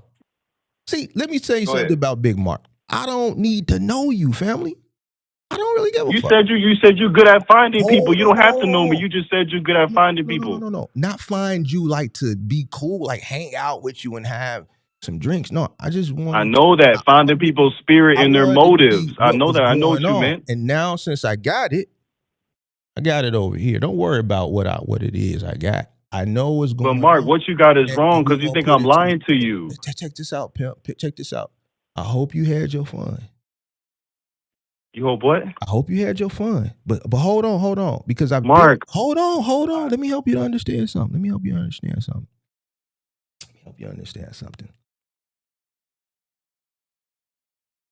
It wouldn't be wise to waste my time going any further.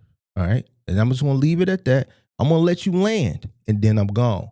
You got 30 seconds to land, and then I'm gone. Say whatever you want to say. I didn't hear what you said for me. Go ahead. You got 30 seconds for me to respond to it, and I'm gone. Say whatever it is you want to say. Whatever it is, and then I'm gone. Okay, you disagree with me taking the money from a woman. That's not what a man does. I get it. That, bro. That ain't got shit to do with nothing.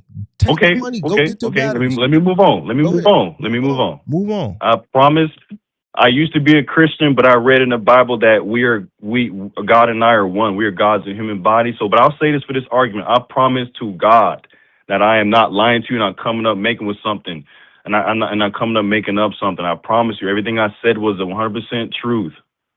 Okay. Only reason why I brought up the banking and discharge debt and flying is because you said go get a second job, and I was telling you why I disagreed. I didn't want to do that because with my skill set, I can't just go fly a plane right now. I can't go do other things right now. It would be some bullshit job. That was why. I don't know why you think I'm trying to finesse you, get over on you, or trying to have fun with you. I'm not. All right, bro. I'm not. All right.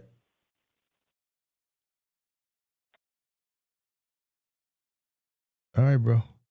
Man, you have a good day, bro. I hope you figure it out. You as well, Mark, man. I didn't mean to drain your energy, man. That tends to happen when I talk to people I look up to. I guess I'm giving you too much at one time. You ain't giving me too much. I'm kind of like that. It's just, bro, like the conversation is just not. I just don't feel like why are we all over the place, bro? Why are we talking about yachts? Why are we talking about planes? Why are we talking about bank fraud? Why are we talking about case studies in real estate? I was responding to you saying I want to work a second job. I was responding to that. Here's the thing, bro. I don't want to. See, I'm just gonna keep it funky, bro. Like I was really in the Discord yesterday, and I said, yo, I don't know how much longer I think I can just do this. It's a place that's here in my city where I can go talk to the youth and talk to them about business maybe once a week. And then I think that'll fulfill whatever. So when they don't have the capital to run the business, when they don't have the capital, hold on, no, this is a valid question. It's my channel. When they don't have the capital to run the business, what you gonna say? Hold on, bro. What you gonna say?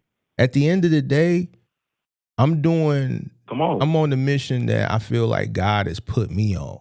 It don't matter if they have the capital or not. It's just me fulfilling. So how they gonna use your advice for the business? Bro, listen. What you gonna tell them? Get a second job? What you gonna tell them? Get a second job? Come on, man. I'm gonna go ahead and get up out of here, bro. I'm gonna get out of here, man. You have a blessed day, bro. All right? You gonna run? You gonna run when you get faced with the real questions? You gonna run? I'm not When it get running. hard? I'm not I'm running. asking a valid I just don't question. have time to waste, bro. I ain't gonna teach children about business and not So support the capital to get in so business. this is what I'm gonna do, because I don't want to hang up on you. I'm trying to be fair with you, because I already know what you're doing. So just get it all out. Get your clicks and your views up. I'm not an entertainer, Mark. I don't Your have a clicks, social media page. I'm not an Get your entertainer. clicks and your views, pimp. Because what you gonna do? I'm not an Hold on, entertainer. Charlie. Listen. Every time a person, I tell motherfucker your wife is in my DM, motherfuckers think I'm lying until I expose the fact that a motherfucker wife in my DM. All other type of shit that I expose. I'm too old to be up here playing games and capping. So if I say something, I say it. I lay in the cut long enough so a lot of motherfuckers say, nah, he ain't true, and then I show it. I exercise Mark, a lot of what do you think I'm patience. lying about? What do you think I'm lying about, Mark? Here's the thing, big dog. Here's the thing. I want you to make sure, because I need you to get your money up. So get the clicks, the views, and the shit, because I already knew what I was signed up for when I signed up for it. And I understand. Mark, I'm not trolling you. I'm not clip farming you. Like, I'm not even watching the stream. I'm on my phone. You're going to get shit like this. So I get that. But check this out. What is more disappointing to me is that this is not even an entertaining channel. We're not talking about Pooh Shiesty and Gucci Man and shit. Like, this is educational. So I feel like it's a trucking channel. I get it. Time should be spent, more having educational conversations. And I feel like it's taking time away from someone that could really get the value.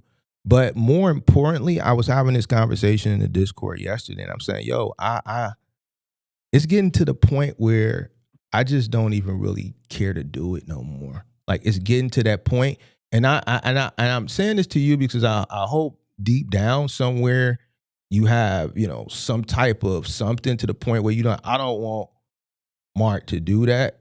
I don't want to be the person that pushes him over there, because the only thing I'm gonna do is just go down to the local mentor, and I'll just talk to the shorties, the little drillers that's running around here, and I'll do that once a week, and I'll fulfill my philanthropy, bro. And I ain't gotta worry about this type of shit. I ain't gotta deal with this type of shit, bro. You dig what I'm saying? Mark, I'm not trolling you, bro. Weird. And I'm being straightforward with you. I'm being honest with you. I'm being forthcoming with you. Why don't you think I'm being honest with you, though? I just don't think of. Why don't you think that? Because here's the thing: if you're being honest, then I think what you need to do is, you can't focus on one thing. You're jumping all over the place. All right, you're excited. And I just don't want to. I don't want to talk about yachts, bro. I don't want to talk about planes and just dumb shit. When you came in, we was talking about Final Mile, and then it evolved into a bunch of shit. And the conversation, it didn't take me long for my senses to pick up and say, this sounds familiar, and then start to fumble around in the background. I don't know if you're watching, but I've been fumbling around because I'm saying, yo, this conversation seems familiar. The topic is not the same, but the pattern is the same. I'm not a fool, bro.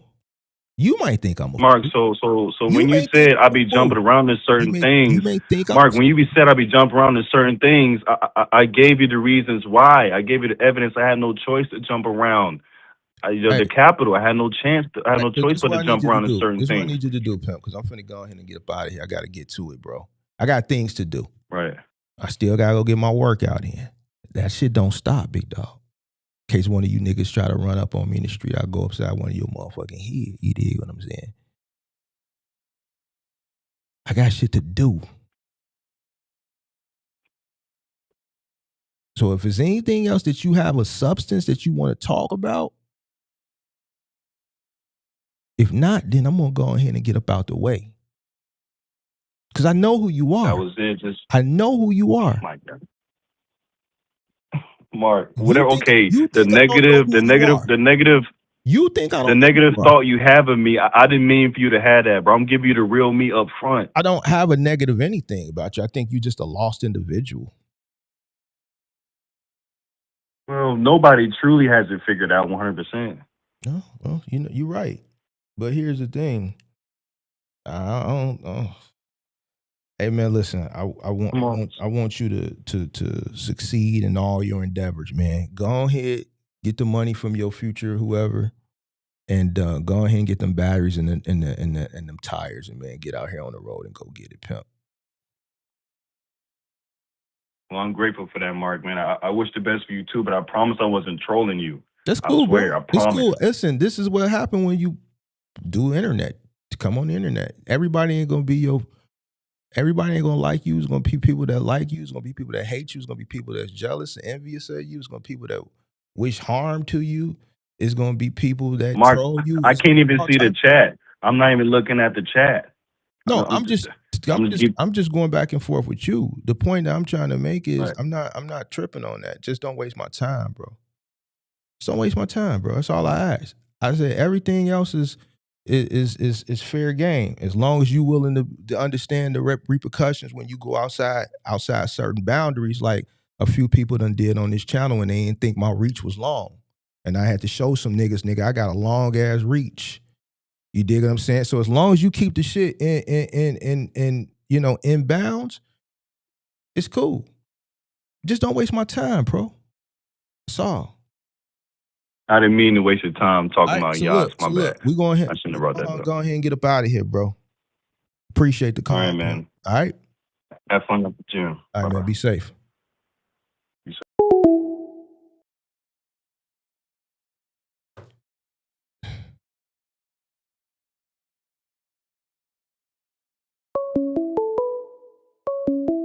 Yo. Hello? Hello. Yeah, you can hear me? Yeah. Yes, sir. How you doing? I'm good. How are you? I'm doing good, man. I'm in a position right now. I'm just trying to understand what I'm trying to do. I hit for like a nice decent parlay. I got my class B CDF, and so I'm just trying to figure out what's the best lane for me to go in. You said you hit for a nice decent parlay? Yeah, but I'm talking about like 5 figures though, like middle 5 figures though. So you want to take the money and come into trucking? So my cousin, I got a class BCDF for like 4 years, 22. So since 18, I've been driving like garbage trucks. For a little time, I rode like OTR with my cousin in a box truck from like Florida to Washington, Dallas, all type of crazy stuff. So I got the experience like that. But I'm just trying to understand what's the best link. I went and got a little duty truck. I got a 350. It's an 02, just for junk removal. Mm-hmm. But I low key want to do like car hauls and a hot shot, or even go get my class A to do the trucking. But I'm 22, so I just feel like the insurance low key be high. It's gonna be high, bro, because you're 22. Yeah, but I'm just trying to see, because I make the investment if it makes sense. But if you feel me, like, where you from, bro? If it don't, A13. I'm from Tampa.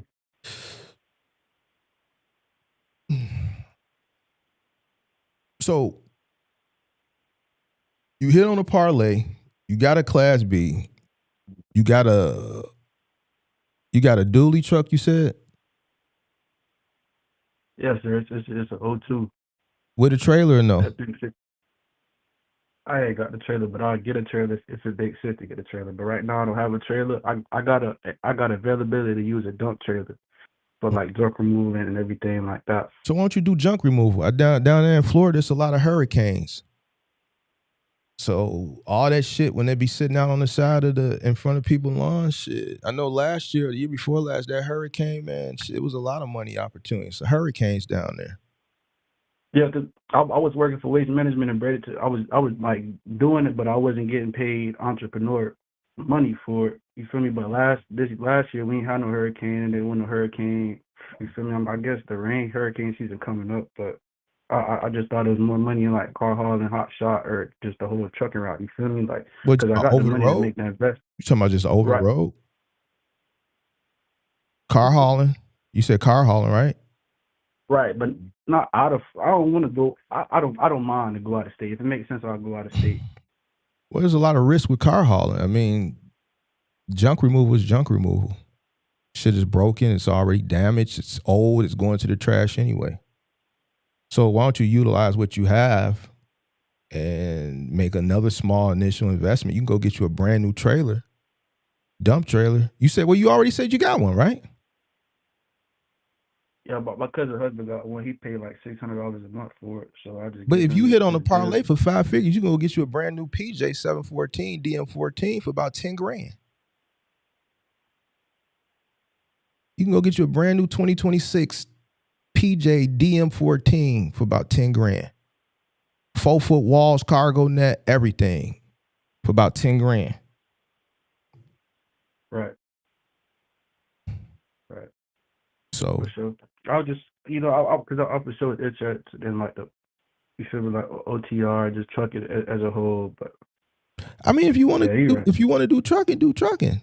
But I'm. That's what I was saying. Like, what's the best lane like as of right now for like, you feel me, for the market like box truck? Because I can go either route, but I'm just trying to see what I know.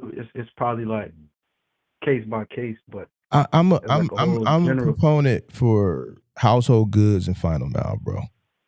Like, I'm not going to tell you over the road. I know based on what you said earlier, you heard that the over the road shit is where it's at. That's where the most failures are too, bro. Right. A lot of people like don't white understand glove, that. like white glove. You saying like white glove? Yeah, you could do white glove, you could do household, or you could utilize what you have, make another investment based off the money you said you just won, get a dump trailer. Since you've already have experience in doing junk removal, utilize the dually, get a 14-foot dump trailer, 7x14 with the high walls already, 4-foot walls, 10 grand, because it's going to be hard buying a used one. You can't find used dump trailers because people don't really get rid of them because they're money makers. But a new one is not that expensive. So you go spend 10 grand on that and utilize the skill set that you already have because you've been doing it, and you already have half of the equipment with the dually. And you in a market that's hurricanes there. Yeah. So it's always cleanup every hurricane season. On top of the junk removal that you're going to have non-hurricane season.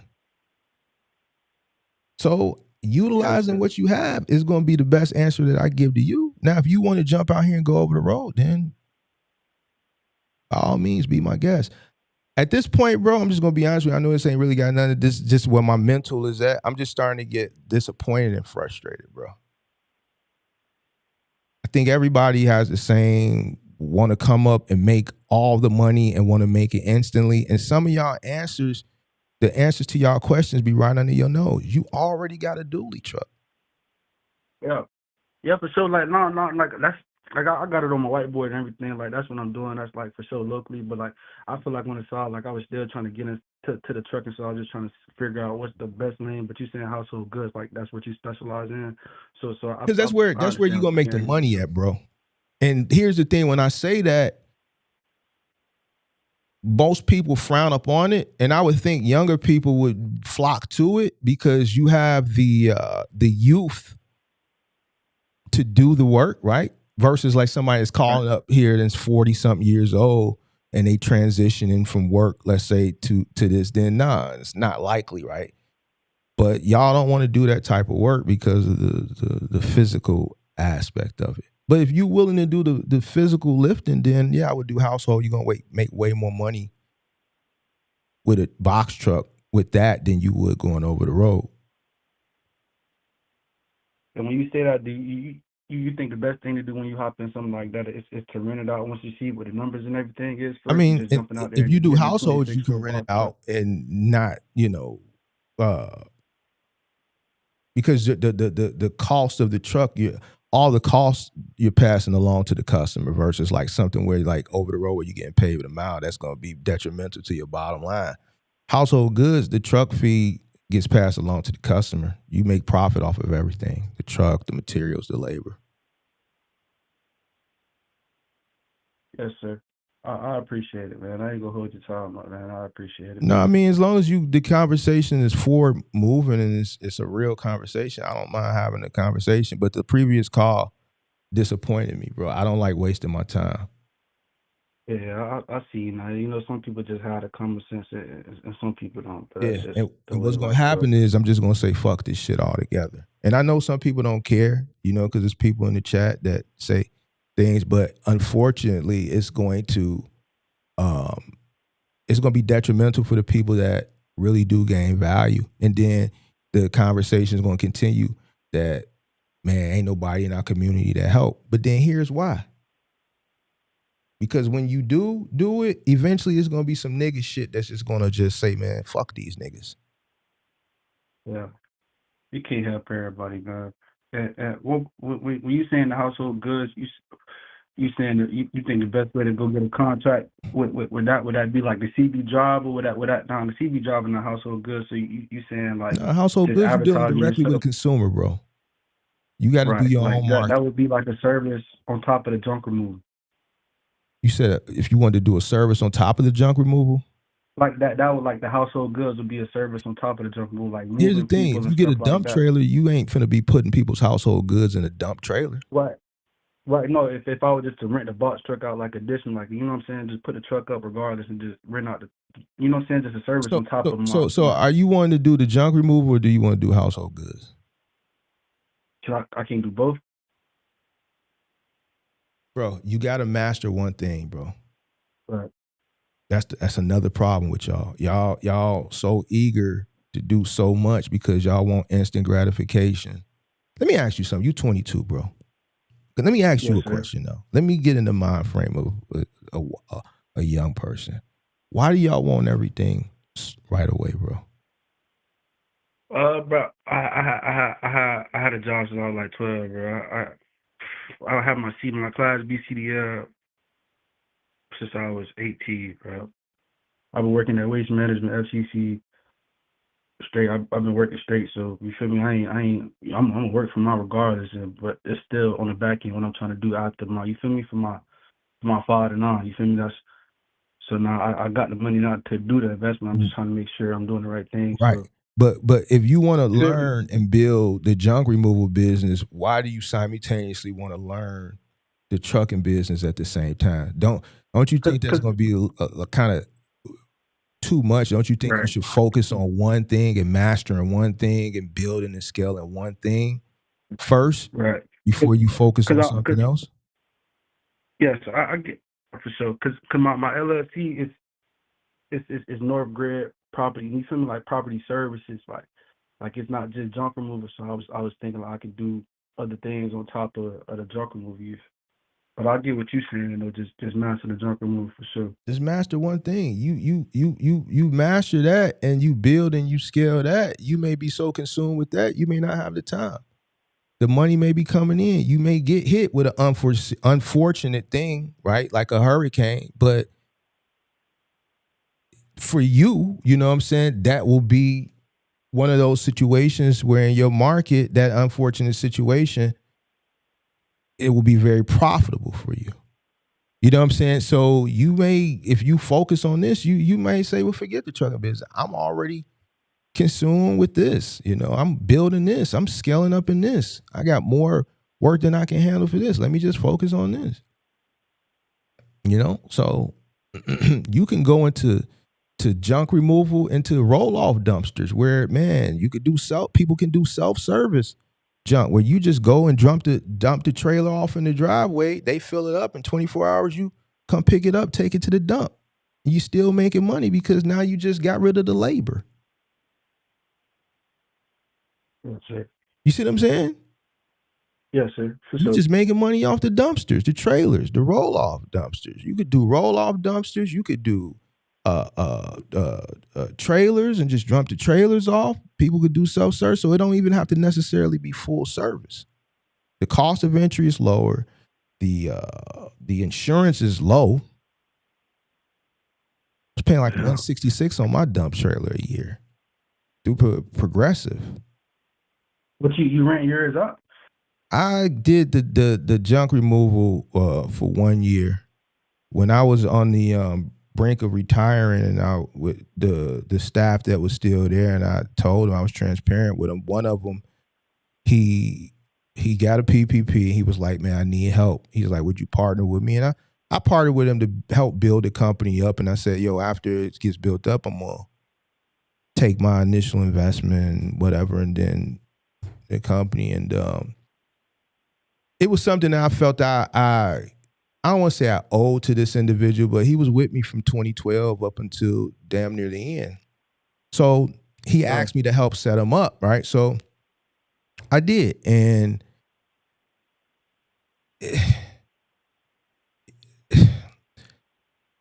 not everybody is a business person, bro. Not everybody is a business person. So once, things were going good at first, but then, with him having me, it was like the business just instantaneously took off. Like that learning curve, he didn't have to go through that. We didn't go through that because he had me. And what you do like the foundation wise to really like build a business though, like what you saying though, like you came in there and I knew where to go to get the jobs. Like what though? So at that particular time, I was using Home Advisor. And the leads were very expensive, but those leads were turning over.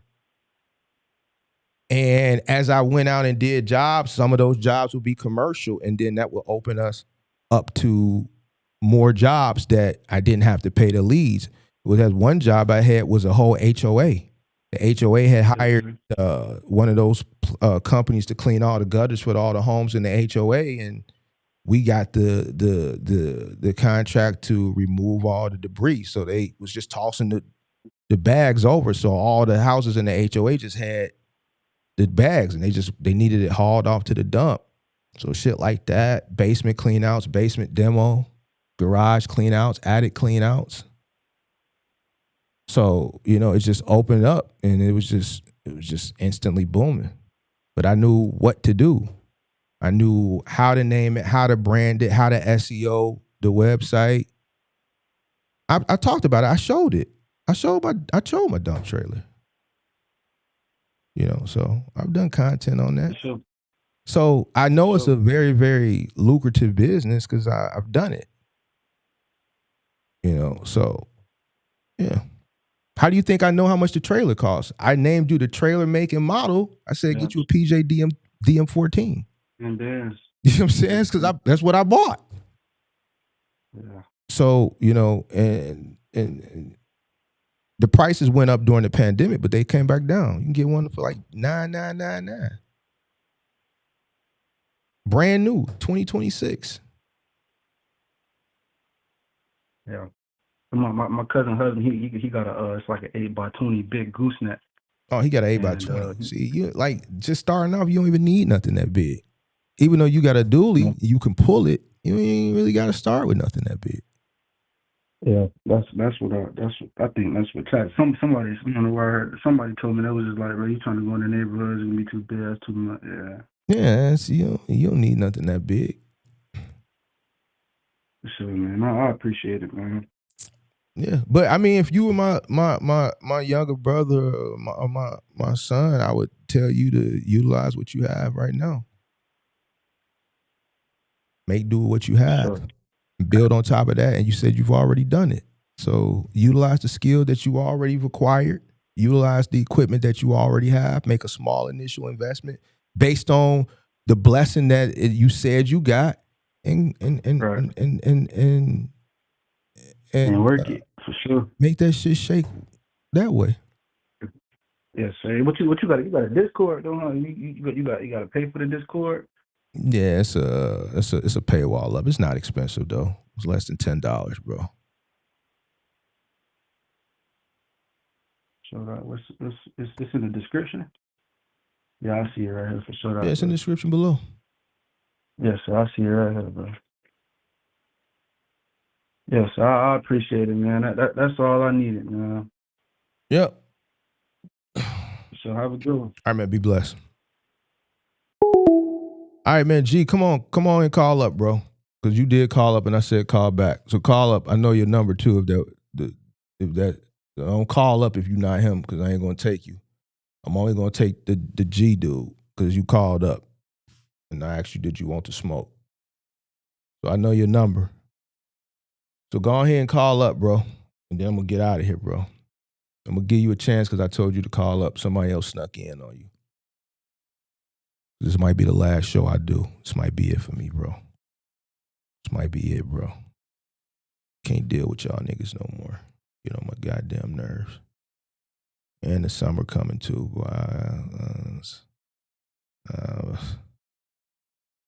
I'm thinking about getting a Harley, bro. I might get a Harley for the summer or something, bro. I ain't got time to be on here fucking around with y'all, man. I ain't got the time, bro.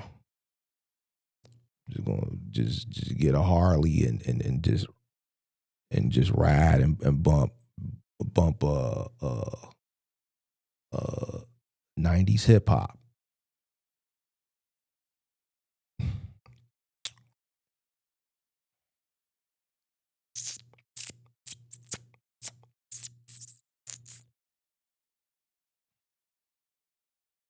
I'm just gonna go ahead and just just do that. Shout out to Jabari. Don't leave YouTube. We need more people. Nah, man, these niggas is they gonna fuck around.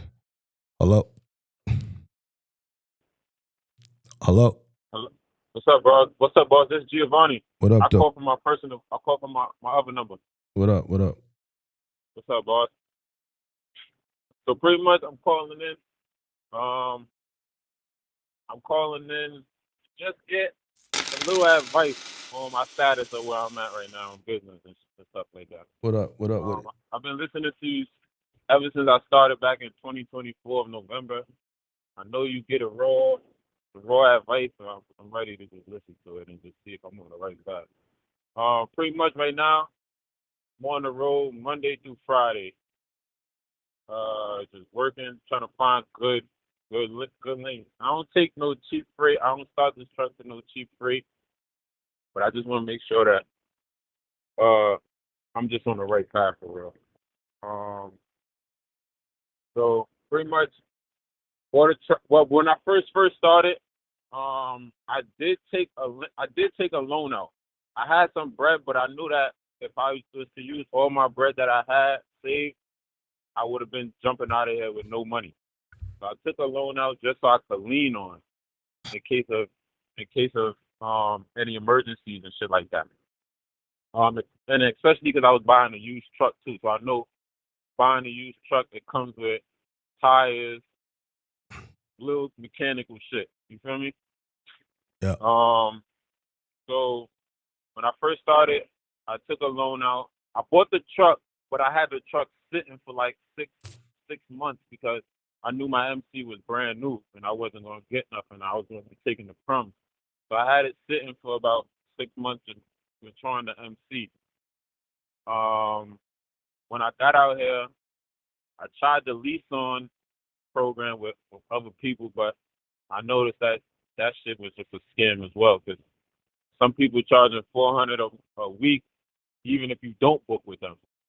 Even if you find a lane under your own MC, they still want $400 a week just to hold your spot. So I stopped doing that, and I just started building relationships. I mean, I made business cards so that whenever I go to these shippers that I got the lane from the low board, I'll get them my business card, say, hey, I got a truck. This is my truck. I got insurance.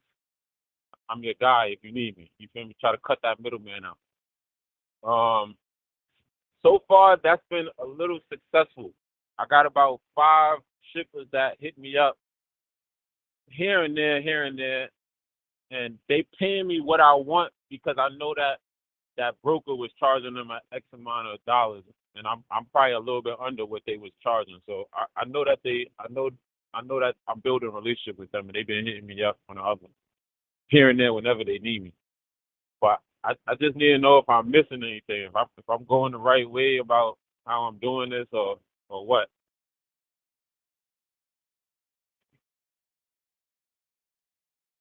Break all that down in a minute, one more time, bro. I ain't gonna lie. I was I was listening to you, but I was doing something here too. So I apologize. Just say it one more time, bro. My bad. Start all over? Yeah, bro. I ain't gonna lie to you, bro. I've been streaming for like 4 hours now. I understand. I'm a little thrown off by one of them calls, and man, I ain't gonna lie. I'm a little checked out. I'm over here playing with the lights and shit. But go ahead. I'm listening. I'm focused. All right. So look, boss. Yeah. I started my business back in November of 2024. I didn't start. In the process of that, I knew my MC was brand new, so I wasn't planning on just jumping out there on the road. I was watching your videos, building the knowledge, getting all my equipment, et cetera, et cetera. I wanted to be fully prepared and not be going through shit as I'm trying to learn. So I didn't start running under the business until about around my birthday, July of 2025, which was last year. Okay. Huh? I said, okay, I'm listening. Yeah, so in the process of that, I was, like I said, I was getting all my equipment. I made business cards so that when I do hop on the road and I'm booking these lanes from off the load board, I could try to build relationship with shippers and shippers instead of going on the load board, try to cut that middleman out. That's been a little successful. I got about 5 to 6 people that hit me up whenever they need something moved and they know I'm on the East Coast. I live in Baltimore. I go between Baltimore, New Jersey, New York, Connecticut. I try not to pass Boston. I don't want to go past Boston because every time I go up there, I don't find no luck coming out. Right. But yeah, I've been trying to stay on that East Coast. I noticed that I could make the same amount of money that people are making it over the road. I just got to wake up a little earlier and just do a little bit more work as far as finding partials going in the same direction. It's just a little more work. But you could make them. I've noticed you can make the same amount of money being local. So I've been just building those relationships with brokers shippers and receivers and stuff like that. I'm calling in today to just see if any advice that you could give a brother if I'm on the right path. I know my cost per mile. I'm not just running any cheap freight. What's your cost per mile? My cost per mile is $2.49. What are you in a semi truck? No, I'm in my box truck. I just got so much overhead. What kind of truck you got? I got a 26-foot box truck, 2014 Freightliner. Year, make, and model. Freightliner M2 106. What year? 2014. How much is your truck note? I don't got it. Well, I bought it out cash, but I did take a loan out so I could have some emergency. So I could lean on. How much is your insurance?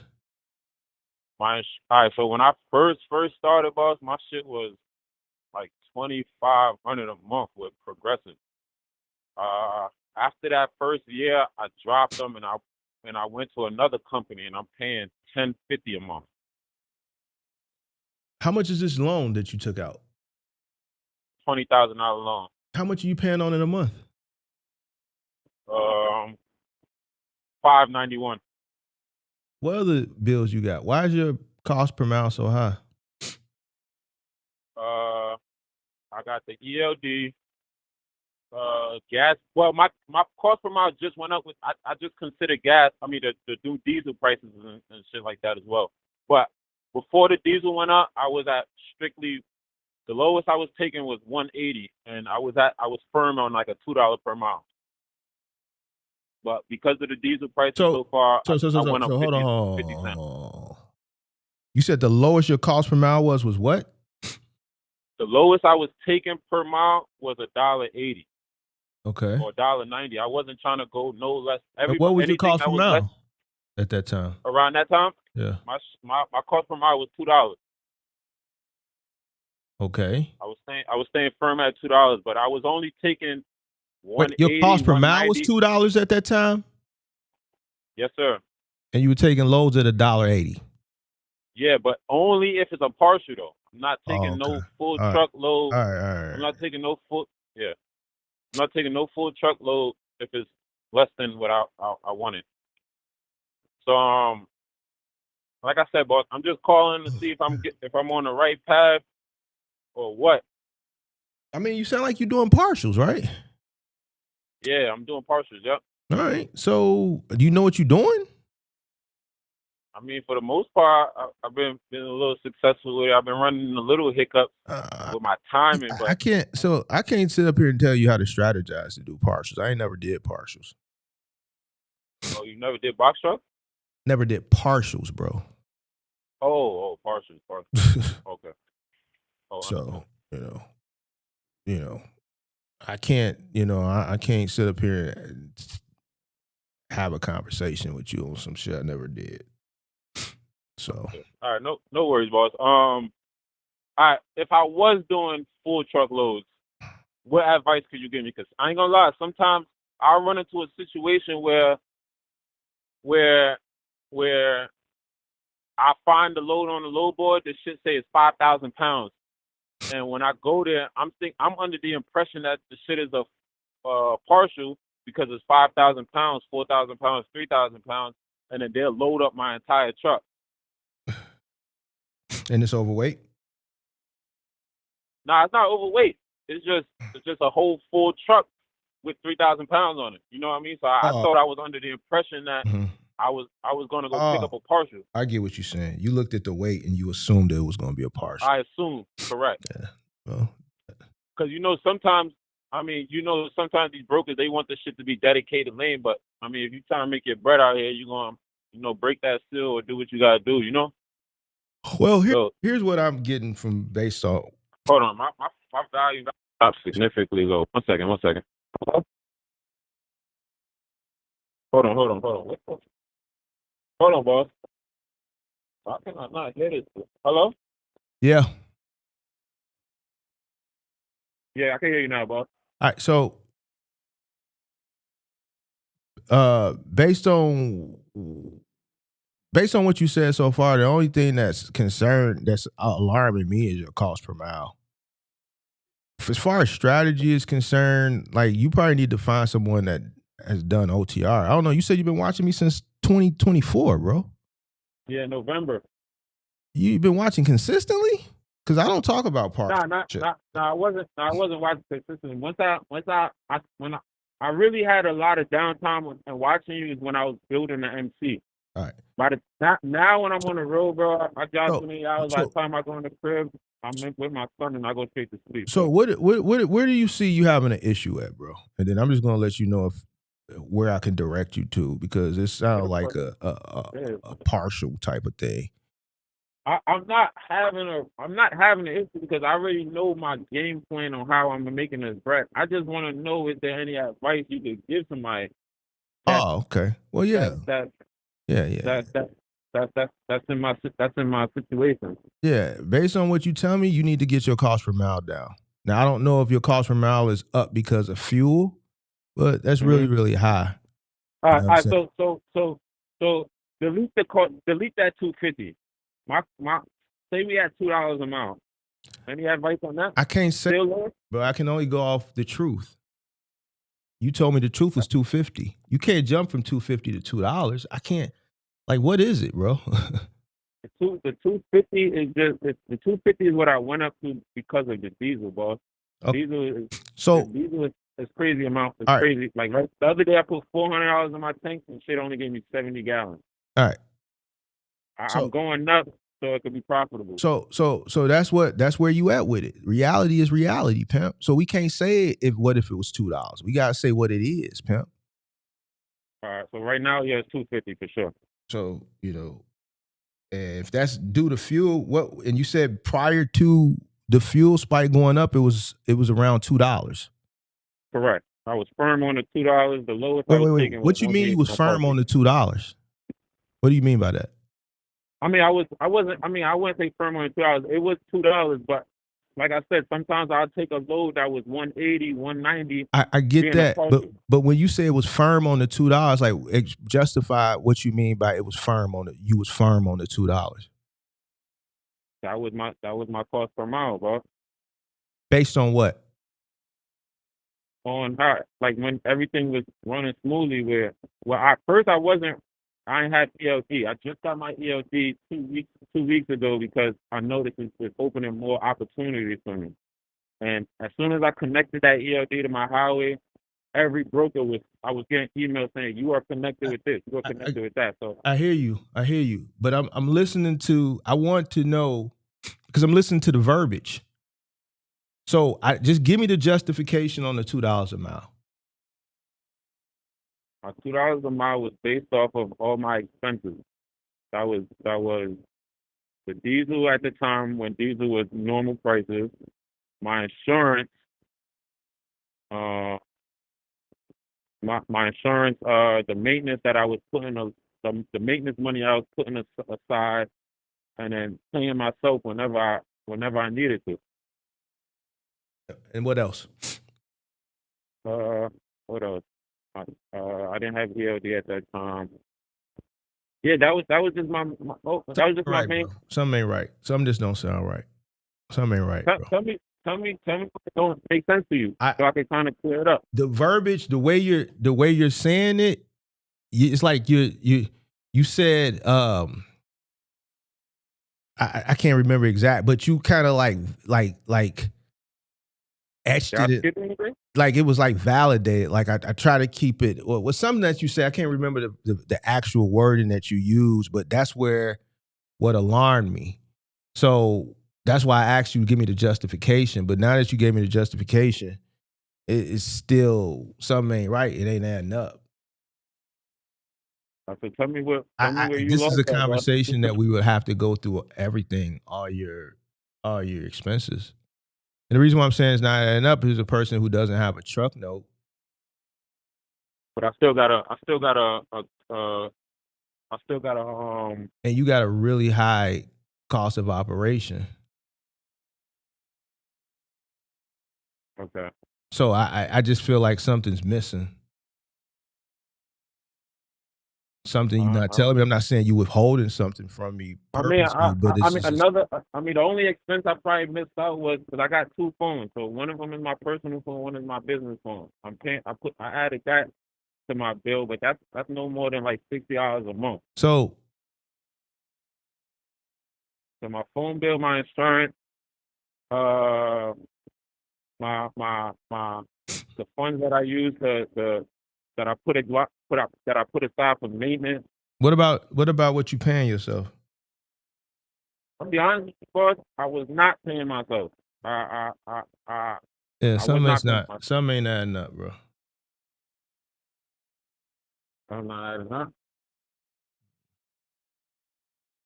I don't know what to say to make it make sense. I told you everything. It's not about what to say. It's just what it is. I'm just saying for someone who has, and this is prior to, because even with the fuel being where it's at, I'm just like, wow, that's a lot. Okay. So we would really have to deep dive and go through how you're calculating. You may be just calculating it wrong, bro. That happens a lot. Could just be calculating formula wrong. What formula are you using? I used that formula that you guys had that you had told your viewers about when I first started listening to you. You remember around that time we used to hop on the stream with that Jamaican dude? Yeah.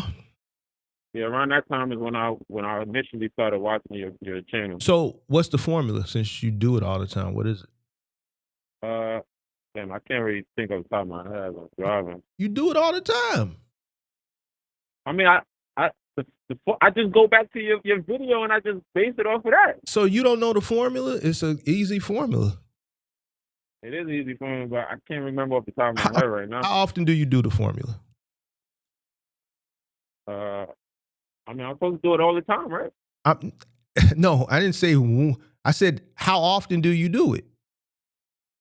I do it like. Am I supposed to do it every week? No, I'm not.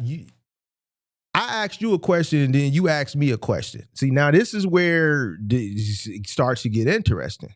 Because if I'm asking you, how often do you do it, then you should give me a response. All right, so I'm be honest with you, boss. If you want to say how often I do it, I based it off of when I initially watched your first video, boss, and you said y'all supposed to know y'all cost per mile before y'all operate that truck. I told myself that I'm not taking nothing There you go. Here it come. Here it come. Here it come. Come on with it. I'm listening. Yeah, I said I'm not starting this truck with nothing that's less than $2 a mile, boss. So there it is. There you go, right there. I'm up now. All right, that's why I called you. So the answer is you don't know. No, boss, I do know my $2 per mile, boss. So when do you do it? How often do you do it? I've asked you 3 times, and one time you asked me. Every day. Every day then. Every day? No, it's not every day then, because that's not the answer. I said, what's the answer, bro? That's all I'm asking, bro. How often do you do it, bro? I just told you every day. But you just said before that, how often should I do it? If I'm not doing it every day, then tell me, boss, what I'm doing. No, I want you to tell me when you do it, bro. Listen, check it out.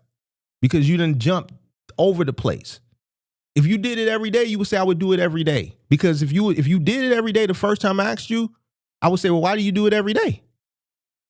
You could have, if it was that simple, you would have said it the first time. I would have had to ask you 3 times. You gave me 3 different, we danced 3 different times. Because I probably wasn't All comprehending. right, so let's be honest bro. Just be honest with me, bro. Okay. When is the last time you did your cost per mile? And just be honest. Don't think about how I'm going to respond. Just be honest, bro. I'm being honest. The last time I probably did my cost per mile, if I'm thinking right now, it's probably when I initially watched your video.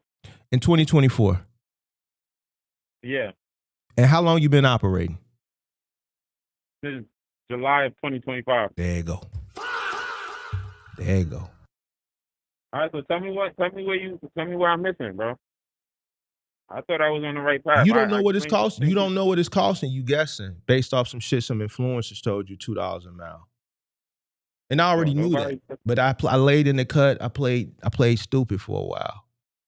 Because I needed to get it. I hate that I have to play stupid and act like I'm asleep and do all these fucking yawns and all this shit, because I have to do this to get to the root. And I already know what the root is.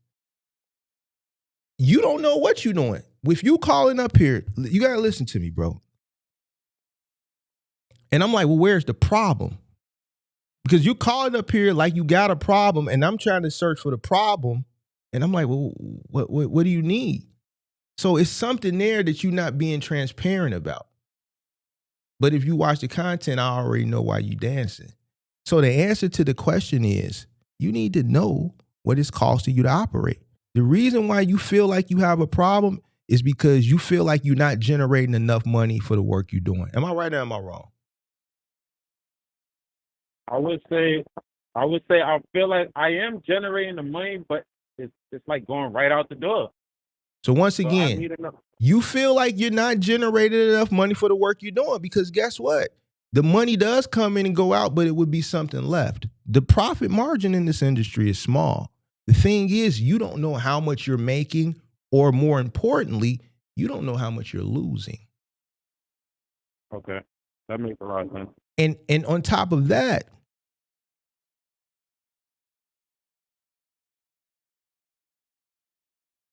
you don't even know what the rate. If you're partialing, how are you calculating the rate? I'm staying firm at. I'm negotiating with these brokers so that they can meet me where I want to be met at. Where do you want to be met at? $2 a mile. Based on what justification? Based on justify $2 a mile for me. Why? Justify why you want to be met at $2 a mile. Because anything less than $2 a mile, I just feel like I wouldn't be meeting my goal at the end of the week. You say you feel like you wouldn't be meeting your goal? Yeah, I wouldn't make my goal at the end of the week. What's your goal? I want to bring home at least $4,000. What's the justification on that number? What do you mean by justification? There you go, right there. There you go.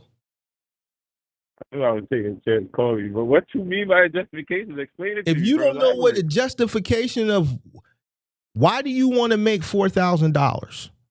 Why is that the number? What's the justification behind $4,000? Break down the reasoning. By the time I pay my insurance, that's a week. So 4, 8, 12. That's $16,000 a month. By the time I pay my insurance, by the time I got anything emergency come up, I want to be able to make sure I got that covered. Got A tire blew out on me. how much is it last costing you to week. operate, bro? You I don't know. told you just You don't 20 know. minutes ago. You don't know. So the money that you see coming in gross and it going right back out, the reason you don't know if you're winning or losing. You don't know. You told me your cost per mile was $250, bro. Okay. And to me, that was alarming. That's why I wanted you to justify. That's why I asked you first thing I said, what was your truck note? I don't have a truck note. How much is your insurance? Right, because I'm trying to find the source, the root of why you have an expensive cost per mile. I'm expecting you to say your insurance is $4,000 a month because you had a DUI or some crazy shit, reckless driving, some crazy. I expected you to say, yo, I got a 2026 Mac or a 2026 Peterbilt or some crazy shit that you bought for $150,000. This is the answers that I was expecting to hear. No, I just And then when you didn't give me those answers, right, I had to keep digging, right? So, Right. Okay, once I realized, wait, something ain't right. You got a high cost of operation and really your bills don't justify having a $2.50 cost per mile, even with diesel being the price that it is. So I'm using the process of elimination. And it all boiled back down to you start to use verbiage that just garbage. Huh? You said garbage. Verbiage. Oh, verbiage. Oh, okay. Verbiage that just wasn't conducive for, it just didn't fit a person who understands or just who understands what it's costing to operate. You're saying, you're making statements. You're saying things out of you were using words that were just words of not being sure. I can't remember exactly the words you were using, but those words were, you just weren't sure. Person who knows their cost is going to say their cost. And then when I asked you, you didn't. So the first thing you need to do is determine how much it's costing you to operate. Okay. I'll go back over my. If you haven't done your cost per mile since 2024, that's an issue. Or 2025, that's an issue. Middle of 2025, we almost in the middle of 2026. So it's almost damn near a year, right? If you don't know the formula, which I asked you the formula, that's how I knew that something, like you don't even know the formula. Yeah. So you're guessing based off some shit some influencers say, oh, as long as you take $2 a mile, you should be good. That's No, I'm not basing off. I'm honestly not basing off of that. I forgot to mention to you both, when I first started, my dad used to have his NC and he went out of business. And I was running under him when I first was building my knowledge. And Yeah. I want to say he was firm at $2 a mile. So why. and he was very profitable in his business. But I do understand people got different expenses. But I was firm at the $2 a mile when I was operating under him. And I want to say I just brought that under mine. What kind of truck did your dad have? He had a later model. He had like a 06 GMC or some shit like that. Can't really remember. So here's the thing. That whole $2 a mile is a crock of bullshit. Anybody that tells you that, as long as you take $2 a mile, get the fuck away from them, because that's the stupidest shit. Why? Because everybody's operation cost is different. So how is, as long as it's $2 a mile, it's good? Okay. So you need to sit down and you need to go over your books today, tomorrow, soon, and determine how much it's costing you to operate, so that you can understand why the money is. We know why the money is coming in, because you're not booking loads effectively, because you don't know how much it's costing you to operate. It all leads back down to one path that everybody that calls up here that has a problem: the cost, operation cost. I just don't understand why you guys don't do it. I understand. Yeah, it's cost, bro. What you're doing wrong. To answer the question, now we know the truth. what you're doing wrong is I want to say I wasn't trying to hop on here and tell you nothing that was untrue. no, I get it, bro. Like thought I've I been was just doing in this the a right long path. time. I know y'all don't just come up here and just be transparent. I don't know why, but I have to act like I'm sleepy and do all these yawns and play the dumb game, Understood. you know, and play the stupid game and do all this because if I just come straight transparent, it's gonna take longer. So I learned that I have to do this trickery shit to get the truth. And wait, what you say again? Wait, hold on. All that shit, bro. Because y'all just know that y'all don't want to be transparent as far as to the point where y'all don't want to be transparent that y'all haven't done what was in your best interest, which is doing the numbers. Y'all already know what the answer is. I don't understand why y'all thinking that your situation is going to lead down a different road in comparison to everybody else that calls up here. The road is the same. That same dark alley. It all goes back to the numbers, bro. I don't know why numbers scare y'all. That shit is scary. Why? Because it's going to put reality in front of your face. A little bit. And reality, for some reason, is scary. How old are you? 20 what? I'll be 28 in July. Bro, listen, y'all young cats, bro. Y'all gotta listen. Y'all have got to do better. Y'all got to do better, bro. You can't run from the numbers.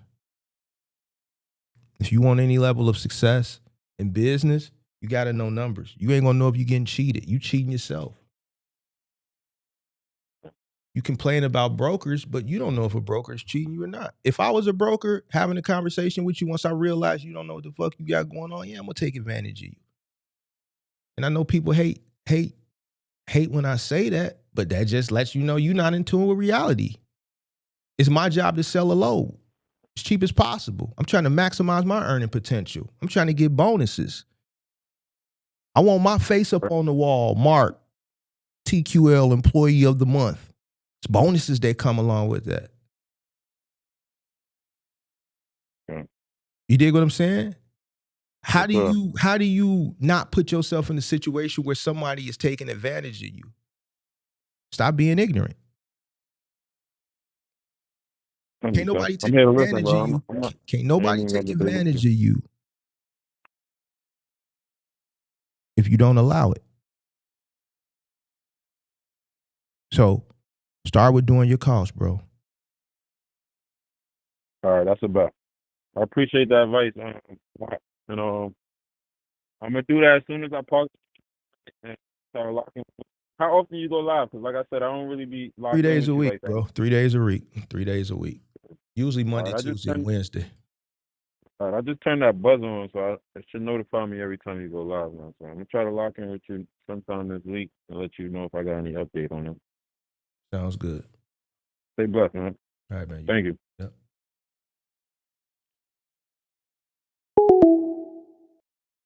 Man, bro. It's always the last day that I'm live. It never fails, bro. I don't know, bro. I'm just gonna be honest with you. I've always been transparent, bro. I don't know, bro. I don't know, man. Because it's just not what it used to be, bro. It's like, man, bro, it's like I ain't gonna hold you, bro. It's a pattern. And over the course, and I was just telling Kirk this yesterday with this, I'm just like, bro, the pattern, and I'm not basing this off of anybody that I talk to. And I still gotta go in the Discord. I still gotta go to the gym. I'm not going to the gym because it's 7:00. I'm usually coming home from the gym at this time. So now I probably ain't gonna get out of the gym till damn near 10. But I'm disciplined. I gotta go get that in. You dig what I'm saying? But here's the thing, and I'm being 100% with you. I know some of you ain't gonna give a fuck, and I don't really give a fuck that you give a fuck. But here's the thing, and a lot of people you credit me on my patience, and I have patience. But what I'm noticing as time has gone on, this month will be 4 years for me. The level of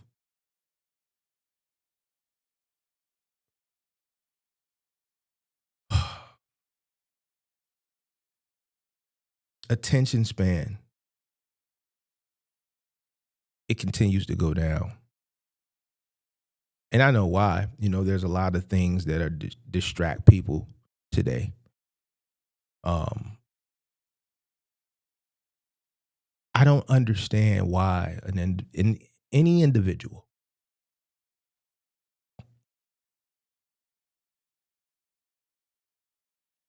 would come into a business and not do what's in their best interest.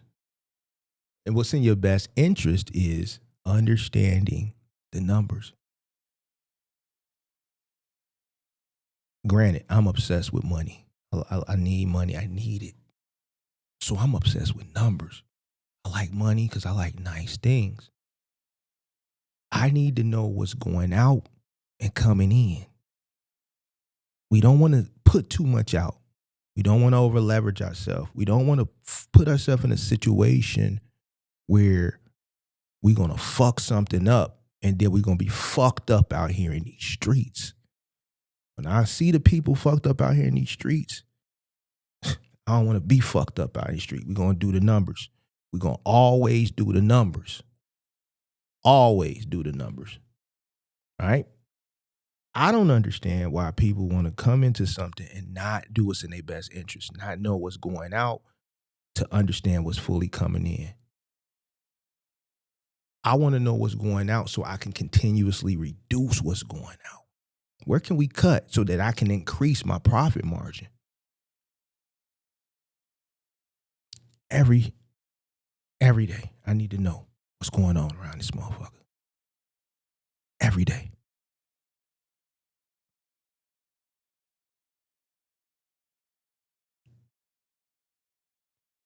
%. 4 years. 100%. And then people say, well, Mark, you attract some motherfucker in the thing early. I remember Midwest said the shit. You know why? Because you motherfuckers don't talk to nobody. So they only have one place to go. So when people say ignorant shit like the person who said it earlier, man, Mark attract all these. No. The reason why people come to me is because I'm the only person who opens up the platform and takes the time to have the conversation to problem solve. Your favorite content creators got their hand out. So the reason why I'm not going to let whoever the ignorant motherfucker that was in the chat said that shit earlier, like I'm just not going to let you, I saw it, but hold on, let me help you to understand something, ignorant motherfucker. The reason why is because I'm the only person that's willing to help. So what you may consider low-hanging fruit, I'm the only solution. I'm the only person who extends a hand of grace and say, yo, call the number, I'm going to help you. It's not that Mark attracts people you would consider the undesirables. No, it's because Mark is the only one that's willing to have the conversation, and I don't have my hand out asking for anything in return. So once again, that was another ignorant statement by an ignorant fool. And don't think you escaped it. I saw it. It makes the second ignorant thing you said today. And if you say one more ignorant thing, I'm going to remove you. Because it's just been months of ignorance. And you know who you are. You have some type of envy or jealousy as it pertains to Big Mark. And I get it. I understand why.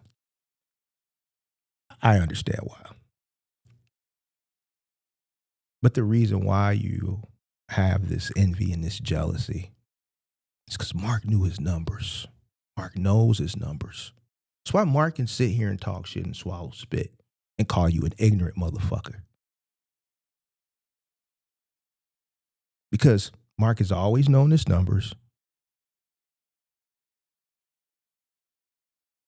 And that's why I can afford to sit here pro bono and say, hey, the people that you consider the undesirables, and lend my time 3 days a week. Was 5 days a week, but I felt like I wasn't, I just didn't feel value to be doing this 5 days a week no more. So we went down to 3. If I feel like the value isn't there for 3, I'll reduce it to 2. But this is why. So if you're my age and you're out fucked up out here in these streets because the choices and decisions that you made, and yeah, I get why you're envious and jealous of Big Mark. And I'm going to give you more reason going forward to be envious and jealous, because it lets me know, it gives me the validation that I'm doing something right. All right. On that note, cocksucker, I'm out. Peace.